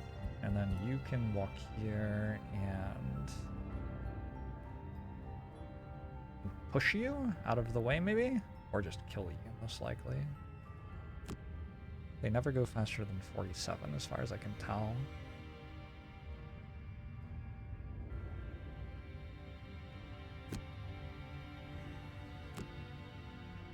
Move, push that, slash kill it. This gets immobilized. And we're standing next to you. You attack us. We hope that you hit us for 5. They are moving and taking damage. They will not be hitting us. Well, it's a bit awkward. Not cooperating, I guess. Oh, they reshuffled their deck on the last turn as well. The big key of the Gloomhaven deck is that each character develops mods to it.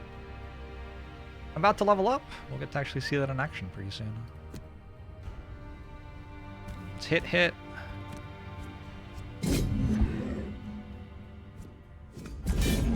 Nice.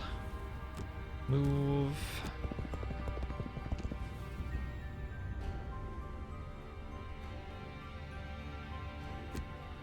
Move. Attack. There's no real reason to push, is there? We'll just walk back again.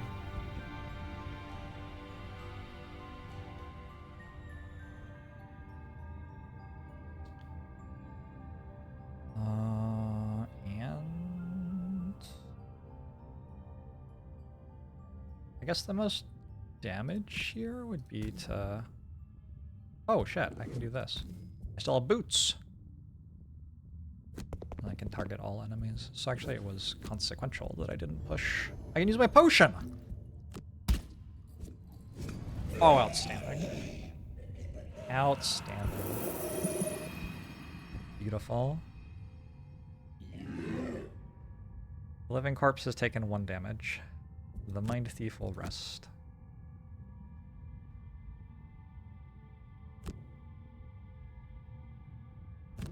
Are there ways to get experience in particular? Not really. Turns out esports Godfather's not hard enough at Helm once you know what's up. Oh yeah, absolutely. For it to be like super replayable, either you need to just enjoy doing the campaign over and over again, like Pokemon Red kind of. It kind of has the replayability of Pokemon Red, actually. Like that's a good comparison. Or they need to like make a roguelike mode or something like that, like make it actually a playable game. So it's important that I don't end the fight yet, because your quest is to have 3 or fewer total cards in hand and discard, which I will have next turn. So I have that next turn. This is already done. This has already failed. And here I need to burn a card and get suffering 5 more damage. So the way I'm going to do that is I'm just going to stand next to the enemy and hope it hits me. And that's how we're doing that one. I want to loot stuff. What's your turn? Don't really have any moves. Alright, well. Do you like stun it, maybe? If I can stun it after... Okay, first off, I can go slower than this person, so I'll attack this person. That's nice. And then also, if I stun it after it goes, I get 1 experience. And hopefully don't mess up what I'm trying to achieve out of fighting it. Let's short rest, look for a loot card. I have 4 health, so I can reroll. Yeah, we can burn that. And just grab a loot. We are running low on cards. Alright, they're moving and attacking. Perfect.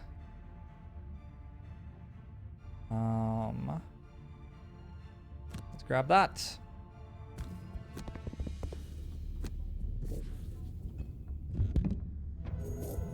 Treasure chest found. Bart the Dart loots 10 gold. That's it?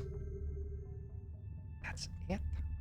Unbelievable. I don't think we're getting this gold. That seems a little out of play at this point, unfortunately. We're just, like, passing here, basically. I guess I can infuse an air for next turn. That is fine. But I don't want 2 shield because I need to block 5 incoming damage. And you don't go after this, unfortunately. And also are dead next turn, I believe.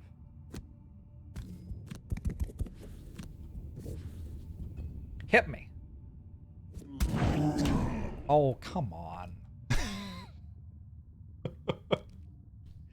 I did so well. I did everything right. It's not true. I'm sure I did lots of things wrong. Got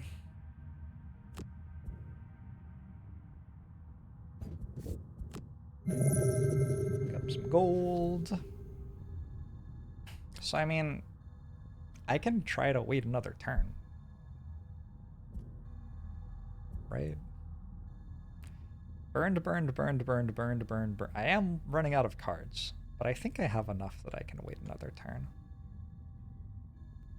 It used its +1 damage attack. It's 82. So looking at just like the numbers here, the 71 works. The 66s will often work. The 32 should work. So it's a 2/3 chance. That seems fine. I don't know. I don't really want to disarm it, though. It still has 5 health. It's like, starts to be scary. But I think getting perk points is kind of huge. Paso Calavero, thanks for the 40 months! The other thing is, my scoundrel has to survive, presumably. But yeah, my scoundrel's surviving. I think. I hope. You only have 29 experience?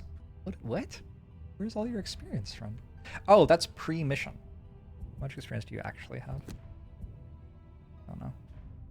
I think I just, yeah, I will let it do its thing.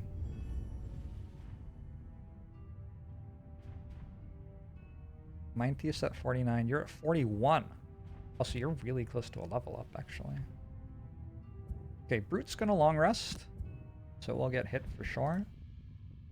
You are going to walk over and grab another pile of gold. You're dead. Goodbye, Mind Thief.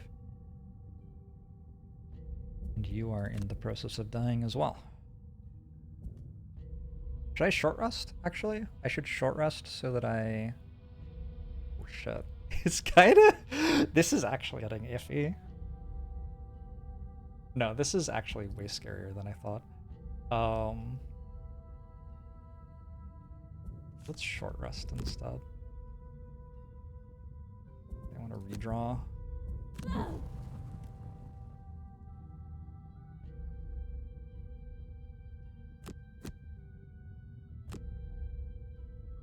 Okay, we can move in and hit it. I could still take 3 more turns and be fine. Well, can I, though?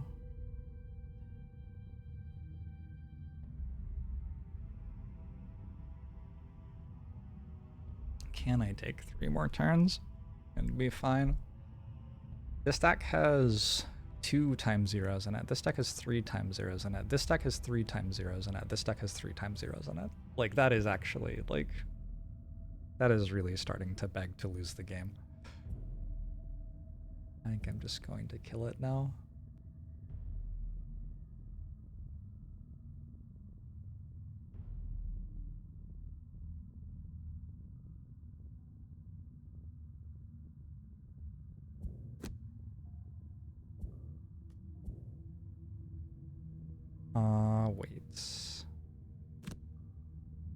Wait, this results in me being next to the thing. Okay, we have to short rest then. It's fine.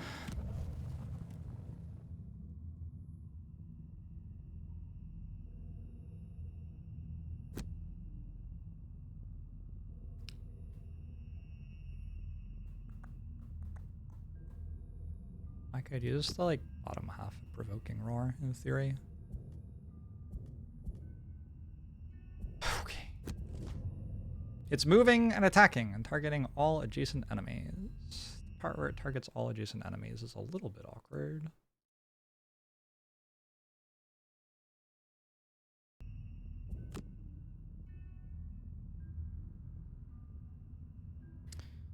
What am I gonna do about it? I think I let it do that. I am so concerned. I can do just a normal top half attack, I guess.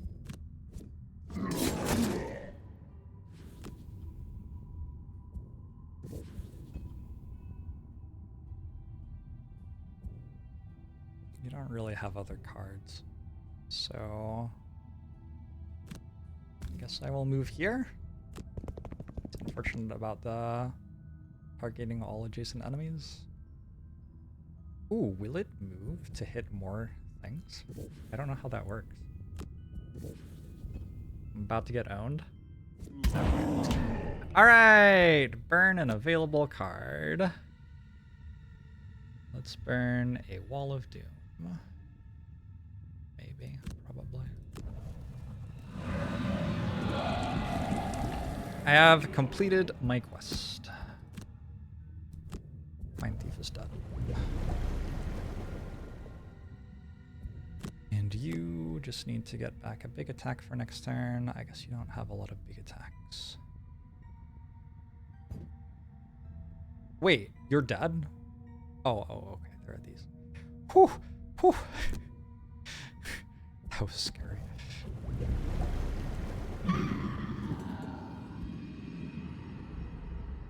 Alright, this is a short rest. After singing you the song of his people.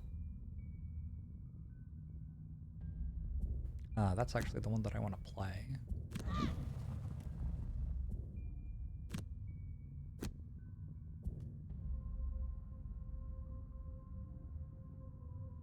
So now, the goal is simply, don't draw only times zeros. It's running the 66.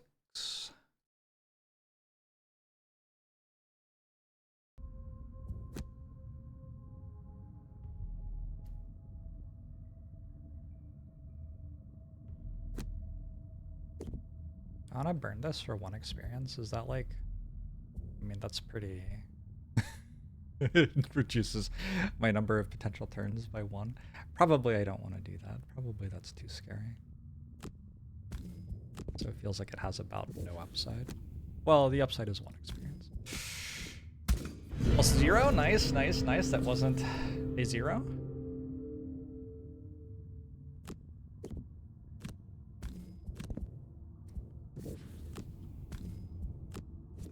Plus 0. All right, GG.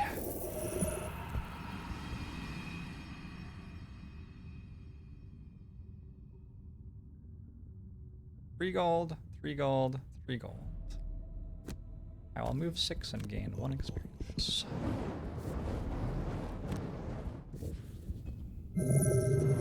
I'm working for 55 months.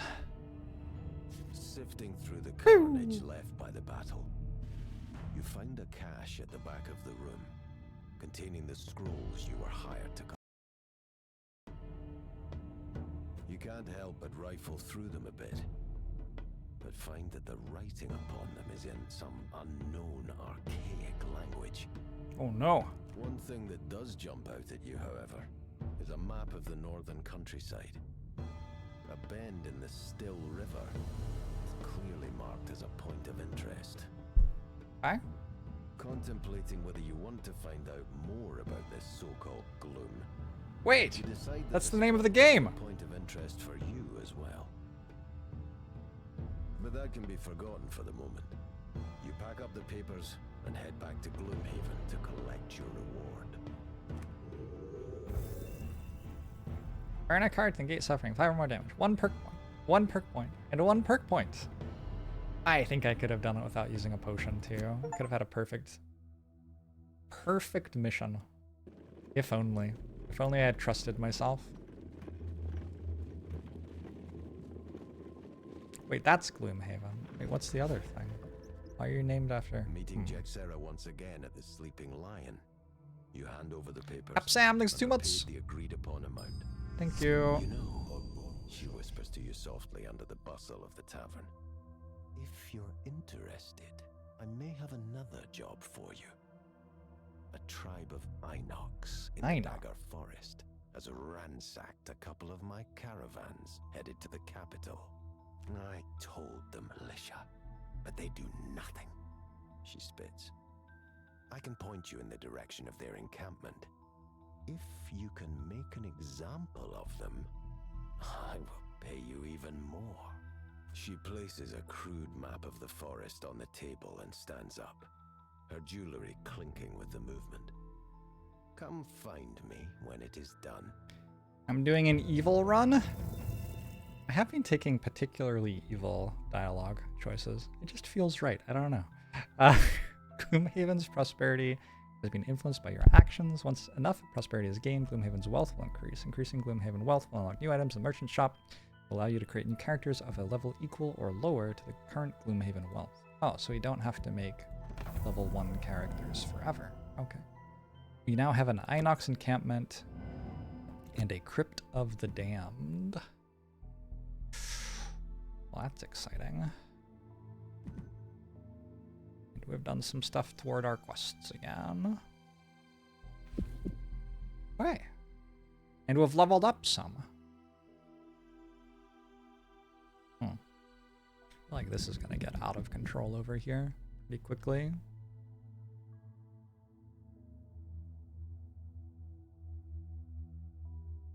Evil or pragmatic? I think evil. I think definitely evil.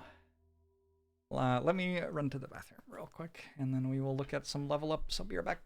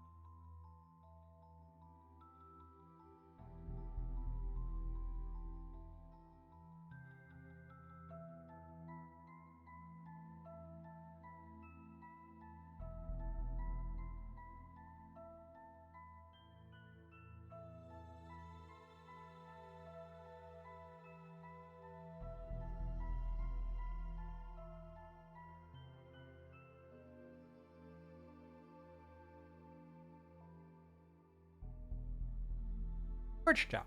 Hello. Look at Mind Goblin. 59 experience. Hot damn.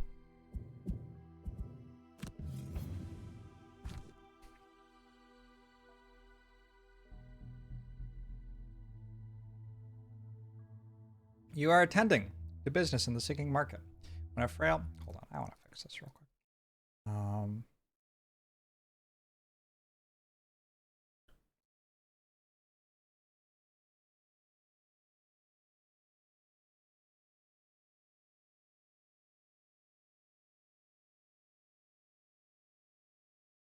Mm-hmm.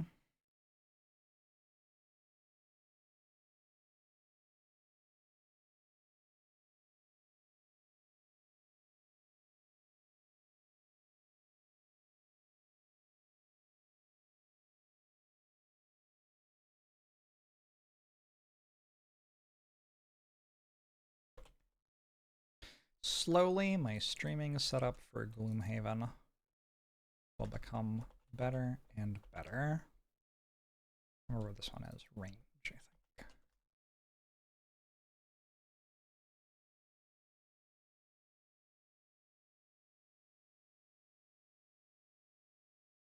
Ah!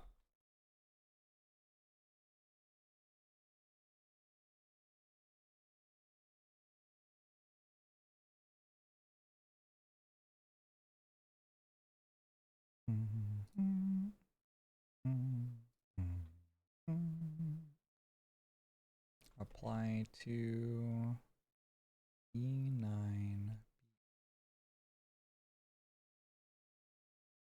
Okay, cool. Anyway. Oh my, don't you look strong? Could you possibly assist me with a small problem I'm having in my cellar? I've done this one before. We help with the rats and then we get paid like 2 things. I don't know what happens when we decline. I'm down to get paid 2 things. 2 gold? Love that for us. Alright, we're huge. We're rich. Level up! So each time we level up, we see 2 new cards, and we get to pick one of them. Wretched Creature is a giant rat. We can also move, and if we use a darkness, we target an adjacent enemy with a curse. Hostile Takeover is a 4-range attack which immobilizes and creates frost. I mean, that's pretty good. I'm immediately into this card just for the top half. Force 1 normal or elite enemy within range 3 to perform its turn this round as if allies were enemies and enemies were allies. That's also pretty good. Cool. So choose 1 to permanently add to this mercenaries deck. I think we will take Hostile Takeover. That seemed really good. We will equip it now and lose. Well, that's a great question. What do we lose? I kind of like all of my cards. Maybe... I like Feedback Loop because it's a move 4 as well, and I kind of struggle to move a lot. Maybe we lose Fearsome Blade. Could see Fearsome Blade going. Take Hostile Takeover as well. Just seems like better attacks. 9 is a good number. Yes, it's also a very good initiative. Attack modifiers. So we also get to change our perk deck. I looked at some math on this in terms of like expected output.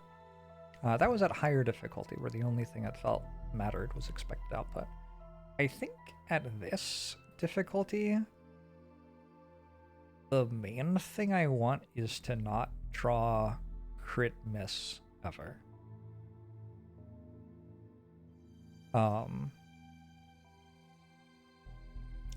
Crit miss feels like the card that is significant here. Like, as time goes on, we'll get stronger and stronger, and the difference between +1 and -1 will diminish. It's still going to be a relevant difference, but compared to the difference between what we're doing and 0, I think it's going to be less and less. So I think I'm actually into trying to bloat my deck with so-so cards. And so like these +1s don't actually blow up my deck. They improve my EV, but when I draw one, I draw again. That's what the repeat button means. Whereas this +2 increases my deck size and also reduces chance of a crit fail. So I think that's what I'm into. There's nothing else here. Wait, is ignore negative scenario effects just broken? Last time the negative scenario effect was that I got 3 curses in my deck. It seems kind of strong. I guess not all scenarios have those though.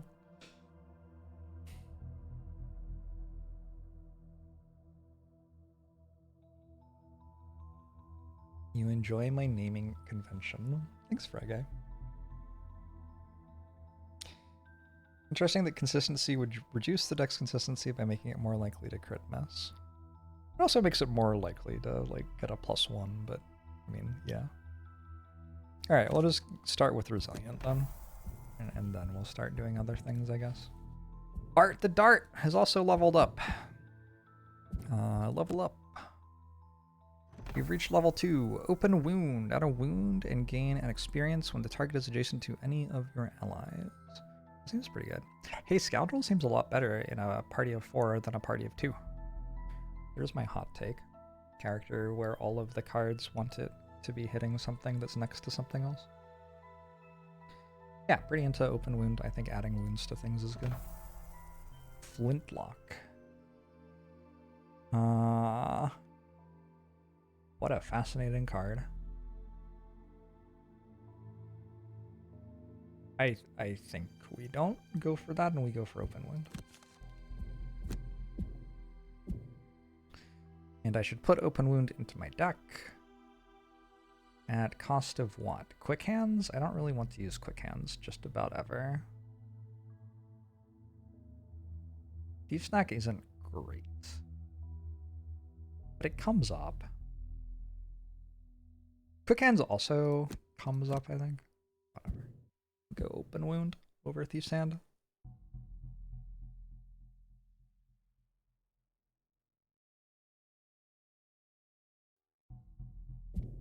Alright, and then one available perk. Do we go Resilient again? I guess so.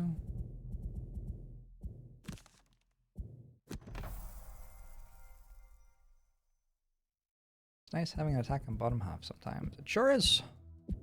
I think it comes up pretty regularly, to be honest. Like, I feel like every time through the deck there's a turn where I'd like to just attack twice.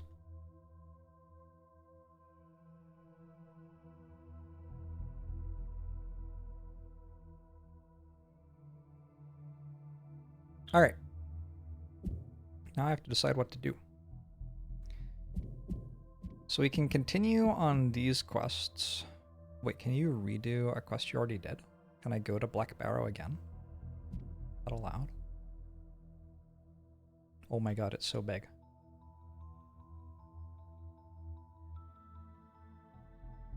You can redo quests you already did? That's weird.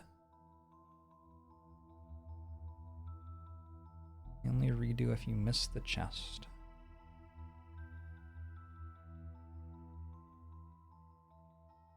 Huh.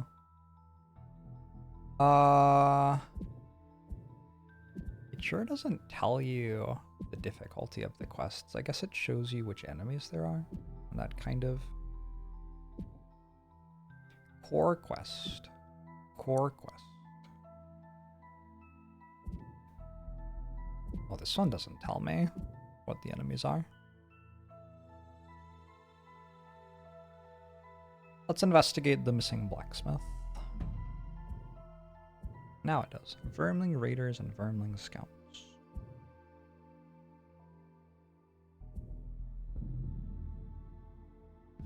Wait! I forgot to buy shit. Fuck. You're walking along the stalls of the sinking market when a display of exotic fruit catches your eye. The proprietor walks you through a few of the offerings. Grain cherries, blood melon, even a hard nut that can be broken broken open to reveal sweet milk. You start discussing which to purchase with your companions, and the shopkeeper's attention turns to other interested patrons. Out of the corner of your eye, you see a young vermling reach up to swipe some red berries from a display basket. Alert the shopkeep! The shopkeep swats the vermling's hand away. Here, take this and get lost. And I don't want to see you around my stall for at least a week. He tosses the vermling a squishy-looking gourd, then she rushes away. I have received 5 collective gold. Thank you. Gerald seems to need gold.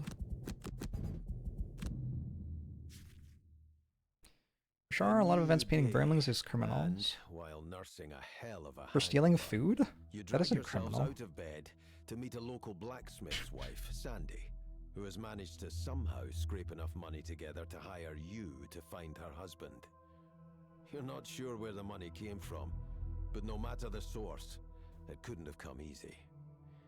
Soon afterwards, you prepare to head out of the city to the Still River to investigate. True, Sandy was a little light on the payment, but you are one of the most well-known mercenary groups in this backwater dump of a town. Surely it can't hurt to take a charity case every once in a while. Getting good jobs is about maintaining. No, stealing a food reputation isn't after all, criminal. which is why you really need to get to the bottom of this and not return to the widow with nothing but the calluses on your feet. Also, you probably shouldn't call her a widow to her face. At least not until the fate of the blacksmith has been confirmed. Given, however, that none of those who disappeared have returned, the outlook is grim. There's a difference in cultural awareness and sensitivity between this and Frosthaven.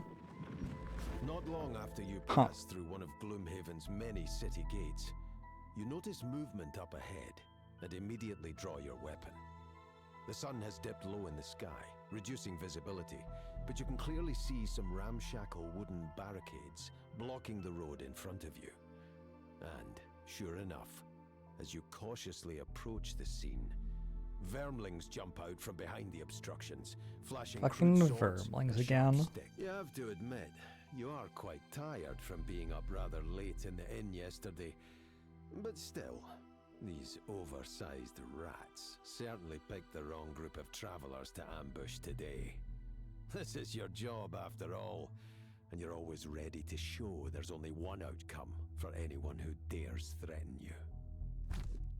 What about Getting mugging attacked Uber by Eats drivers? vermlings Mugging when people is all you criminal. wanted to do was stay in with a warm meal and a soft bed. Well, it makes you mad. If a wealthy Mad person stole enough food from someone to who is kill starving, that seems these very criminal magic to you. Yes, creatures starving someone is before you criminal. collapse from exhaustion. Which incidentally starts with Of course, the that's why it vermlings have isn't other criminal to plans. steal food. They gibber about wanting your coin and the meat on your bones. Nasty things, really. There's a great Best to documentary on this ignore called threats Les and Miserables. end this quickly.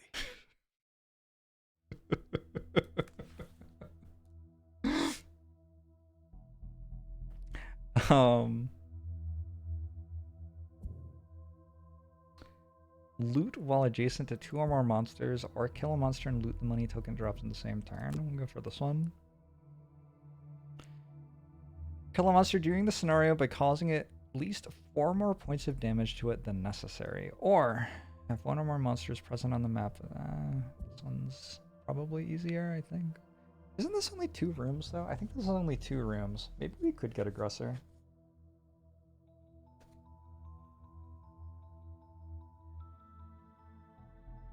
Yeah, I think I'd die. Open the door and end your same turn in... What? Open a door and end your same turn in the revealed room. Okay, Bart the Dart has to open the door. Assistant is also free. Yeah. Allow none of your allies to become exhausted during the scenario. I love the idea that that is something that Eddie has control over. It's very funny to me. I'm gonna go for Pincushion, because that seems like a thing I could actually control.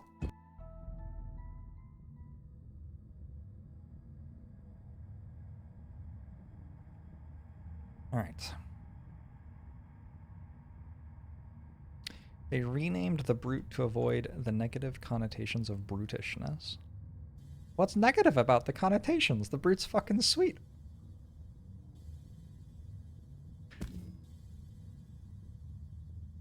Alright, anyway. I remember this mission. So we're fighting against Vermlings now. There are Vermling Scouts and Vermling Raiders. Oh, I used to do this at higher difficulty, so they had more health than they now do.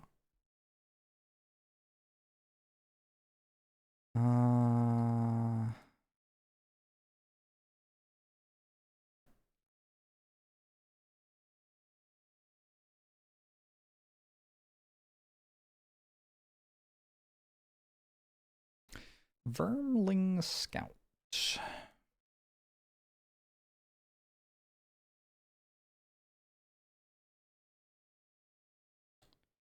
Wait, Vermling Scout isn't here. Now what the fuck do I do? Because it's in the DLC, right? It's from the thing. Oh no.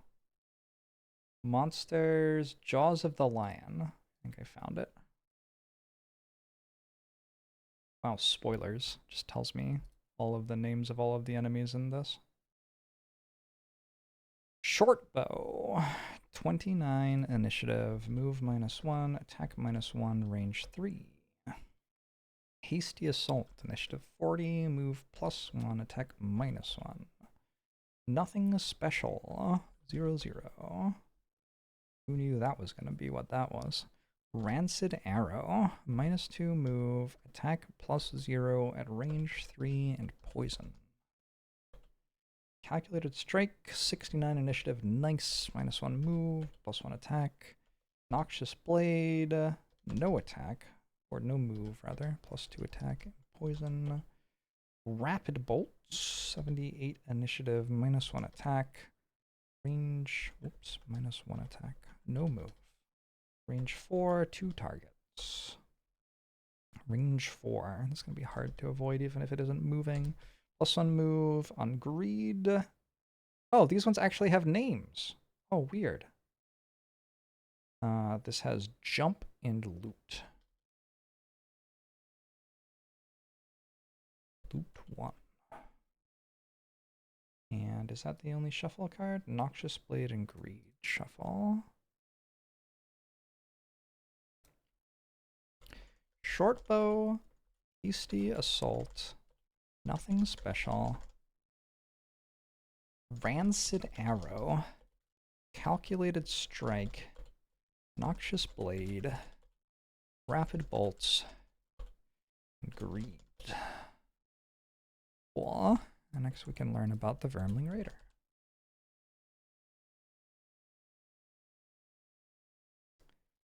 The Vermling Raider has 12 cards? Holy shit. It has Screaming Shot. I'm going to call it Scream Shot. 85 initiative. You do not approve this Vermling on Vermling violence. The Mind Goblin should sit this mission out for moral reasons. Maybe the enemy Vermlings should sit the mission out. Ever think about that? +1 attack, range of 2. Push 1 adjacent. Shuffle, yes. Careful Throw. Initiative 36, move 0, attack -1, range 2. They will move to avoid being adjacent to their focus. Is how that explains the move. Dual daggers. 59, attack. Nope. No move. 0, attack, range of 2 and 2 targets. OP. Nothing special. Has initiative of 60, move 0, attack 0. Scream Shot. Wait, there's another Scream Shot, but this one, wait, it's the same as the other one. Why did they put them so far apart? I don't understand. Well, it's just going to be the same thing, right? And then careful throw. There's none of those as well. Okay. Wait, what is going on here? Are there only actually 8 cards, but some of them are twice in this list? I don't get it. 69. Is that 69 or 59? It's 59. 59 initiative dual daggers. Has no move, attack, range, 2 targets. There's another nothing special. Oh, they're both 50 initiative, not 60. Patch wounds. Initiative 30, move +1, heal 3 self. Shuffle. Parry. 70. Move 0, attack -1, and disarm. Rude. Vicious spare. 77, -1, 0, range 3 and wound. And spiked pit. 20, attack 0, range 4. 3 damage, trap. X closest to enemy. Kind of. That's basically what it says. Alright, so those are the Vermling Raiders. Now I have a bit of a problem because this entire sheet is premised on the idea that enemies can only have 8 cards in their deck. So that's pretty awkward. So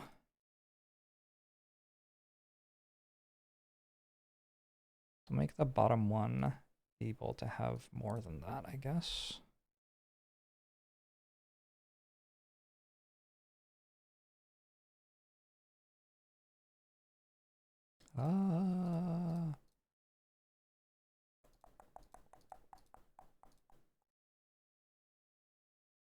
And this will be Vermling Raider, and this will be...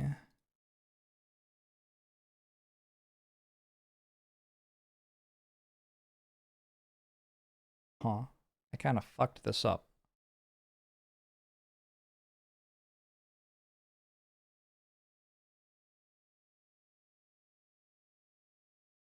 Like that. And this one will be Vermling Scout. Oh yeah, that kind of works.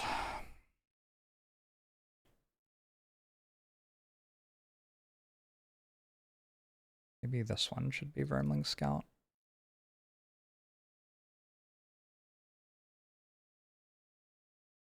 I'll improve this somehow at some point. The deck does only have 8 cards. It has 12 cards because 4 of them repeats. Jaws of the Lion has some tutorial missions where the Vermlings don't have their full decks. The deck does only have 8 cards, at least the one they play with properly. So I could take out the top 4, is what I'm guessing that means.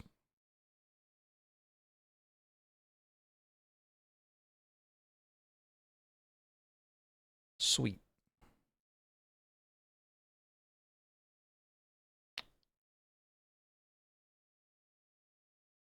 I'm into it. Thank you. Alright, what does this say? I should sort by initiative.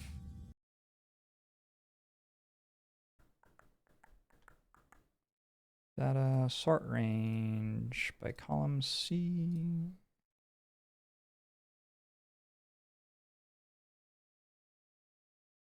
How long have I been streaming? I feel like I've been streaming for 5 hours.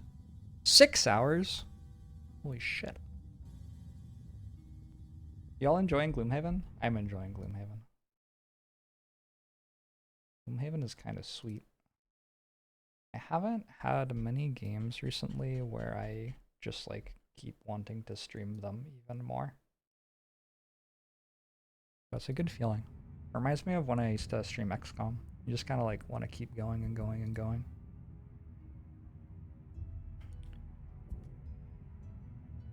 All right. So what is the like distribution of effective range? I mean, that's actually a spreadsheet question.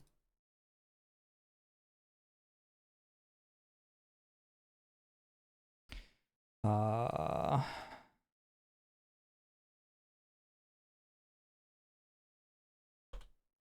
so what we care about is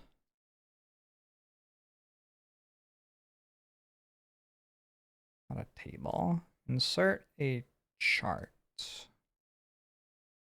Well, first we have to make the data. So this is going to equal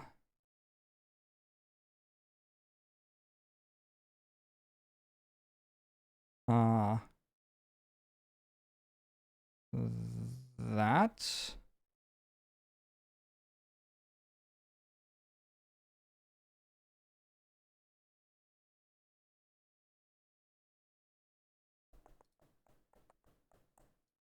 Three, four, five, six, seven, eight. And we also want this. 1, 2, 3, 4, 5, 6, 7, 8. Maybe let me just copy all this over. Maybe that's simpler. This is their move, whether they are attacking or not, and whether the attack has range or not. So this one has, oh, and also their base movement. We're looking at the scouts right now. So the scouts have base movement 3. So this attack, they can move 2 and then shoot at 3 range. So that is effective range of 5. That one doesn't attack. Oh, it does. But it attacks with no range. They don't have innate range.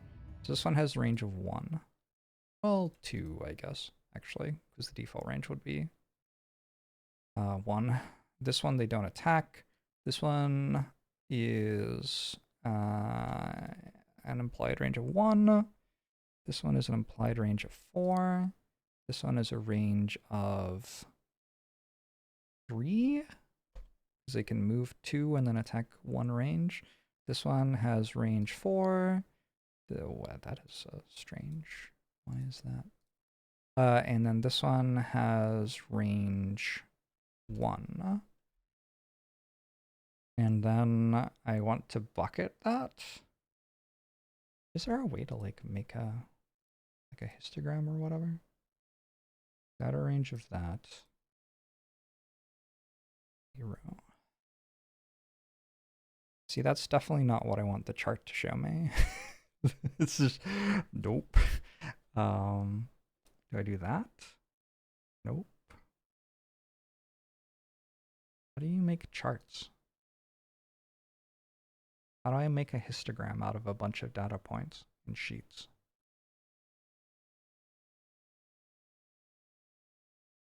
I don't know. I think I got bored.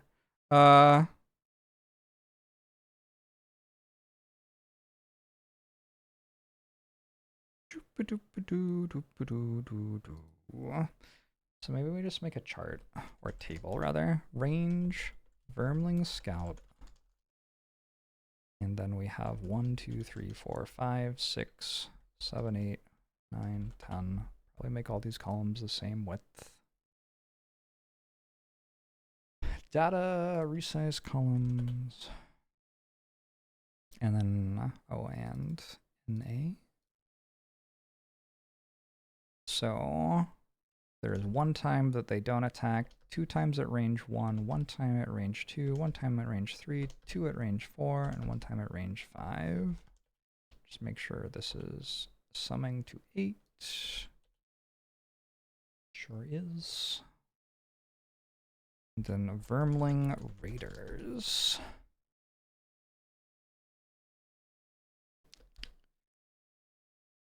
I'm gonna do the same sort of thing. So this is no move and attack at range 4, move 1 and attack at range 1, no move and attack at range 2, no move and attack at range 1, or actually that's a move of 3, sorry, my bad. That's also an attack of a move of 3. Okay. So move 3, attack at 2, move 3, attack at 1. No move, attack at 2. Move 3, attack at 1. Move 2, attack at 3. No move, attack at 2. So the Vermling Raiders have more range. And also, they never don't attack. Interesting. They just attack, attack, attack, attack, attack, apparently.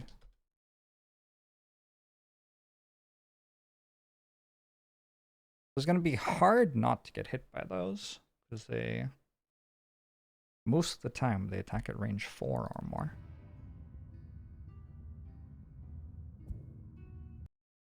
So back here in the actual game, like this is a Vermling Raider. Most of the time it attacks that tile, or even further. Sometimes it doesn't. Sometimes it will only attack with range 2, but most of the time it attacks there. What's the initiative that it attacks that tile at? That's a question. Because maybe we can modify the distribution of attacks such that we, by moving later, are more likely to not get hit. So let's look at that too. We care about a tile 4 squares away. Huh? Why?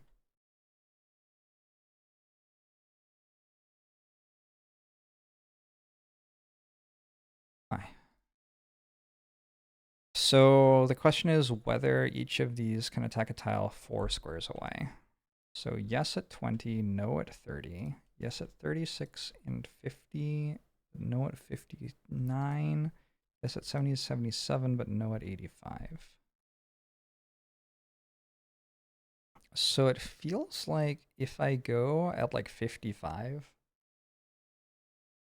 we have a 50% chance at that point instead of a 3 out of 8 chance that we don't get hit by the Vermling Raider, which is better, but requires going at 55. And the problem with that is that the Vermling Scout gets to hit us, or it dies, or is stunned. So we could stun the Vermling Scout and then have our melee characters move up later in the turn. That might be the way to do it. So what if we like have our Mind Thief here and we just like start with a Perverse Edge? 1, 2, 3, 4. That makes sense. I actually don't love that. What if our Red Guard goes here and ooh, I could pull it to me and kill it. That's kind of hot.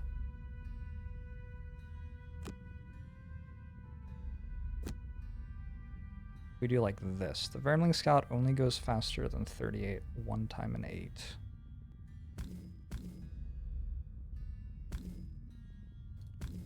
One, two, three, 4. So we're pulling it toward us, then we're hitting it more, and then we're hitting it even more. With like...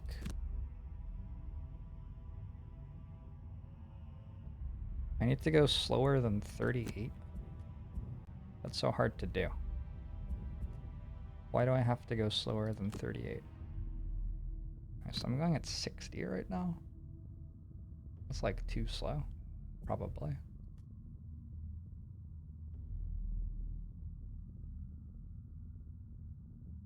This is the first time you're experiencing me do spreadsheet stuff. Welcome to JORBS.tv.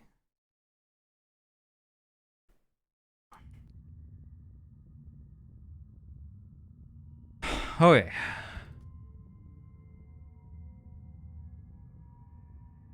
You get to know the enemy decks before encounters. Well, I have the internet, so I do.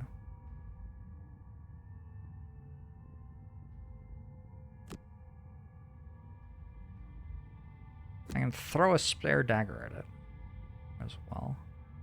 And then if...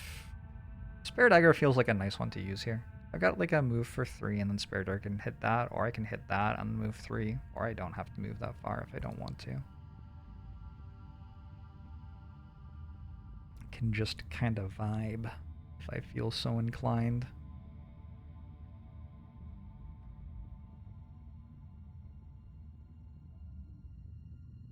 I think I am good with a feedback loop and Mind's Weakness.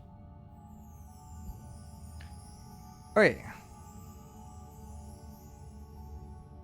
I think you're meant to not read what's in the enemy deck when you play the board game. That's my understanding.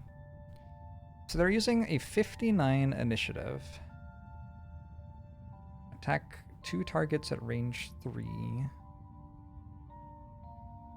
Wait, why does that say range 3, but my notes say range 2 for that attack? What have I done wrong? Regardless, that's missing me, so that's pretty cool. The Vermling Scout's going at 53 with just a regular movement attack. So I think, unfortunately, that'll move an attack before I do stuff to it. But it's not really like doing anything. It's just hitting me for 2. Not a big deal. The bigger thing is that the elites have missed. If I mouse over these, it doesn't say they have range. How did I get that wrong? Vermling Raider. The card says range 3, and I wrote range 2. Oh, that's how I got it wrong. That's a straightforward way to get it wrong. Makes sense. Explains a lot. I think there may have been some changes between the physical and digital versions. I think some small ones, but that is not what's going on here. What's going on here is simply that I read the thing wrong.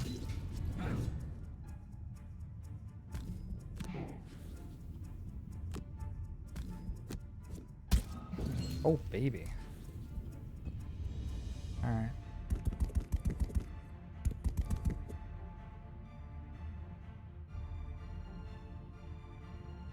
Well, actually, I can kill it. Wait, I'm confused. Is that a Vermling Raider? Oh, that's a Vermling Raider. Okay.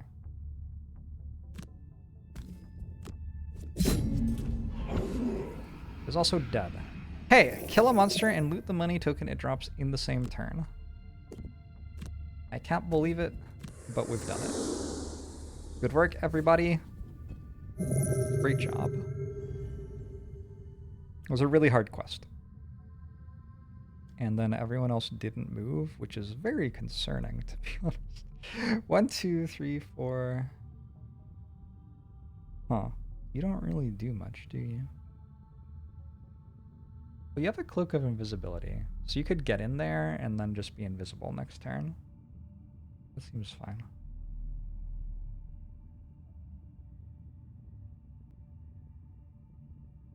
All strategy games are just advanced forms of Excel. Yep, correct.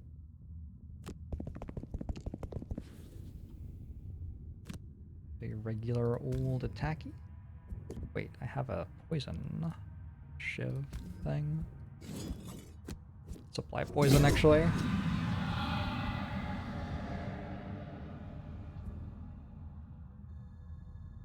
And then I could grab Venom Shiv back. It feels good to me.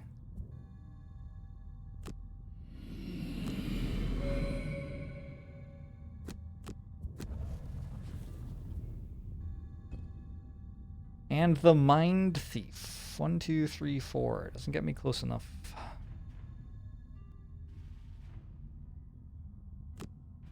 But it's still what I'm going to do.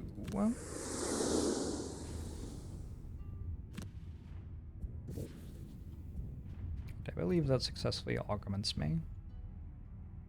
Oh, I should have gone here so I could stun that. Oh well. This turn,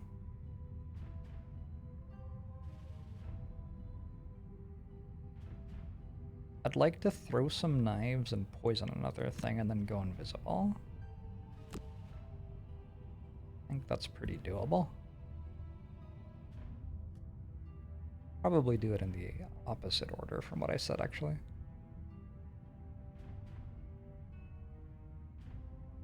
I can pull this in, and we can kill that. I just said these are good at attacking 4 range. But they're not as good at attacking 5 range. So if I'm moving to here, pulling that in, and then we're fighting it here, and we have a couple of invisible people up here for a turn, that seems really good to me. So this was the move and pull. Do I have a good attack?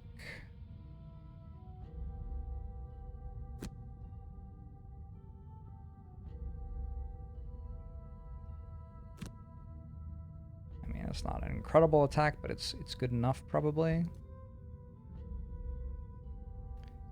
And then this will be right next to my Mind Thief, who can just kind of bop it.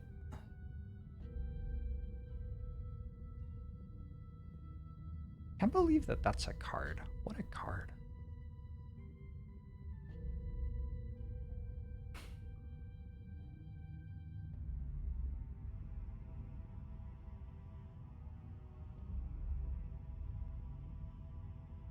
Oh, this is a good way to go invisible. That saves me my stuff.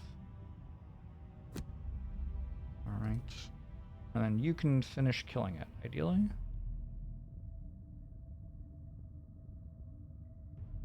It'll be at, let's see, we pull it in, we deal 4 to it. We hit it for another 4, 6, 7, 11. And then if I can hit it for 3, a good chance to kill. I guess I could throwing knife it as well. It seems kind of reasonable. And then my plan for dealing with the other stuff is mostly to just be standing kind of far away. I could also just use a disarm, and that makes sure that I don't have to worry about this killing me. I do have other stuff, but for now it seems not that relevant that it exists because it's forever away. I like the idea of using Skewer for 1 experience. It's kind of like, I don't know. I just feel like the other stuff is all about the same, and Skewer gives me an experience to use this turn. It does feel like Skewer would be meaningfully better than other cards next turn, so maybe 1 experience isn't worth that much. Maybe Trample instead. I have the fast shoes. I could burn Trample. Burning cards in your first deck cycle seems kind of bad, though. Alright. There was actually a mode to stop the camera roller coaster. Wait, was there? I don't think that's true. Okay. They are moving at 70. They're moving 3 and attacking 1 distance. So I think the Vermling Raiders don't do anything. I think we successfully dodged the Vermling Raiders doing anything. The Vermling Scouts are range 4, 2 targets at 79. And I don't have that as a card that they have. I have that as being 78 initiative. What a very particular change to make between the board game and video game. Somebody was like, no, it's a bit too strong. Maybe if it had 79 initiative instead of 78, it would be more reasonable. Okay, cool. So that's what they're doing. I don't know, maybe there's wrong information somewhere. So this is trying to move 3 and then disarm someone. This is as well. This one, yeah, sure. And then this is just shooting at 4 range, 2 targets. But it's only attacking for 1. Like, who even cares? I don't care. Watch me. Watch me not care.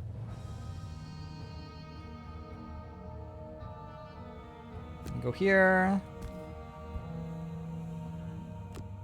But also, like, breaks their ability to run at me as easily. Kind of nice. I'll hit that. I will hit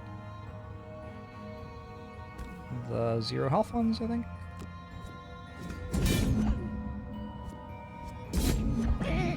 And also, what if I were invisible? You guys are chonky and high difficulty. I feel like they're so squishy. Are you sure? They seem kind of squishy to me. 1, 2, 3, 4. Yeah, I mean, I'm letting myself get attacked for 1. Doesn't seem like that big a deal.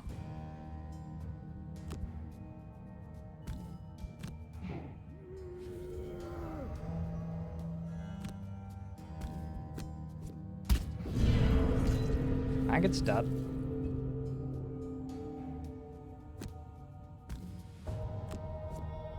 Ooh, baby! This is what I am talking about. Let's go invisible. So you, my friend, are in kind of a weird spot now. Do I pass? If you move up, you just get attacked. This is moving 3, so you can move there, loot, and take 2 damage for it, on average. It's kind of silly to take 2 damage.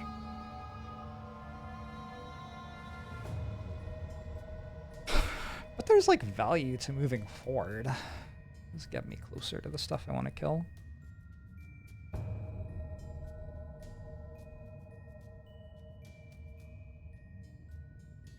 I could also use my chain armor, but it feels a bit early.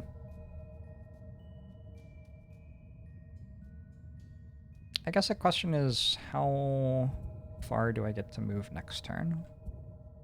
Seems like the thing to be asking. The answer is 3. I get to move 3 next turn. Maybe I move here, and then I can move here and skewer. And I take 1 damage, and that's just kind of okay. Ooh, I can move using this one, because I don't use green for anything, I don't think. And then I can retaliate, and gain 1 experience every time I retaliate this round, aka 0 times.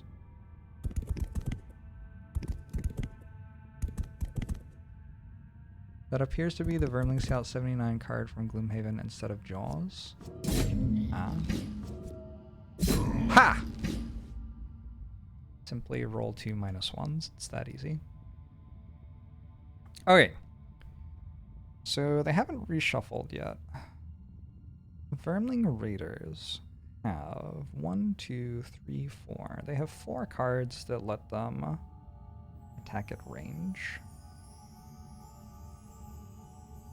Which is unfortunate, because it would be really nice if they were just stuck not being able to do that. But yeah, it looks like they get to attack me at range here. At least a lot of the time they do. The Vermling Scouts are very nearly dead. This is a Vermling Raider. There are a whole bunch of Vermling Raiders. Let's think about the Vermling Raider cards. Card number 1, no move, a 4 range attack, and then we trap. 1, 2, 3, 4. If I went super slow against that, it would be like decent. What's next? They heal themselves for 3. That's not a problem right now at all. They don't move and attack at range 2. That one is okay. I would want to like move closer, like compact myself against that. I don't know if I've successfully communicated what I'm trying to communicate. What if I just kind of walk up and then use skewer and armor?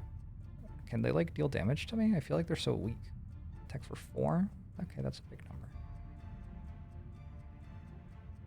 Maybe they can deal damage to me then. I have Perverse Edge to stun 1, and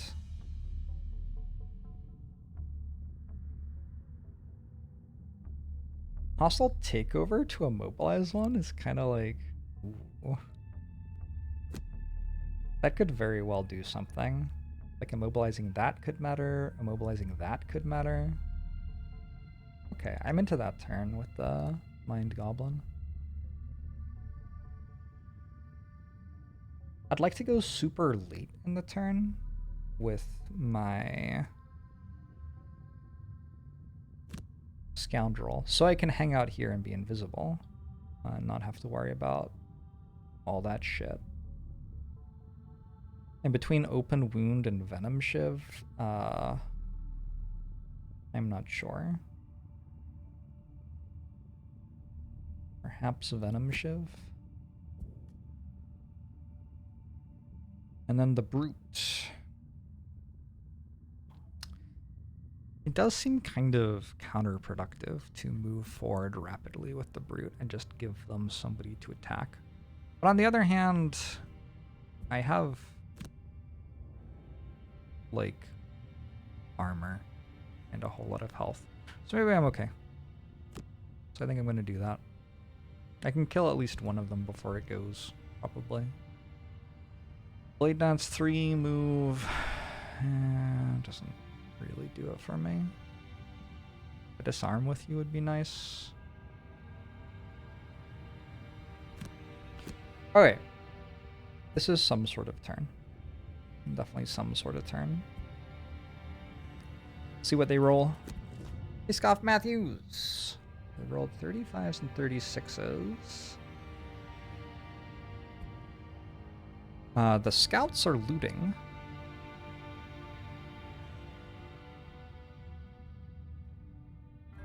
Which I have written down as a 40, but it's actually a 35 apparently. I guess there are different versions of this. And the one I'm looking at is not the one that is being used. Vermling Raider Elites are using their 36. Okay, so the scouts, notably not attacking. The Vermling Raider Elites using their 36. It's no move and then a range 2 attack. So I imagine that I can just whiff that by not being in range of it.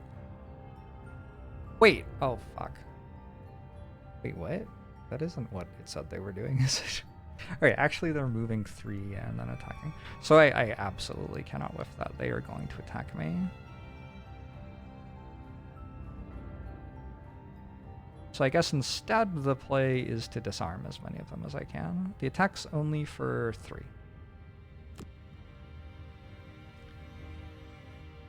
So let's like wander over here. It's using the Gloomhaven Vermling Scout deck instead of the Jaws of the Lion one. Yeah. Makes sense. You were disarmed. Oh, immobilize doesn't work, does it?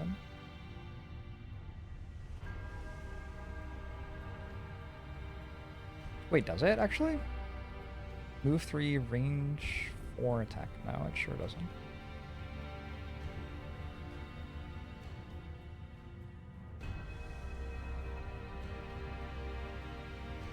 Well, that's too bad. I can immobilize this so it can't run away. And that way I'll at least have a minus modifier on its attack. I also get a minus modifier on my attack, but that's fine.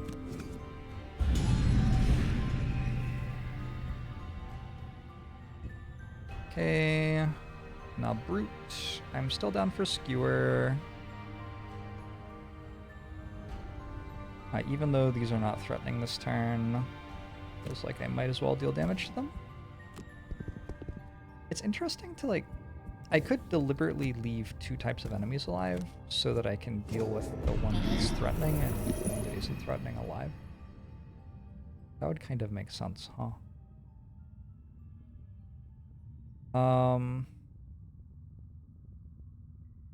Brute's not actually getting attacked by anything, so there's no reason to use armor with you. No! My loot! Oh, god damn it. Let's reduce that damage by 1. Yep. That's all I got. That's all you got? Cowards. Single out might be better than Venom Shiv. I'm not sure. How much do I want to kill them? Like, kill this one? Versus how much do I want to efficiently apply my debuffs, I guess is the question. There is also the bottom half of single out, which is like always a thing I could do. I just kind of think that burning cards on my first cycle is pretty bad. So.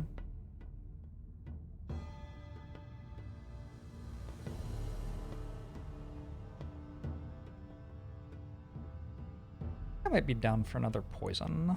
I changed my mind already. What's my deck like? Just hit it hard. Cool. I'll bring my scoundrel this way, I think.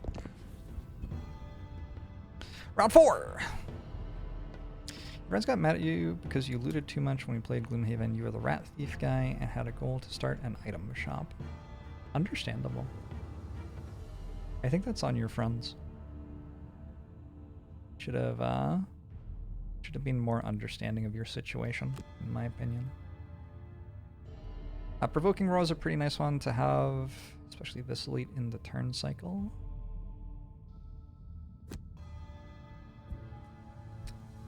It's all Blade Dance too.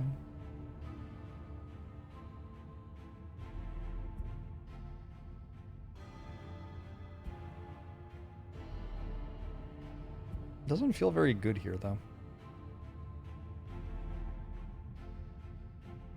What are you doing?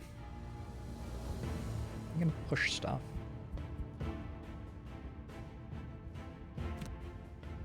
You could go deal 1 damage to everyone around me. Don't have throwing knives. Rude.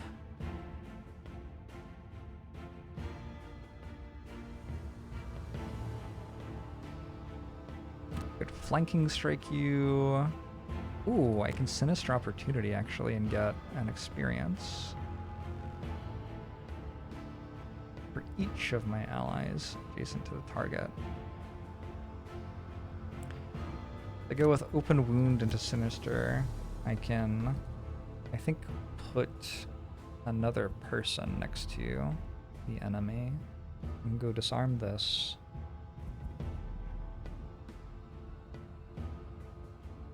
What are you doing?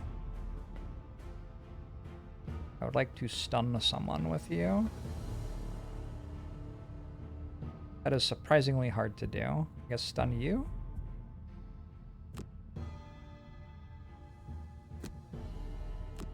Move and heal. So you move here and heal, stun that. You are... Okay, it's first it's you. You're moving here and disarming that. You're moving here, healing and stunning it. You are moving here and attacking that for 3, and then we have 3 adjacent enemies, or 3 adjacent allies, for you to hit this for 9 base. And you can run away if you want. I'm not doing a great job of, like, CCing them. Also, this is alive for, well, only sometimes alive. It's probably dead. The Vermling Raiders are doing stuff. The Vermling Scouts looted again. So the Vermling Scout is not an issue. But the Vermling Raiders have initiative 20, which goes after me. And they are doing a light damage attack and laying a trap.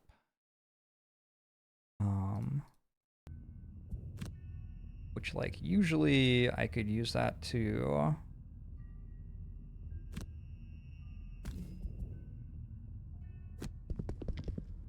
trap them. But in this situation, I'm not sure I can. What I can do, though, is I can disarm you and I can chain armor up. And these are only attacking for 4, and there's only at max 2 of them attacking. Or sorry, at max 3 of them, but the third will be disadvantaged. So that seems pretty decent.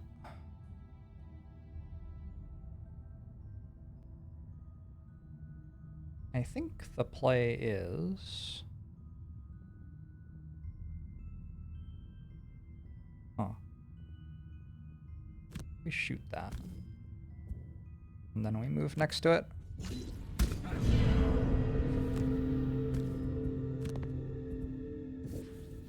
Wait, no, the Mind Thief is stunning it as well.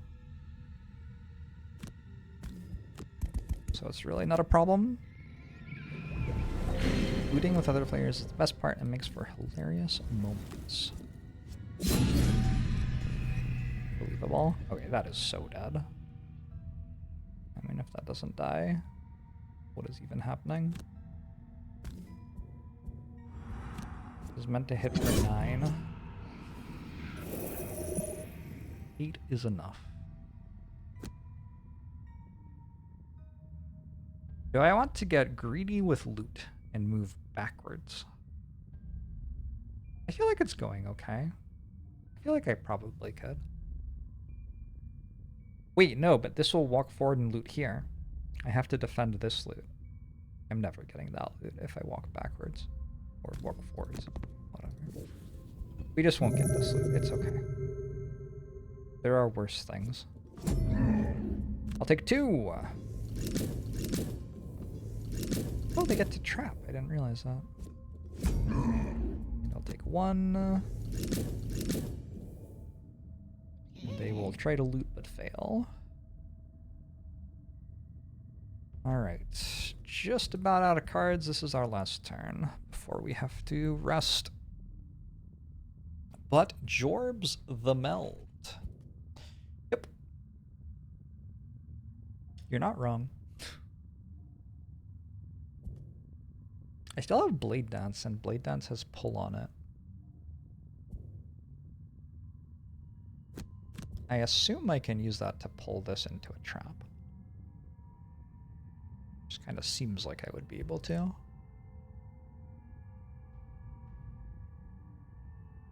Flanking Strike should kill that for me. I can also Swift Bow if needed. Or I could walk here and kill that instead. Actually, that might be more of a thing to do. What's the range on this? It's 3, right? So I can shoot that, move here, shoot that, pull it. We have Scarian Possession. Cool. And we have Wall of Doom and Warding Strength. Warding Strength has a push on it, so... Awkward. You have Flying Shoes, you have Running Fast Shoes. They refresh on long rest? They sure do.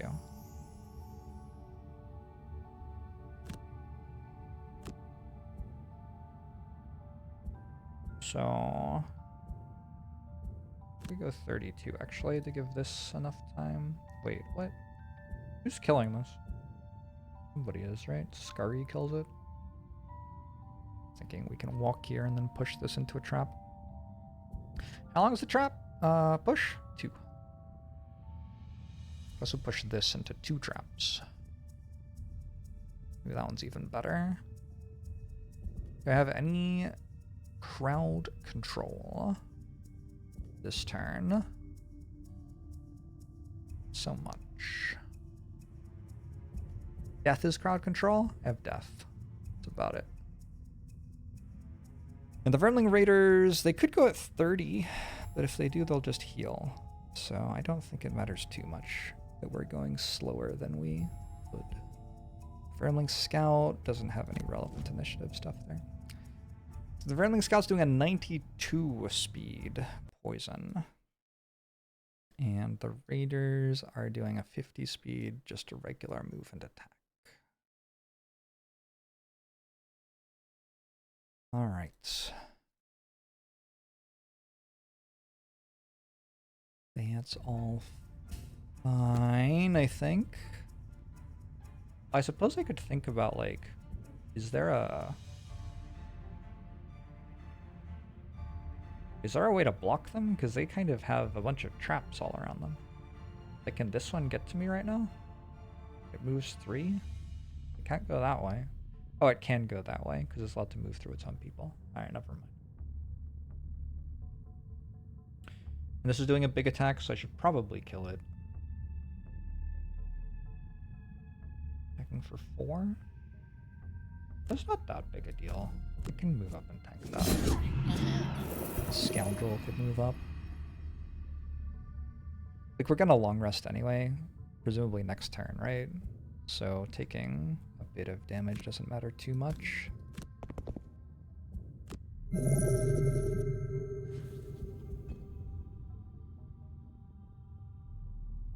Wonder how Meld is even doing these days. Haven't seen it recently.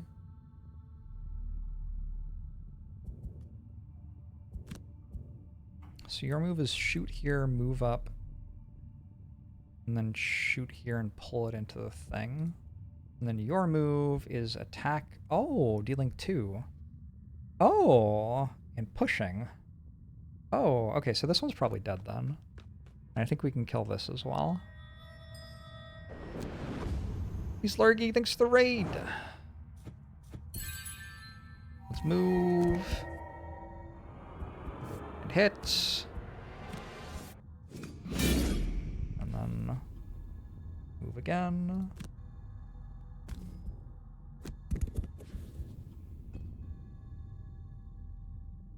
And you are going to attack there. Hopefully just deal 2. Make it easy for me. Use the potion? I don't think so.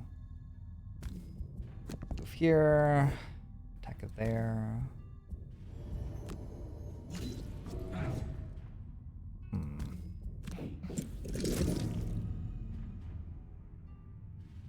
We're doing a kind of bad job of killing these, is my observation.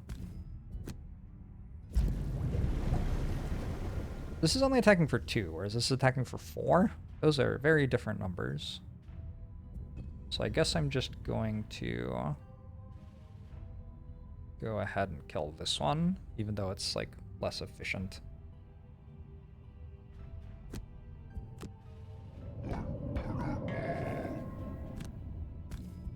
I am overkilling by a bit. I am not overkilling by a bit. I am not dealing any damage to it. Whoops. Well, that's unfortunate. Yeah.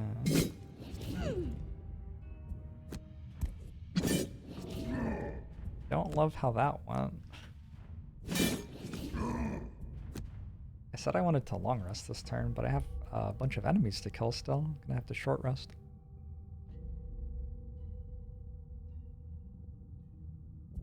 Oh my god, it's midnight. Oh no, this game. Well, I gotta, right? I'm gonna have to. Special mixture I am a bit of a fan of.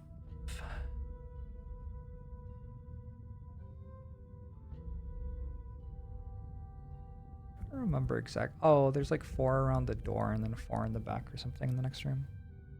There's a lot of stuff on there. Time zeros are the biggest gripe you have with Gloomhaven. There's a modifier that turns them into a -2 and a +2, like in the start campaign things. I don't mind them. I think they create interesting decisions.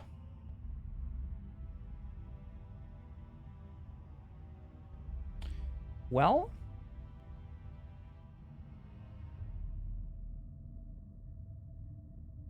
I feel kind of brutal to lose this. There are other ones that are probably more important, though. I don't want to risk hitting those instead. So I was thinking throwing knives and probably just the bottom half of Thief Snack.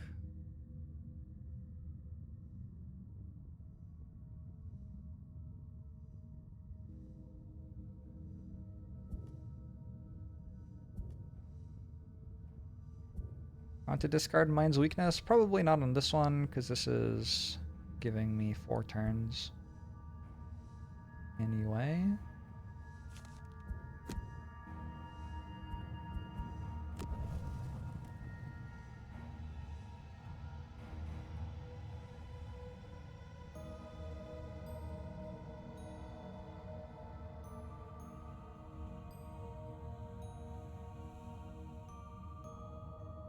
Do I want to just use my best cards right now? Am I going to long rest again before I go into the next room? I really hope not.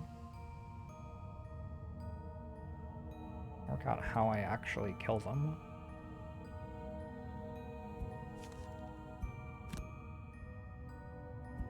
This is an okay one to lose, I think.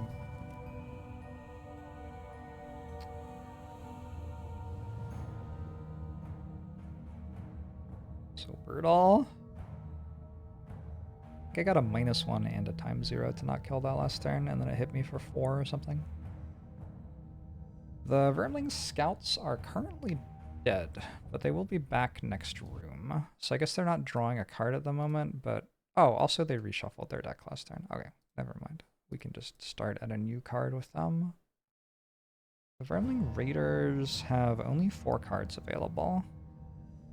Wait, didn't they just make traps? No, that was... Wait. They definitely made traps. That's why there are traps on the ground. So, like... That's kind of confusing. Must have forgotten to mark it. So I think they only have 3 cards available. A heal and a 77 and an 85. Which means I don't have to go quickly.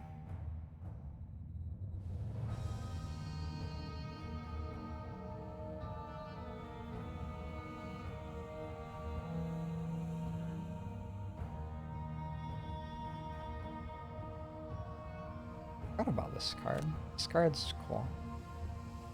I guess I'll go quickly because I can. Wait, I don't even want that. I want to disarm this or something. What I really want to do is just Blade Dance again, I think. But I want the Brute to be out of the way, and the Brute is very much in the way.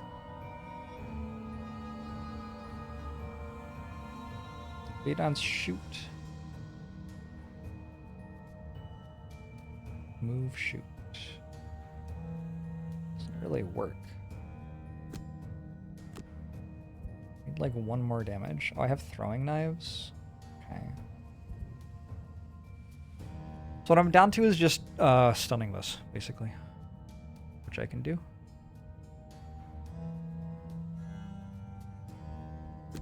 No problem. Let's do it in the other order. And do this in a way that lets me see if I need your help or not. So maybe actually we do Blade Dance.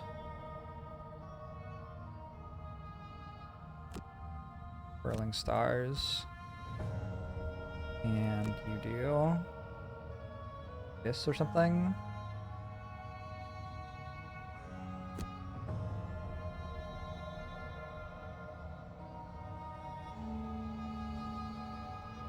No, that doesn't work.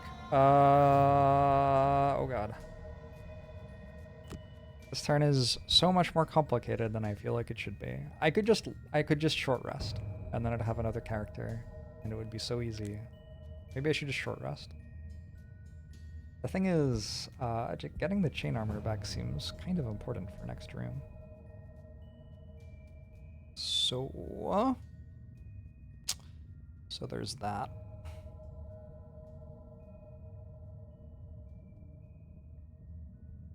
This game's really good. One of the biggest things with Advantage is when you remove a -2, you're guaranteed at least a -1, so killing is easier. You're talking about, like, very minuscule gains at this point. I mean, the difference between, like, 95% and 100% isn't nothing, but...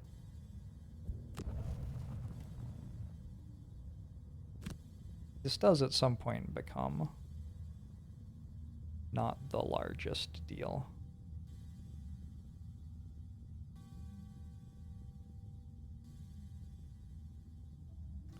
I should use Leaping Cleave, because why not? Where's my move that pushes enemies? Oh, I think I've found out why not. Because they actually get to go before me sometimes this way. Ah, it's okay. They just heal. Unless I'm wrong about their deck. Okay, I'm not actually sure if this works, but I got bored of thinking. They're doing a 77. This is actually the only card remaining that doesn't shuffle for them. They are moving and attacking and applying wounds, which is very rude. Quite inconsiderate.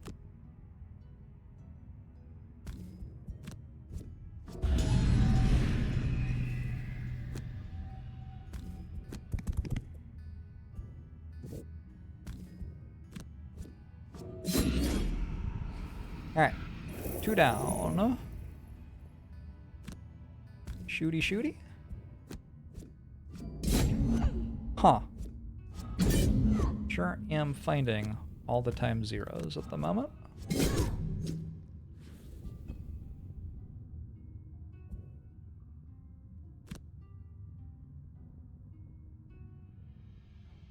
Guess I am using this?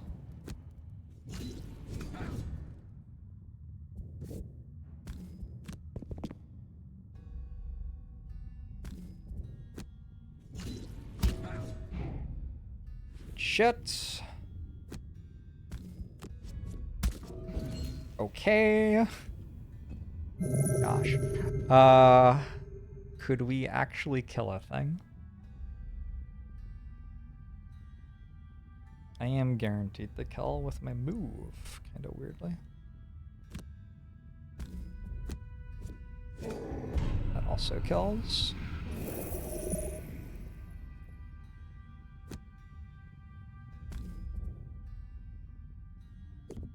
Use my shoes?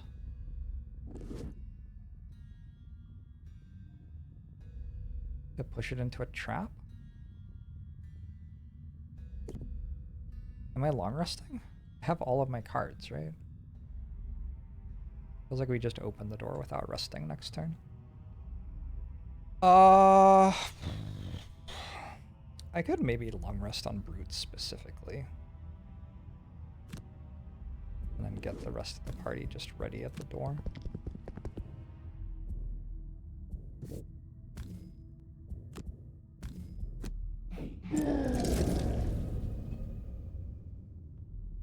Very cool. It's a very weird long rest.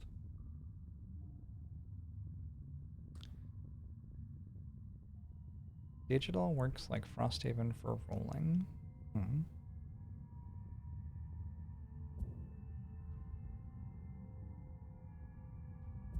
Let's not talk about the balance of the game going forward and mechanics I don't know and stuff like that, please.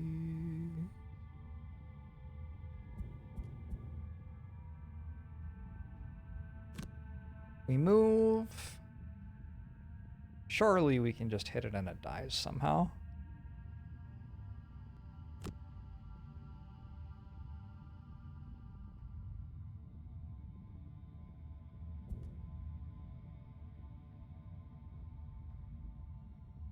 There must be a way to just hit it and it dies. I kind of miss my invisibility cloak. I feel like it could be useful next room, especially since I'm about 4 HP. Okay, we actually are long resting here in order to get our chain armor back. It's like very iffy, but it's not that bad, is it? It's not great. I think it's okay.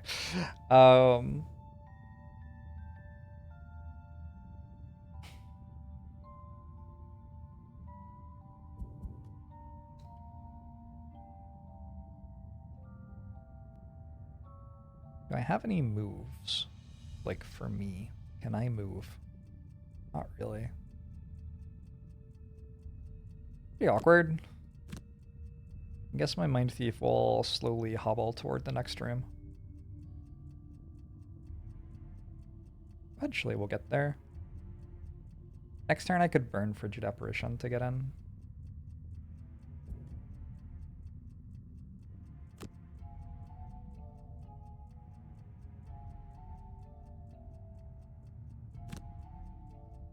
Flanking Strike seems good. It gives me an experience. I'm still functioning on the belief that experience is good, which might be true.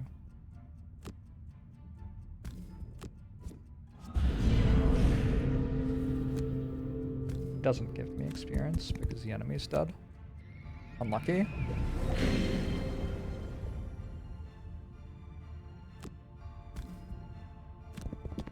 Is the enemy in fact dead? Yeah.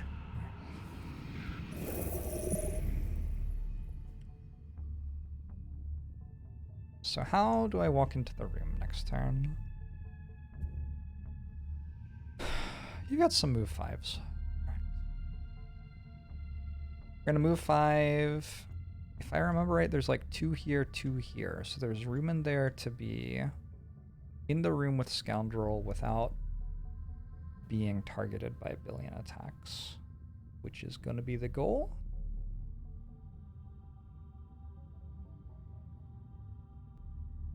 And since I have move 5s, I can go loot. Believe. Oh, you have to be the one who opens the door next turn. Alright. Open a door and end your same turn in the revealed room. Should be doable, though. If nothing else, experience is fun. Hell yeah. Love a bit of experience. Oh, I have to burn a discarded card, I think.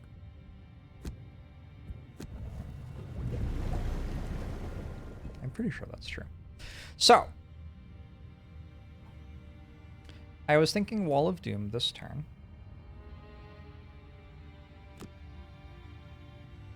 And then like some sort of move into the room.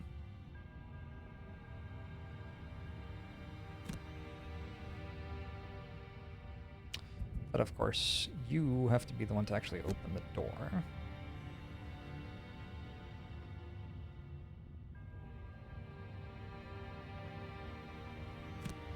So you can head into the room, hit somebody, I think with open wound over poison, and then Brute can get in there before they all do stuff.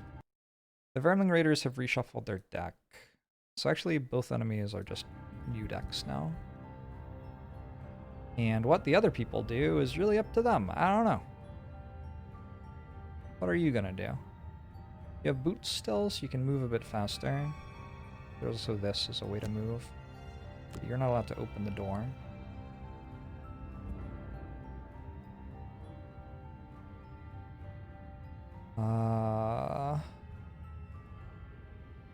Does the target have a negative condition? Oh, and also you're like actually just moving 2 per round, which is kind of unreal. Do you not have a turn? Oh god. Maybe it's worth it to Frigid Apparition to get close enough to do anything. But that burns 2 cards. It burns Frigid Apparition, and then the only thing I can actually do is Possession, I think. Is there a way to... If I was here, I could pull something? Pull range... Pull 2 at range 3. Boom, boom. Okay. To do that, and then there's something standing here. And the thing standing here, we can somehow hit. Can we? Can we in fact hit it? I don't think we can.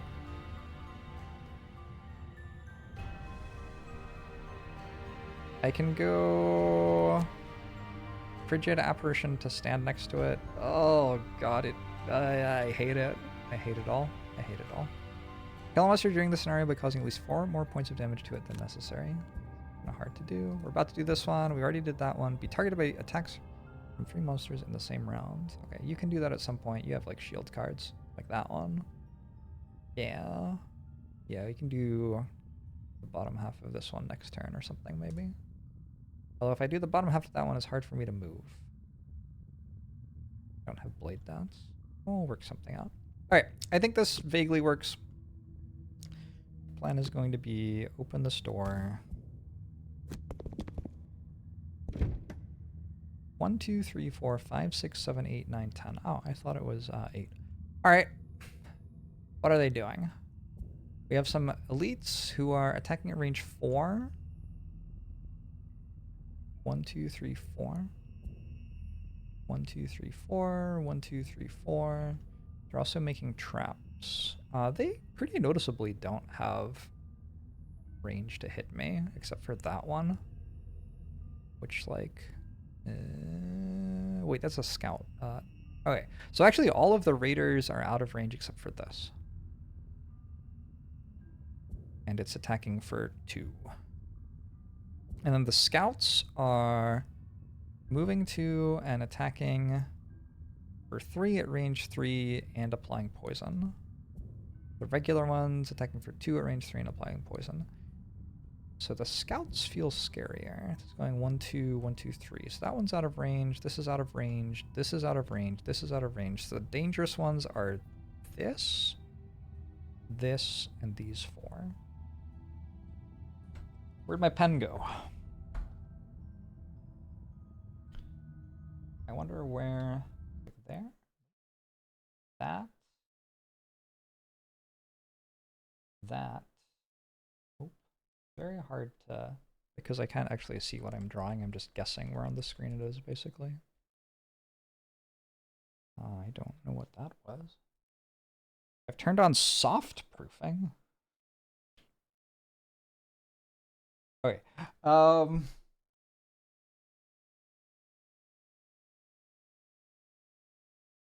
That one, and all of our threats. But the other ones don't actually matter. Unless, am I wrong about this? This is moving to and attacking. Okay, so this one.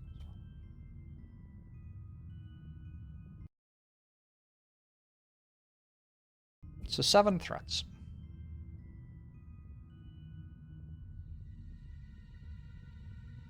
Hey, great way.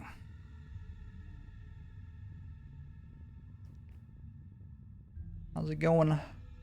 How's my opinion on the Mind Thief's augmentations?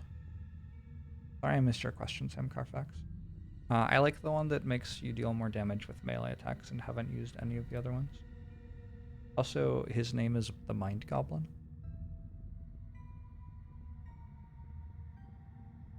Alright.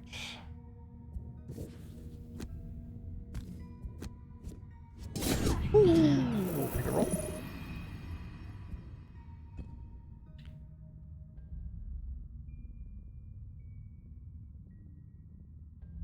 I've just realized that, oh, I have shoes, right? I have shoes.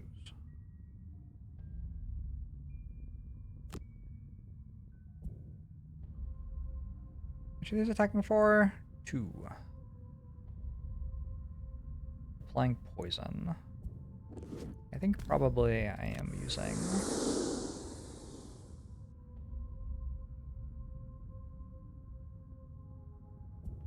all of it.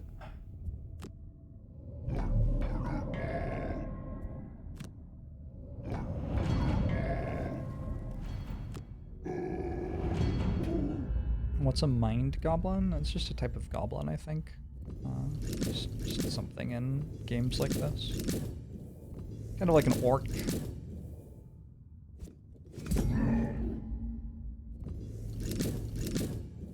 Probably. Alright. You still have shoes. We're moving to here, pulling something in.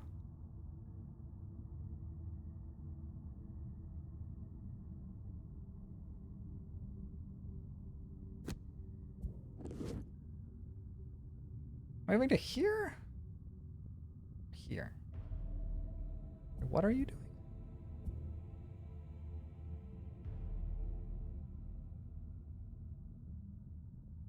You're moving for and stunning an adjacent enemy and then submissive. Okay.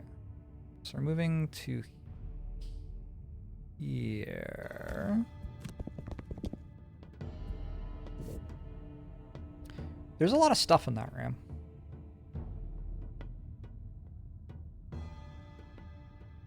Unfortunately, pulling something to here makes the scoundrel get attacked, which, like, the scoundrel only has 4 health. I don't really want that. I guess I leave... it doesn't really matter, does it?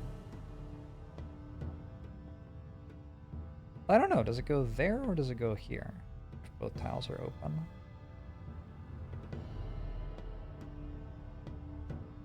I think maybe it rolls a dice. And I would rather it was here than here, I think. So we'll pull this one, because that one guaranteed stays there.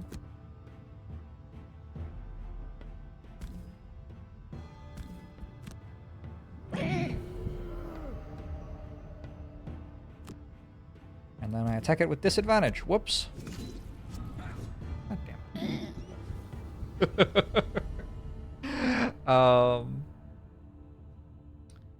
I am burning a card for not that much gain here, I feel like.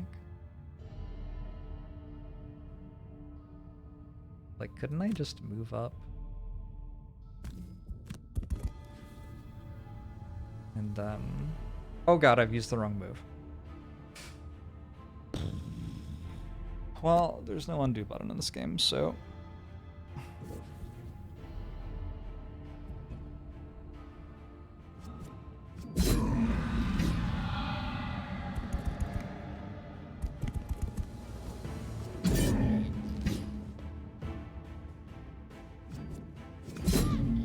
Why? Oh, because you're equidistant.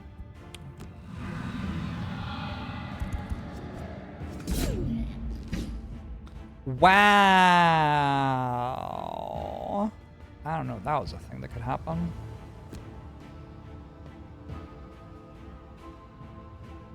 Shit.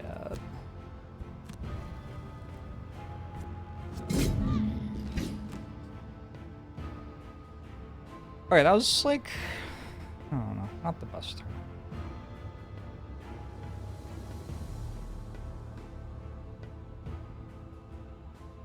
Difference? Like, look at the breakpoint of the rooms here. Very weird. Guess I understand what's happening. I'm seeing different amounts of the wall. Still very weird. So, there's a whole lot of stuff to do. Starting with a short rest on my scoundrel, looks like. And we'd better never get hit on you again. Like, that should be doable, right? Why would anybody ever hit me?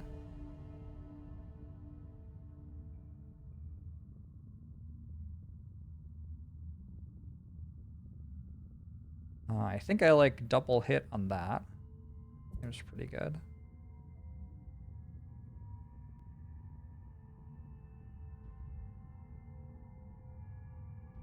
I am not entirely sure how I intend to tank 7 enemies at the same time. I think we're mostly hoping that they don't get close enough to hit me. The raiders made a trap, and the scouts... I don't remember what the scouts did. It looks like they poisoned. They did a ranged poison attack. That one, I think.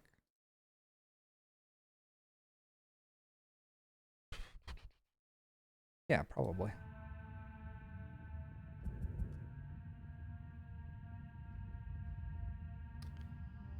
We're gonna kill this with the top half of Into the Night, just as a passive, and then an ally may perform a move 4. 1, 2, 3, 4. Your quest is to get hit by 3 things at once.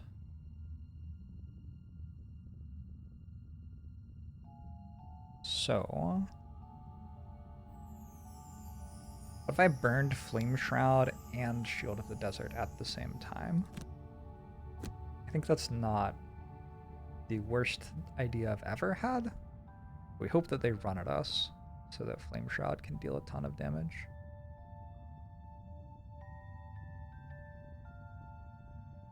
I guess if they're running at us, I would probably rather have Shield Spikes than Flame Shroud.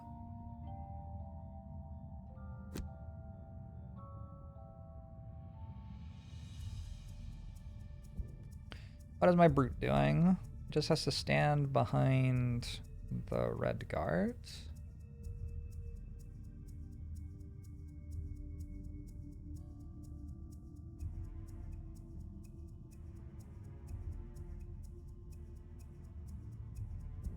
What are you doing? It would be nice if flanking strike were working, wouldn't it? Maybe thief snack, flanking strike, and go after you. But what do you do? You can't really stand next to this, actually. Can you stand next to it? No. No, you're like stuck back here. It'll take a while before you do anything.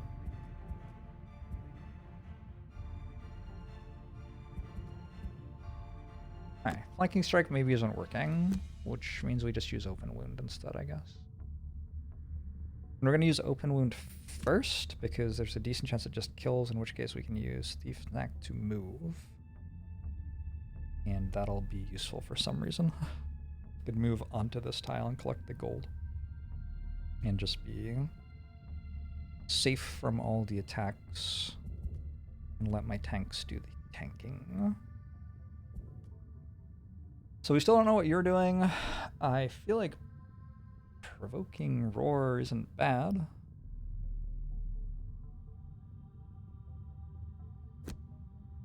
Probably.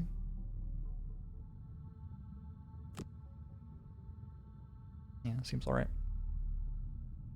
I don't know if using up warding strength makes the most sense. Do I have shoes?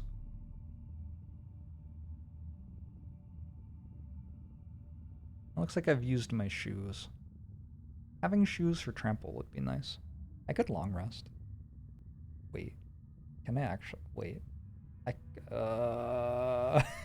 Long rest with one card discarded. Alright, maybe not, maybe not. It feels not that bad, but maybe not.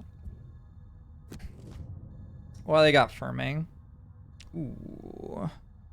The Vermling Scout elites are attacking 2 targets. That throws a wrench in my plans to tank all of their attacks with 1 person. So cute that the Vermlings wag their tails. Did they do that in the board game? I really want to play the board game. The Scouts are attacking 2 targets, and the Elite Raiders are doing melee attacks. Okay, cool. 50 melee attacks. So the Scouts, though. The Scouts feel like an issue. This is attacking 2 targets. Like, I can't have it attack my scoundrel. This is attacking 2 targets. This is attacking 2 targets. There's 3 of them. Will the Raiders run over traps to get to me? I feel like they will. God, that's a lot of things. Attacking 2 targets. Well, you're gonna move here and disarm that thing.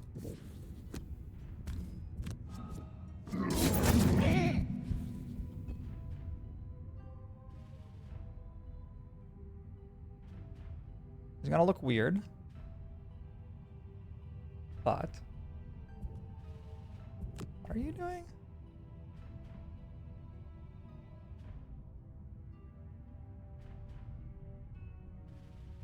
I'm gonna shield 3 and then shield again. I am now retaliating, and I'll just stand over here at the back of the party. It's no big deal, right? Surely they'll come attack me.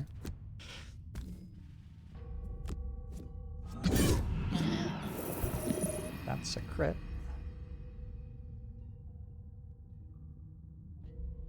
I think I actually want you to move here.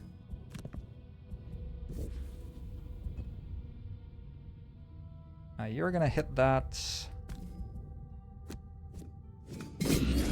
Good. And you're gonna make my friend go get attacked. Oh no! I forgot to get rid of the drawing on screen.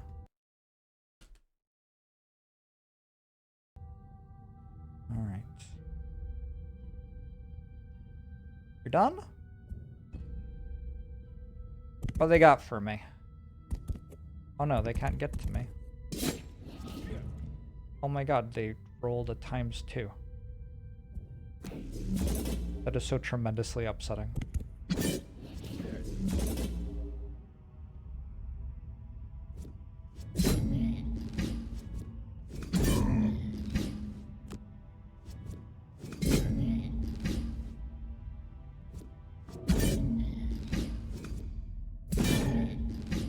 Well, time to start burning cards. I want trample, I want skewer. We lose eye for an eye. I wish that the game would stop fucking rotating while it resolved shit. Like, that's very irritating. Everybody has completed their perk quest. Now all that's left is to see if I die or not. That was the turn I could tank for, basically, and now I can't tank anymore.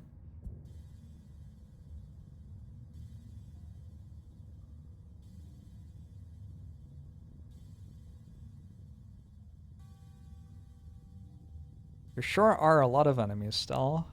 The Mind Goblin has 7 health. Get in there.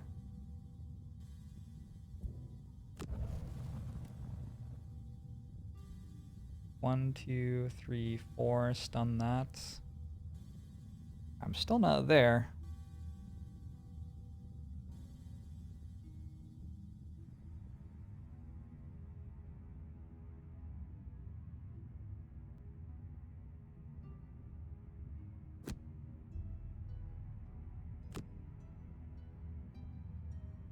But I don't see anything else I can do. It's very upsetting that we got ×2 hit there. That is very bad for me. Also that we got double attack, so that, yeah, that was just such a bad turn. Man. Ouch. I guess I have to short rest.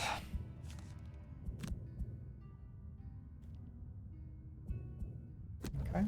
Maybe not what I would have chosen, but 4 health seems like a lot more than 3 health at the moment.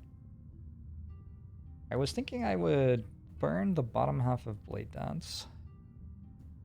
Deal 2 damage to 3 different enemies, get over here, and then I'm not entirely sure what I thought I was going to do after that.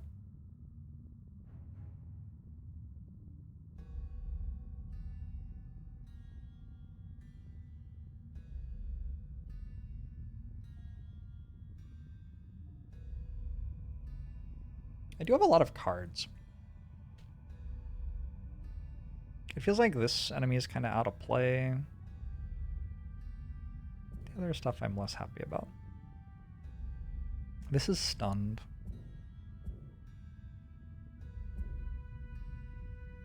You don't have shoes, but shoes come back at long rest. I kind of want a long rest. I need to combat long rest while the rest of the party dies. It gets me a trample turn with shoes. Sorry, trample. Yes, trample is the card I want.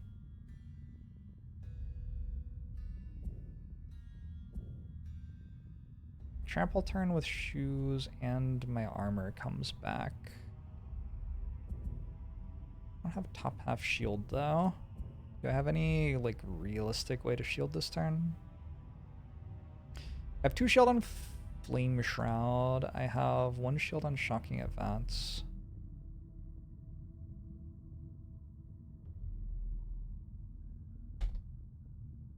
Twirling Stab feels like it could be good. I could go Blade Dance, like hit. And it only hits 2. And then I twirl and deal 0-ish damage. What if I ran away? How many cards do I have left? I feel like I have like quite a lot of cards. Like my problem is less cards and more how much damage I'm taking per turn. Kind of feels like if I ran out of the room, I could be in an okay spot, weirdly. I don't usually feel that way. I think that's trying to say there's no line of sight between these tiles, but I don't fucking know. This is meant to be a useful interface, but I don't know. What did that say? Was there line of sight? It's impossible. It's impossible for anybody to know. I wish I could go invisible again, but I already used that. Be a really nice moment for it. 2, 3, 4, 5, 1, 2, 3. I feel like going over here and hitting this really hard is not a terrible use of my time.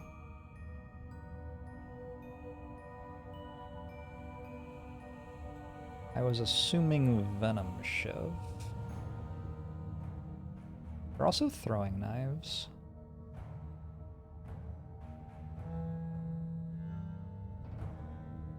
Yeah, it's a very hard one. Like, I have almost no way to tank. We're moving. And at range 5, disarming something. I'm burning 2 cards. I don't have that many cards, but I'm stunning one. And disarming another. I think we hope that one of the types of enemies has a bad turn. And that's kind of what we have to do.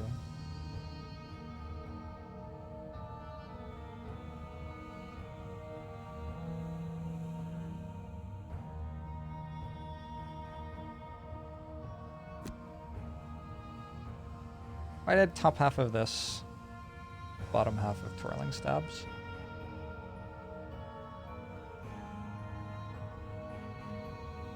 There's also precision strike, which lets me pull something into a trap. I'm only immobilizing.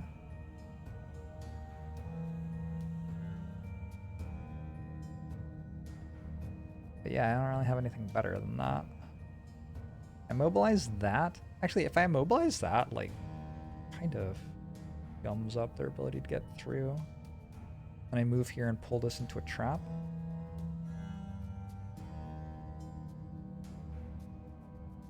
Wait, maybe there's a thing here.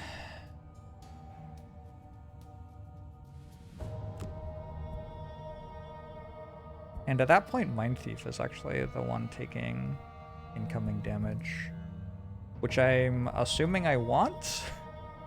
You're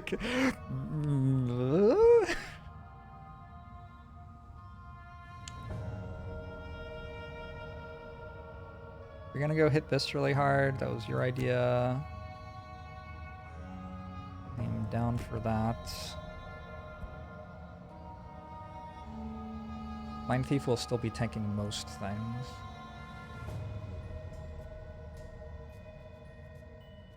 This is stunned? So I can spare dagger at range? None of these other things feel like they're good. I really don't want a long rest. I guess we spare dagger.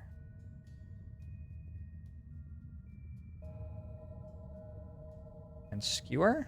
Maybe spare dagger skewer. Is there a way for you to have a good turn that doesn't burn all these cards? We can go immobilize instead of disarm.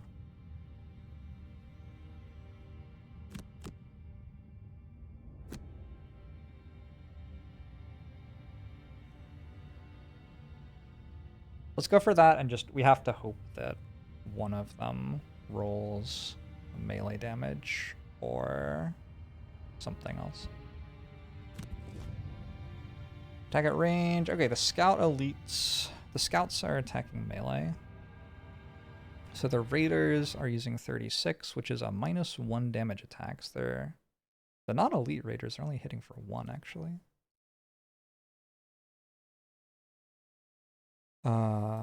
And then the scouts are trying to get in melee range of me, which I'm semi-good at preventing, I want to say.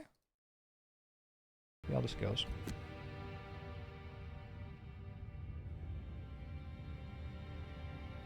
This is trying to get in melee range of me. That's going to hit me for 2, which would be enough to burn a card on thing. That's kind of okay. There isn't another thing to do, is there? I don't think so. You just move up here and hit it. Sorry, this is trying to get in. Oh, that shoots. Who does it shoot? It shoots my scoundrel? 1, 2, 3, 4, 5. 1, 2, 3, 4, 5. It shoots my scoundrel. How many cards do you have to burn? 2.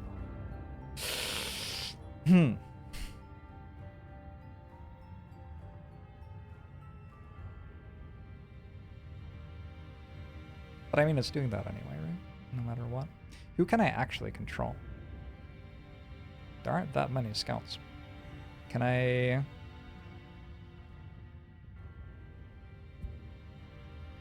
immobilize that or that? I don't think so.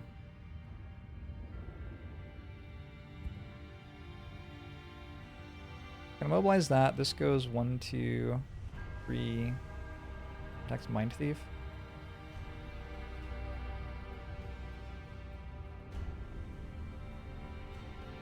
This is trying to attack at range. This is automatically attacking at range. Wait, this looks bad? I don't feel like it's great. I'm about to burn a lot of cards.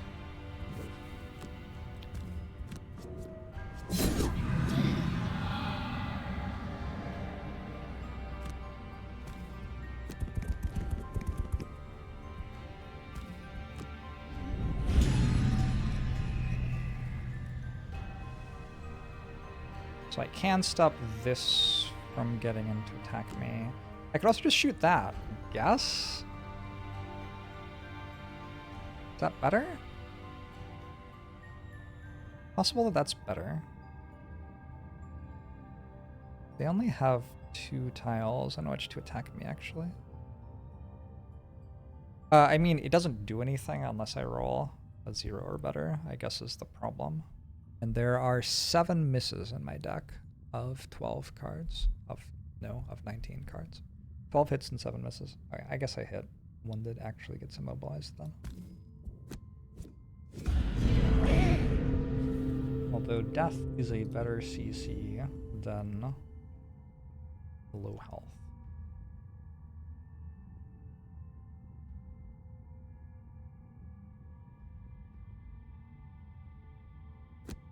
We attack and immobilize you. No, you. No, it doesn't matter. And we shield ourselves. Then attack for 3. This trap deals 3. This could be a moment to use Minor Power Potion.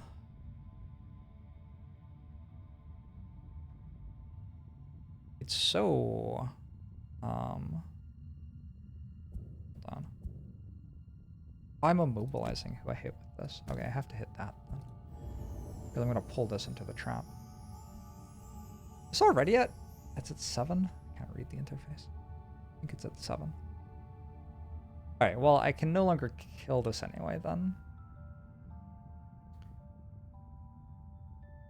As long as the pull is 2. Move 2. Pull. Pull? That's interesting. And we just like entirely sacrifice Redguard? Ooh. I do have 1 shield still.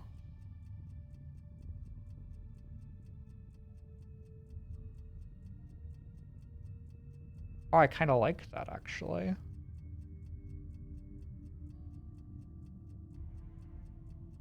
Okay. I can pull an immobilized enemy. Are you sure? I'm not sure that's true. Skip movement, pull this.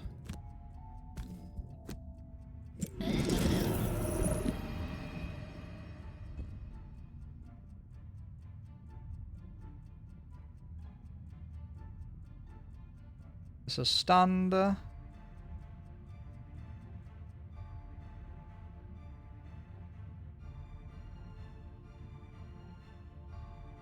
think I still just want to kill it, though. Skewer it. Spare dagger it. I think the stun ends up. Yeah, it doesn't do anything. Whew. That's great. I'm okay with that. This is... I think given that I'm getting attacked more, I burn now. Because the other attacks will be for less than 3.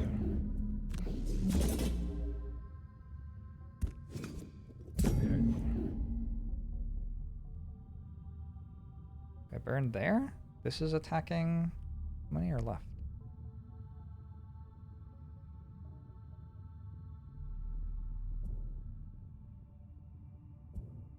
Who's going right now?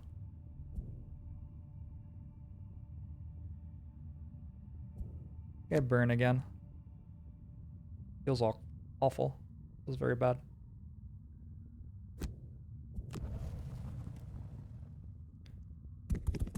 But I think it's what we gotta do. That was fine. Oh, and that one didn't actually get to move. Alright, maybe that was wrong. In retrospect.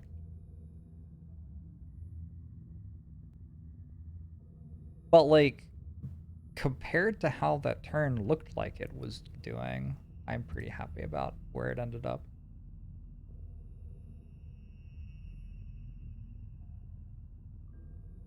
We go 1, 2, 3, 4, and then twirling stabs.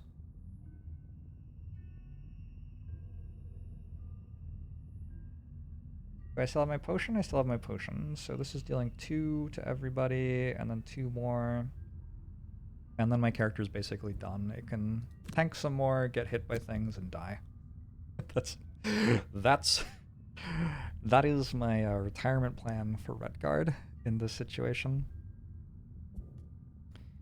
I have throwing knives, and I'm excited about it.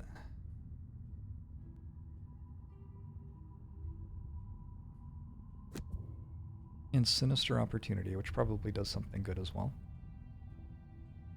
Mind Thief still has a bunch of cards and a bunch of health.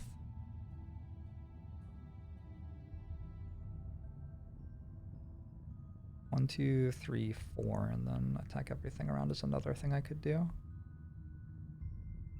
Stun seems real good. Scurry's fine. Empathetic Assault is also available and maybe worth using right now. I think probably worth using now. I think that's a reasonable plan for Redguard. Yeah, I mean, sign up to be an adventurer, you know.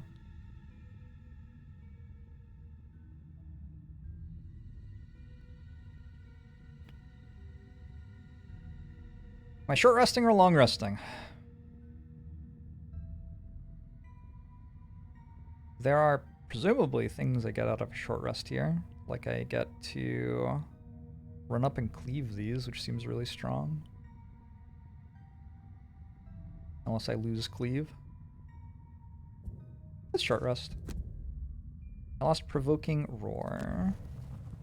That's too bad. Wait, did I need that to move? Maybe I needed that to move. If I go after you, I can just use a basic move card. Alright, what do they got for me? Ooh, they're healing. Alright, so the scouts are doing a 0 range attack that applies poison. But if I'm not standing next to them, it has 0 range. Well, it has 1 range. And the raiders are healing themselves, which is a bit irritating because I need to kill them before I run out of cards, but it, like, noticeably doesn't deal damage to me. There's a raider here, a raider here, a raider here, and everything else is a scout. No, that's a raider too. So there are 2 scouts. They're the only ones who are actually attacking me, and then there are a bunch of elites who are healing. Scout, scout, raider, raider, raider, raider.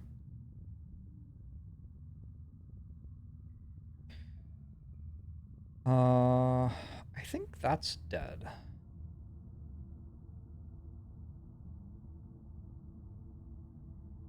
That one I don't care about because it's max HP already. And that one I don't care about because it's also a max HP already. So I think if I like... Okay, also this one I don't care about because it's not in base contact with me. I think for the most part, I just don't care about what they're doing, which seems pretty good for me. To be honest, that seems great.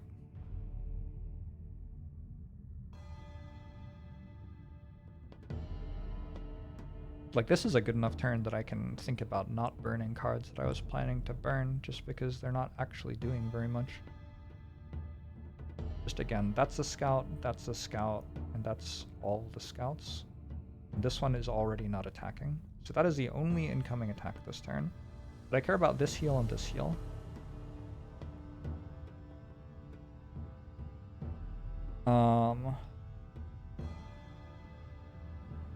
I'm inclined to...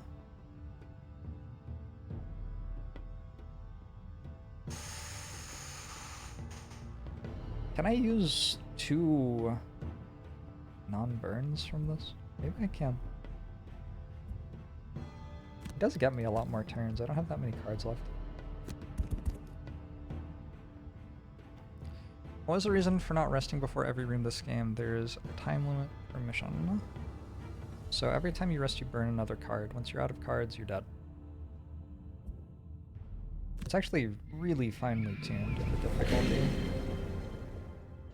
Feels consistently like you are on a knife's edge.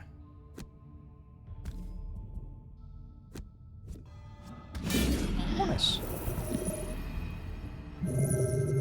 Nice washed up player. I'm glad you're enjoying. So I mean, now I could move up in Sinister Opportunity, I guess. And what are you doing? Oh, you can use the top half of Blade Dance.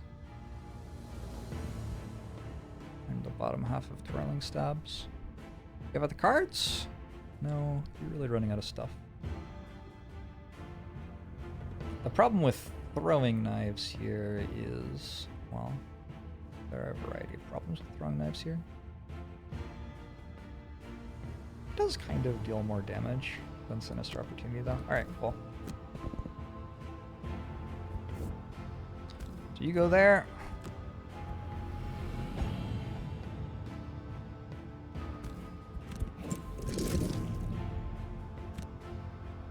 Boom. Boom. I'm 0. Nice, nice.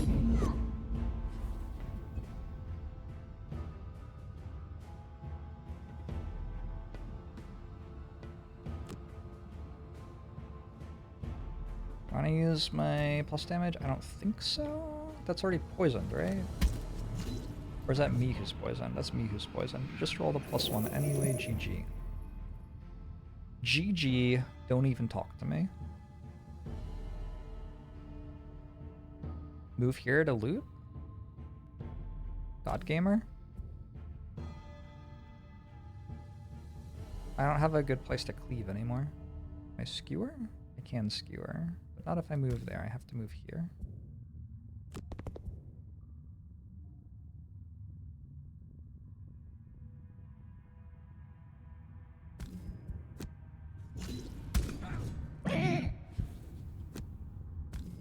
The camera continues to move around in a circle. Heal.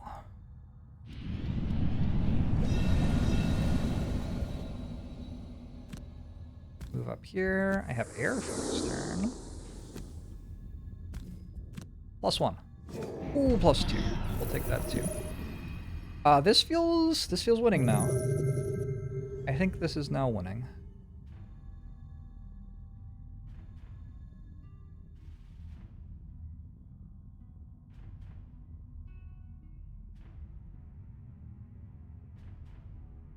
Push 2. No trap.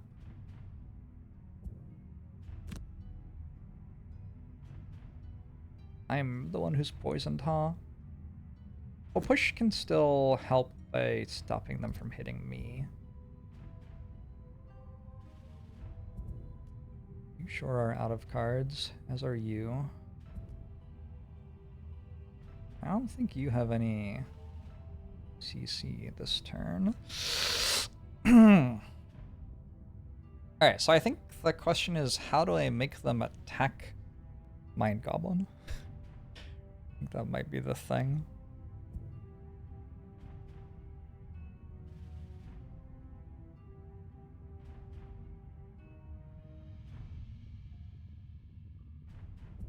Force an enemy within range. Oh! Oh, there's a dead person. Oh no. Poor friend. Don't see any chests. Don't see any chests. Calculated +1, what a chance. Sometimes it works.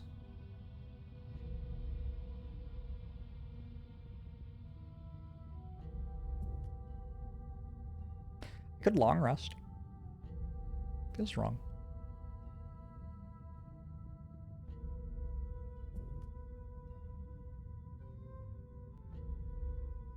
Some of the time it works every time. Okay, the raiders have reset their deck and the scouts are all dead.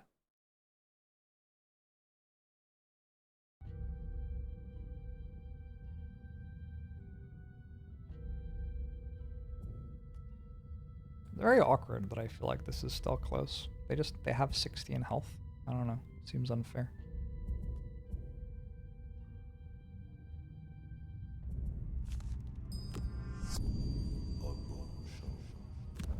Washed up player, thanks to Prime. I appreciate it. Still have Thief Snack. So we open wound and Thief Snack probably.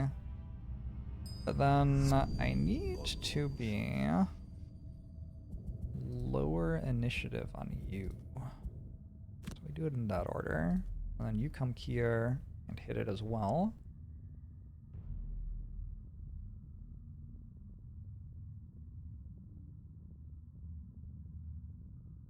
It would be conceptually cool to be able to deal more damage than this. A red guard get over there? Nope. Let's see what you have. You're losing blade dance. That's too bad. Alright. You can immobilize someone and then move and pull a different person. I'm kind of into that. Pull can pull this onto a trap, so that does something. And then everything's attacking you, which is fine, because you are in the process of being dead. I guess the problem with this is that I'm pulling a thing away from... Yeah, we have to do it slow. I'm pulling a thing away from my scoundrel. If they rolled a 20, 30, or 36, that's a little iffy.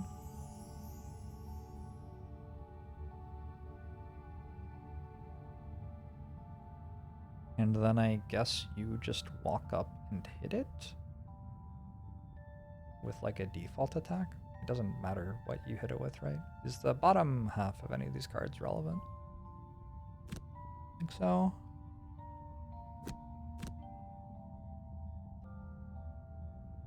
I'm just rusting. I guess I'd like to lose Scurry instead of Submissive Affliction, maybe? Don't know.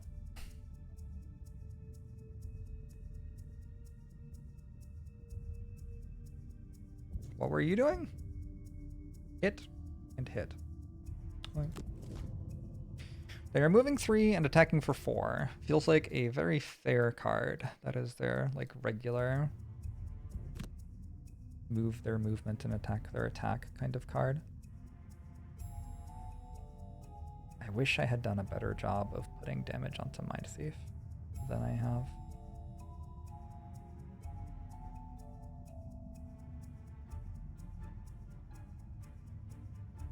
Well, you're gonna walk there, and then you're gonna hit a thing.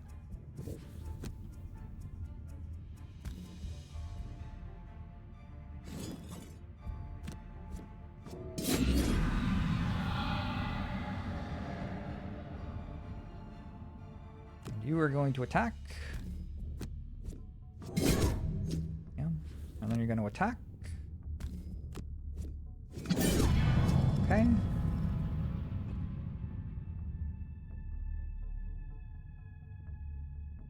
Huh. What if I need to do the top side of Spare Dagger now? What are you doing? They're moving and attacking? Ooh. Ooh. Can I get out? 1, 2, 3.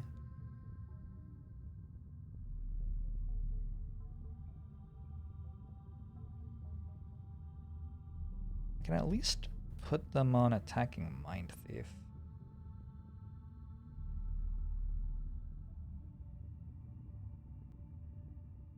Yeah. Yeah. We do this. I think. I was just dead. That's kind of weird.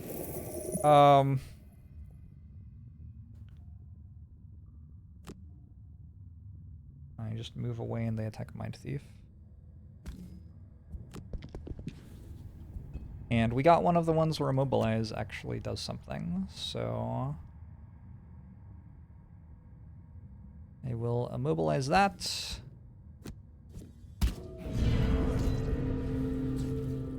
And I will move to, I guess, here? Is it breaks ties by initiative, so we'll still attack Mind Thief there. That one can't do anything, and this one walks up, attacks Mind Thief. We take 4. No big deal. We're still alive.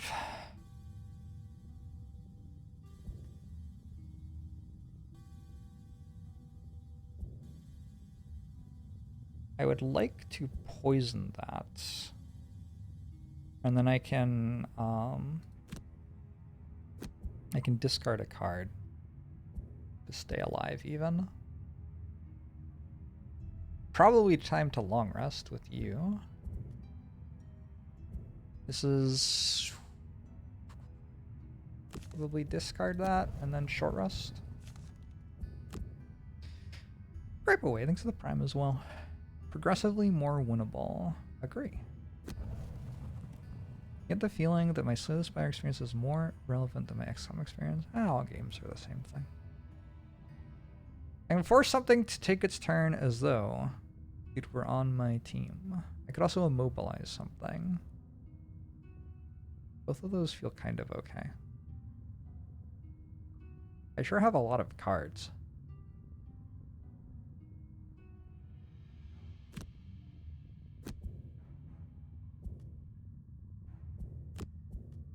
Long rest, long rest.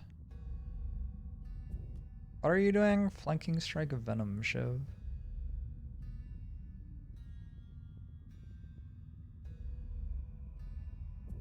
Do elites go first? I don't remember. Target all adjacent enemies. Push 1, target all adjacent enemies, but it has range 3? What a weird card. Why does it have range 3? Oops. Why do I think it has range 2?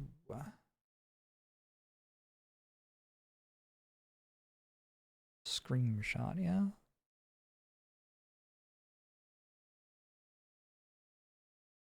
It's very confusing. How could a thing with range 3 target all adjacent enemies? Clearly it targets one enemy at range 3. But I guess if everyone's standing next to it, it targets more. I don't know. Thought was... What are you doing?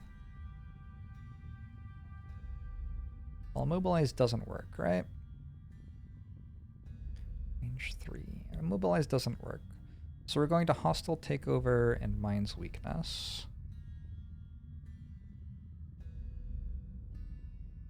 This is number 4 and this is number 1. So this one should go first and kill it. Nice.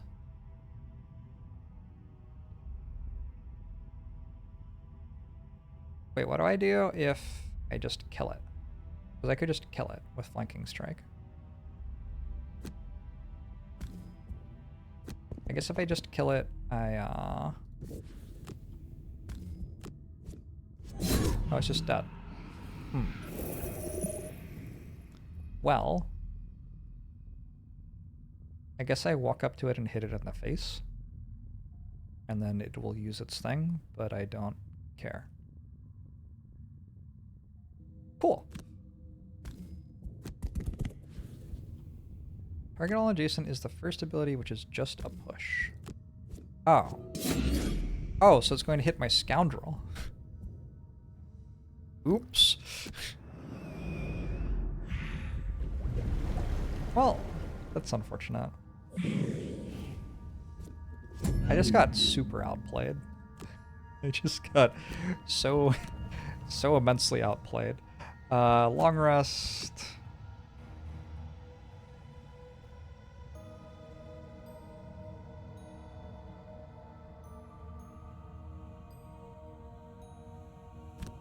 Sure.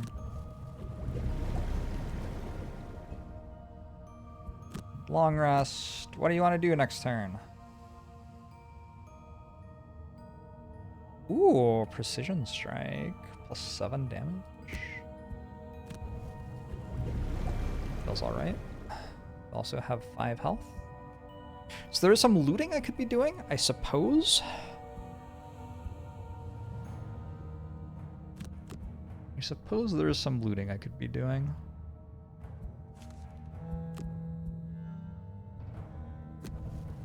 I feel like that was the wrong one to lose.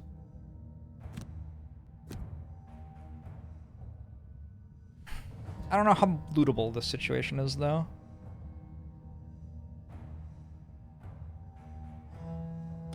There's a stun.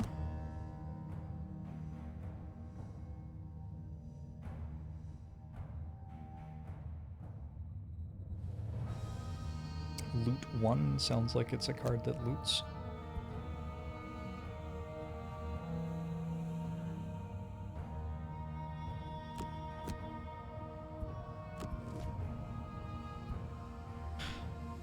Are you a cool kids?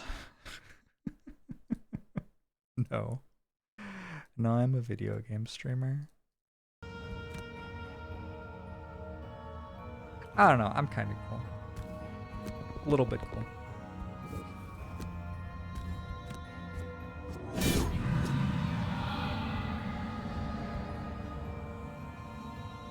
Alright, we stun you.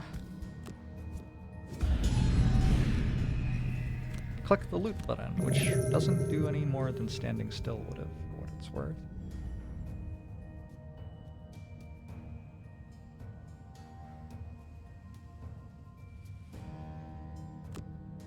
I walk over here.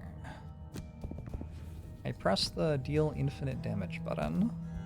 I don't mind if we go another turn. Oh, we don't.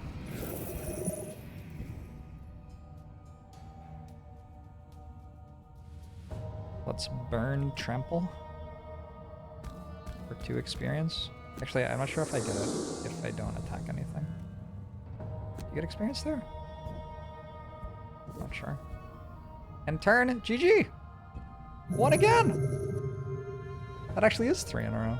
Game's easy. Victory! Not bad at all. Perk point, perk point, perk point, perk point. Not even a little bit bad. Scoundrel dealt 67 damage. Redguard dealt 66? Really? When? I don't remember Redguard doing anything. That's wild to me. Alright. You wipe the blood of the last vermling from your face, and your thoughts return to the sleeping lion. Surely they've got a stew ready by now. It would be so perfectly warm and soothing, and it's right through that gate. So close, you can already taste it. But then, another thought comes. It is highly unusual, brazen really, for a pack of vermlings to operate this close to the city. Could they be behind the string of disappearances? It's a long shot, but one worth investigating, especially considering this ambush site doesn't look like the base of their operations. There is probably a nest nearby that, with any luck, will have more information on the missing blacksmith and treasure. Alright. We have unlocked quest 2 in that quest line.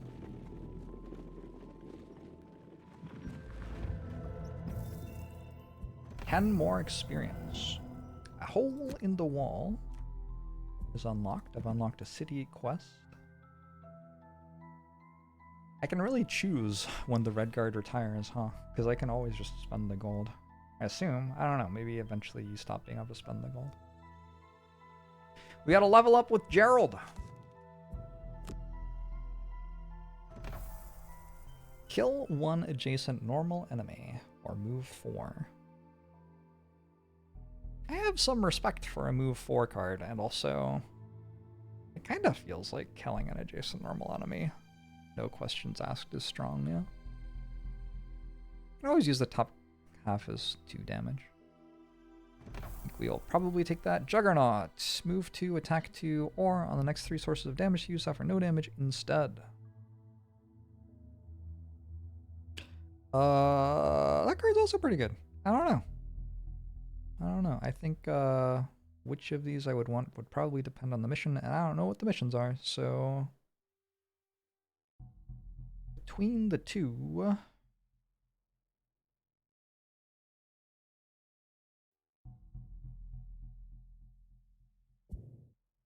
adjacent normal enemy. Wait, are elites normal enemies? I guess that's an important thing to know.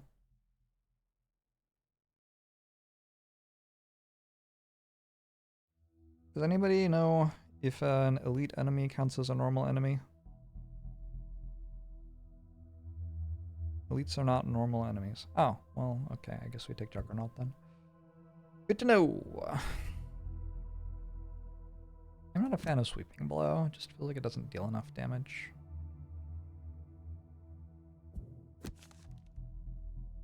Yes. Right, and we get to improve our deck.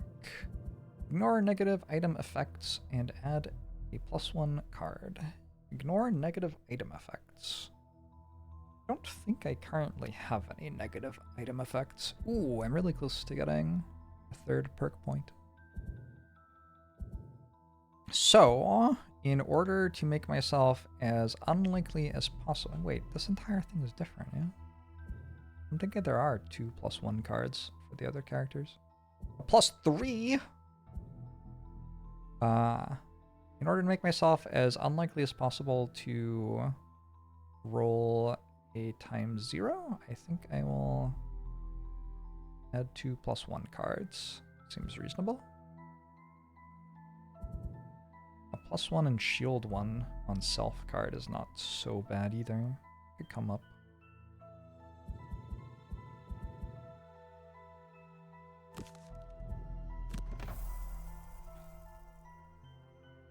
Elites are not normal, they are elite, elites, elite.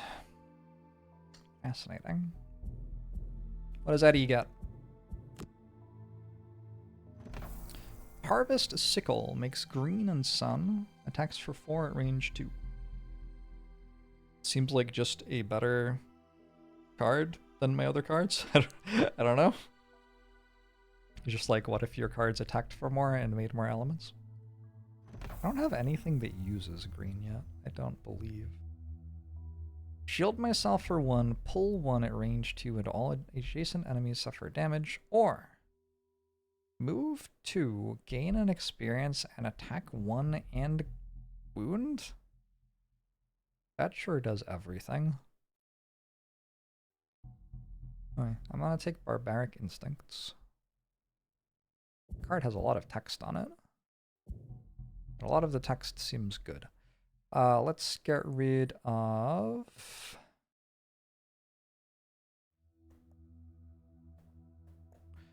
I want to make sun for this.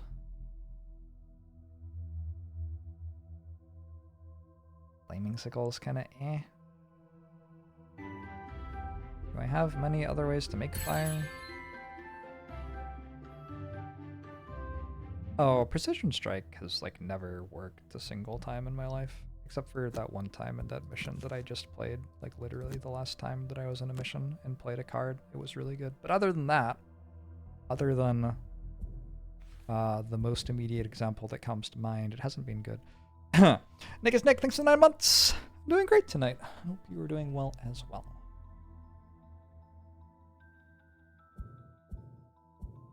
Ooh. I mean, that has to be very good on this character.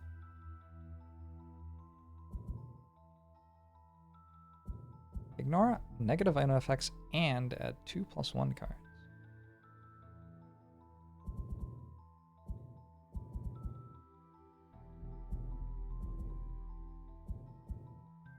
No, I mean, this has to be super strong, right? You use red and sun. Alright, cool. I should remember to go shopping. Does the shop have anything new at it yet? Nope. City encounter? No city encounter. Stuff to buy? Maybe a heater shield? A shield's okay. Like a weapon would be nice, but I don't have any money. I don't have no money, but... Go for a shield. 42 gold. Giving your attack an advantage on the entire attack action. I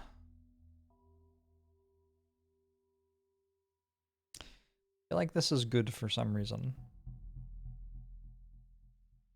I mean, I'm going to buy it, I suppose.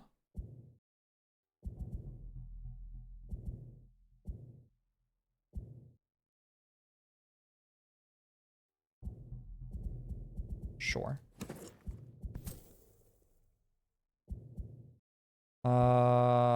Okay. You didn't buy winged shoes, but you have no mobility anyway.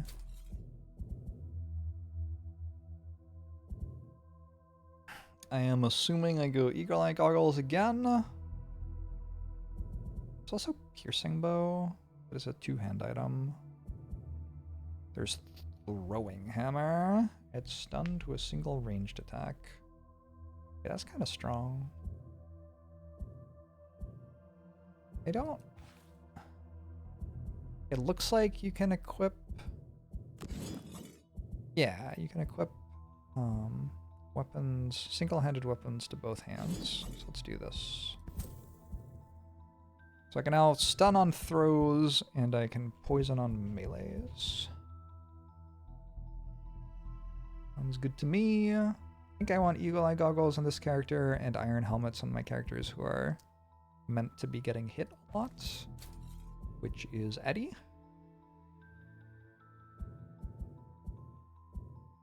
There's a throwing hammer for you too if you want it though. 38 gold, not enough to buy both.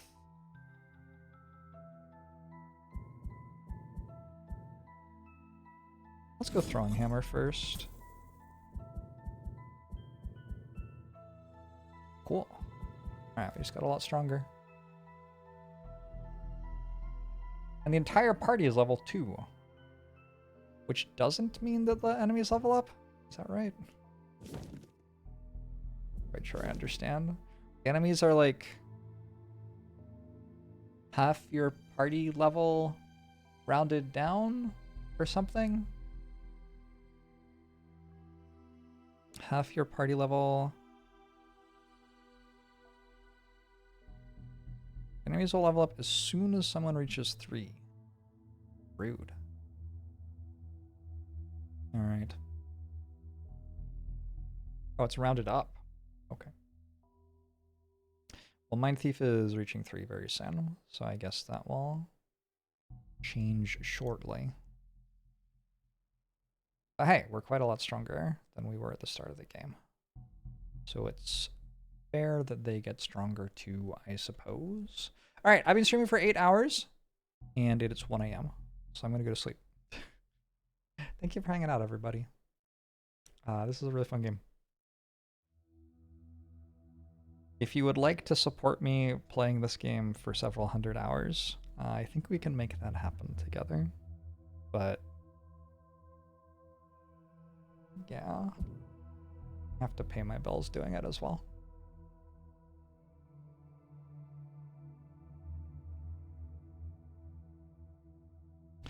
I will see you tomorrow. I think I'm probably playing a bit of Spire tomorrow, but then maybe Gloomhaven afterwards. We shall see.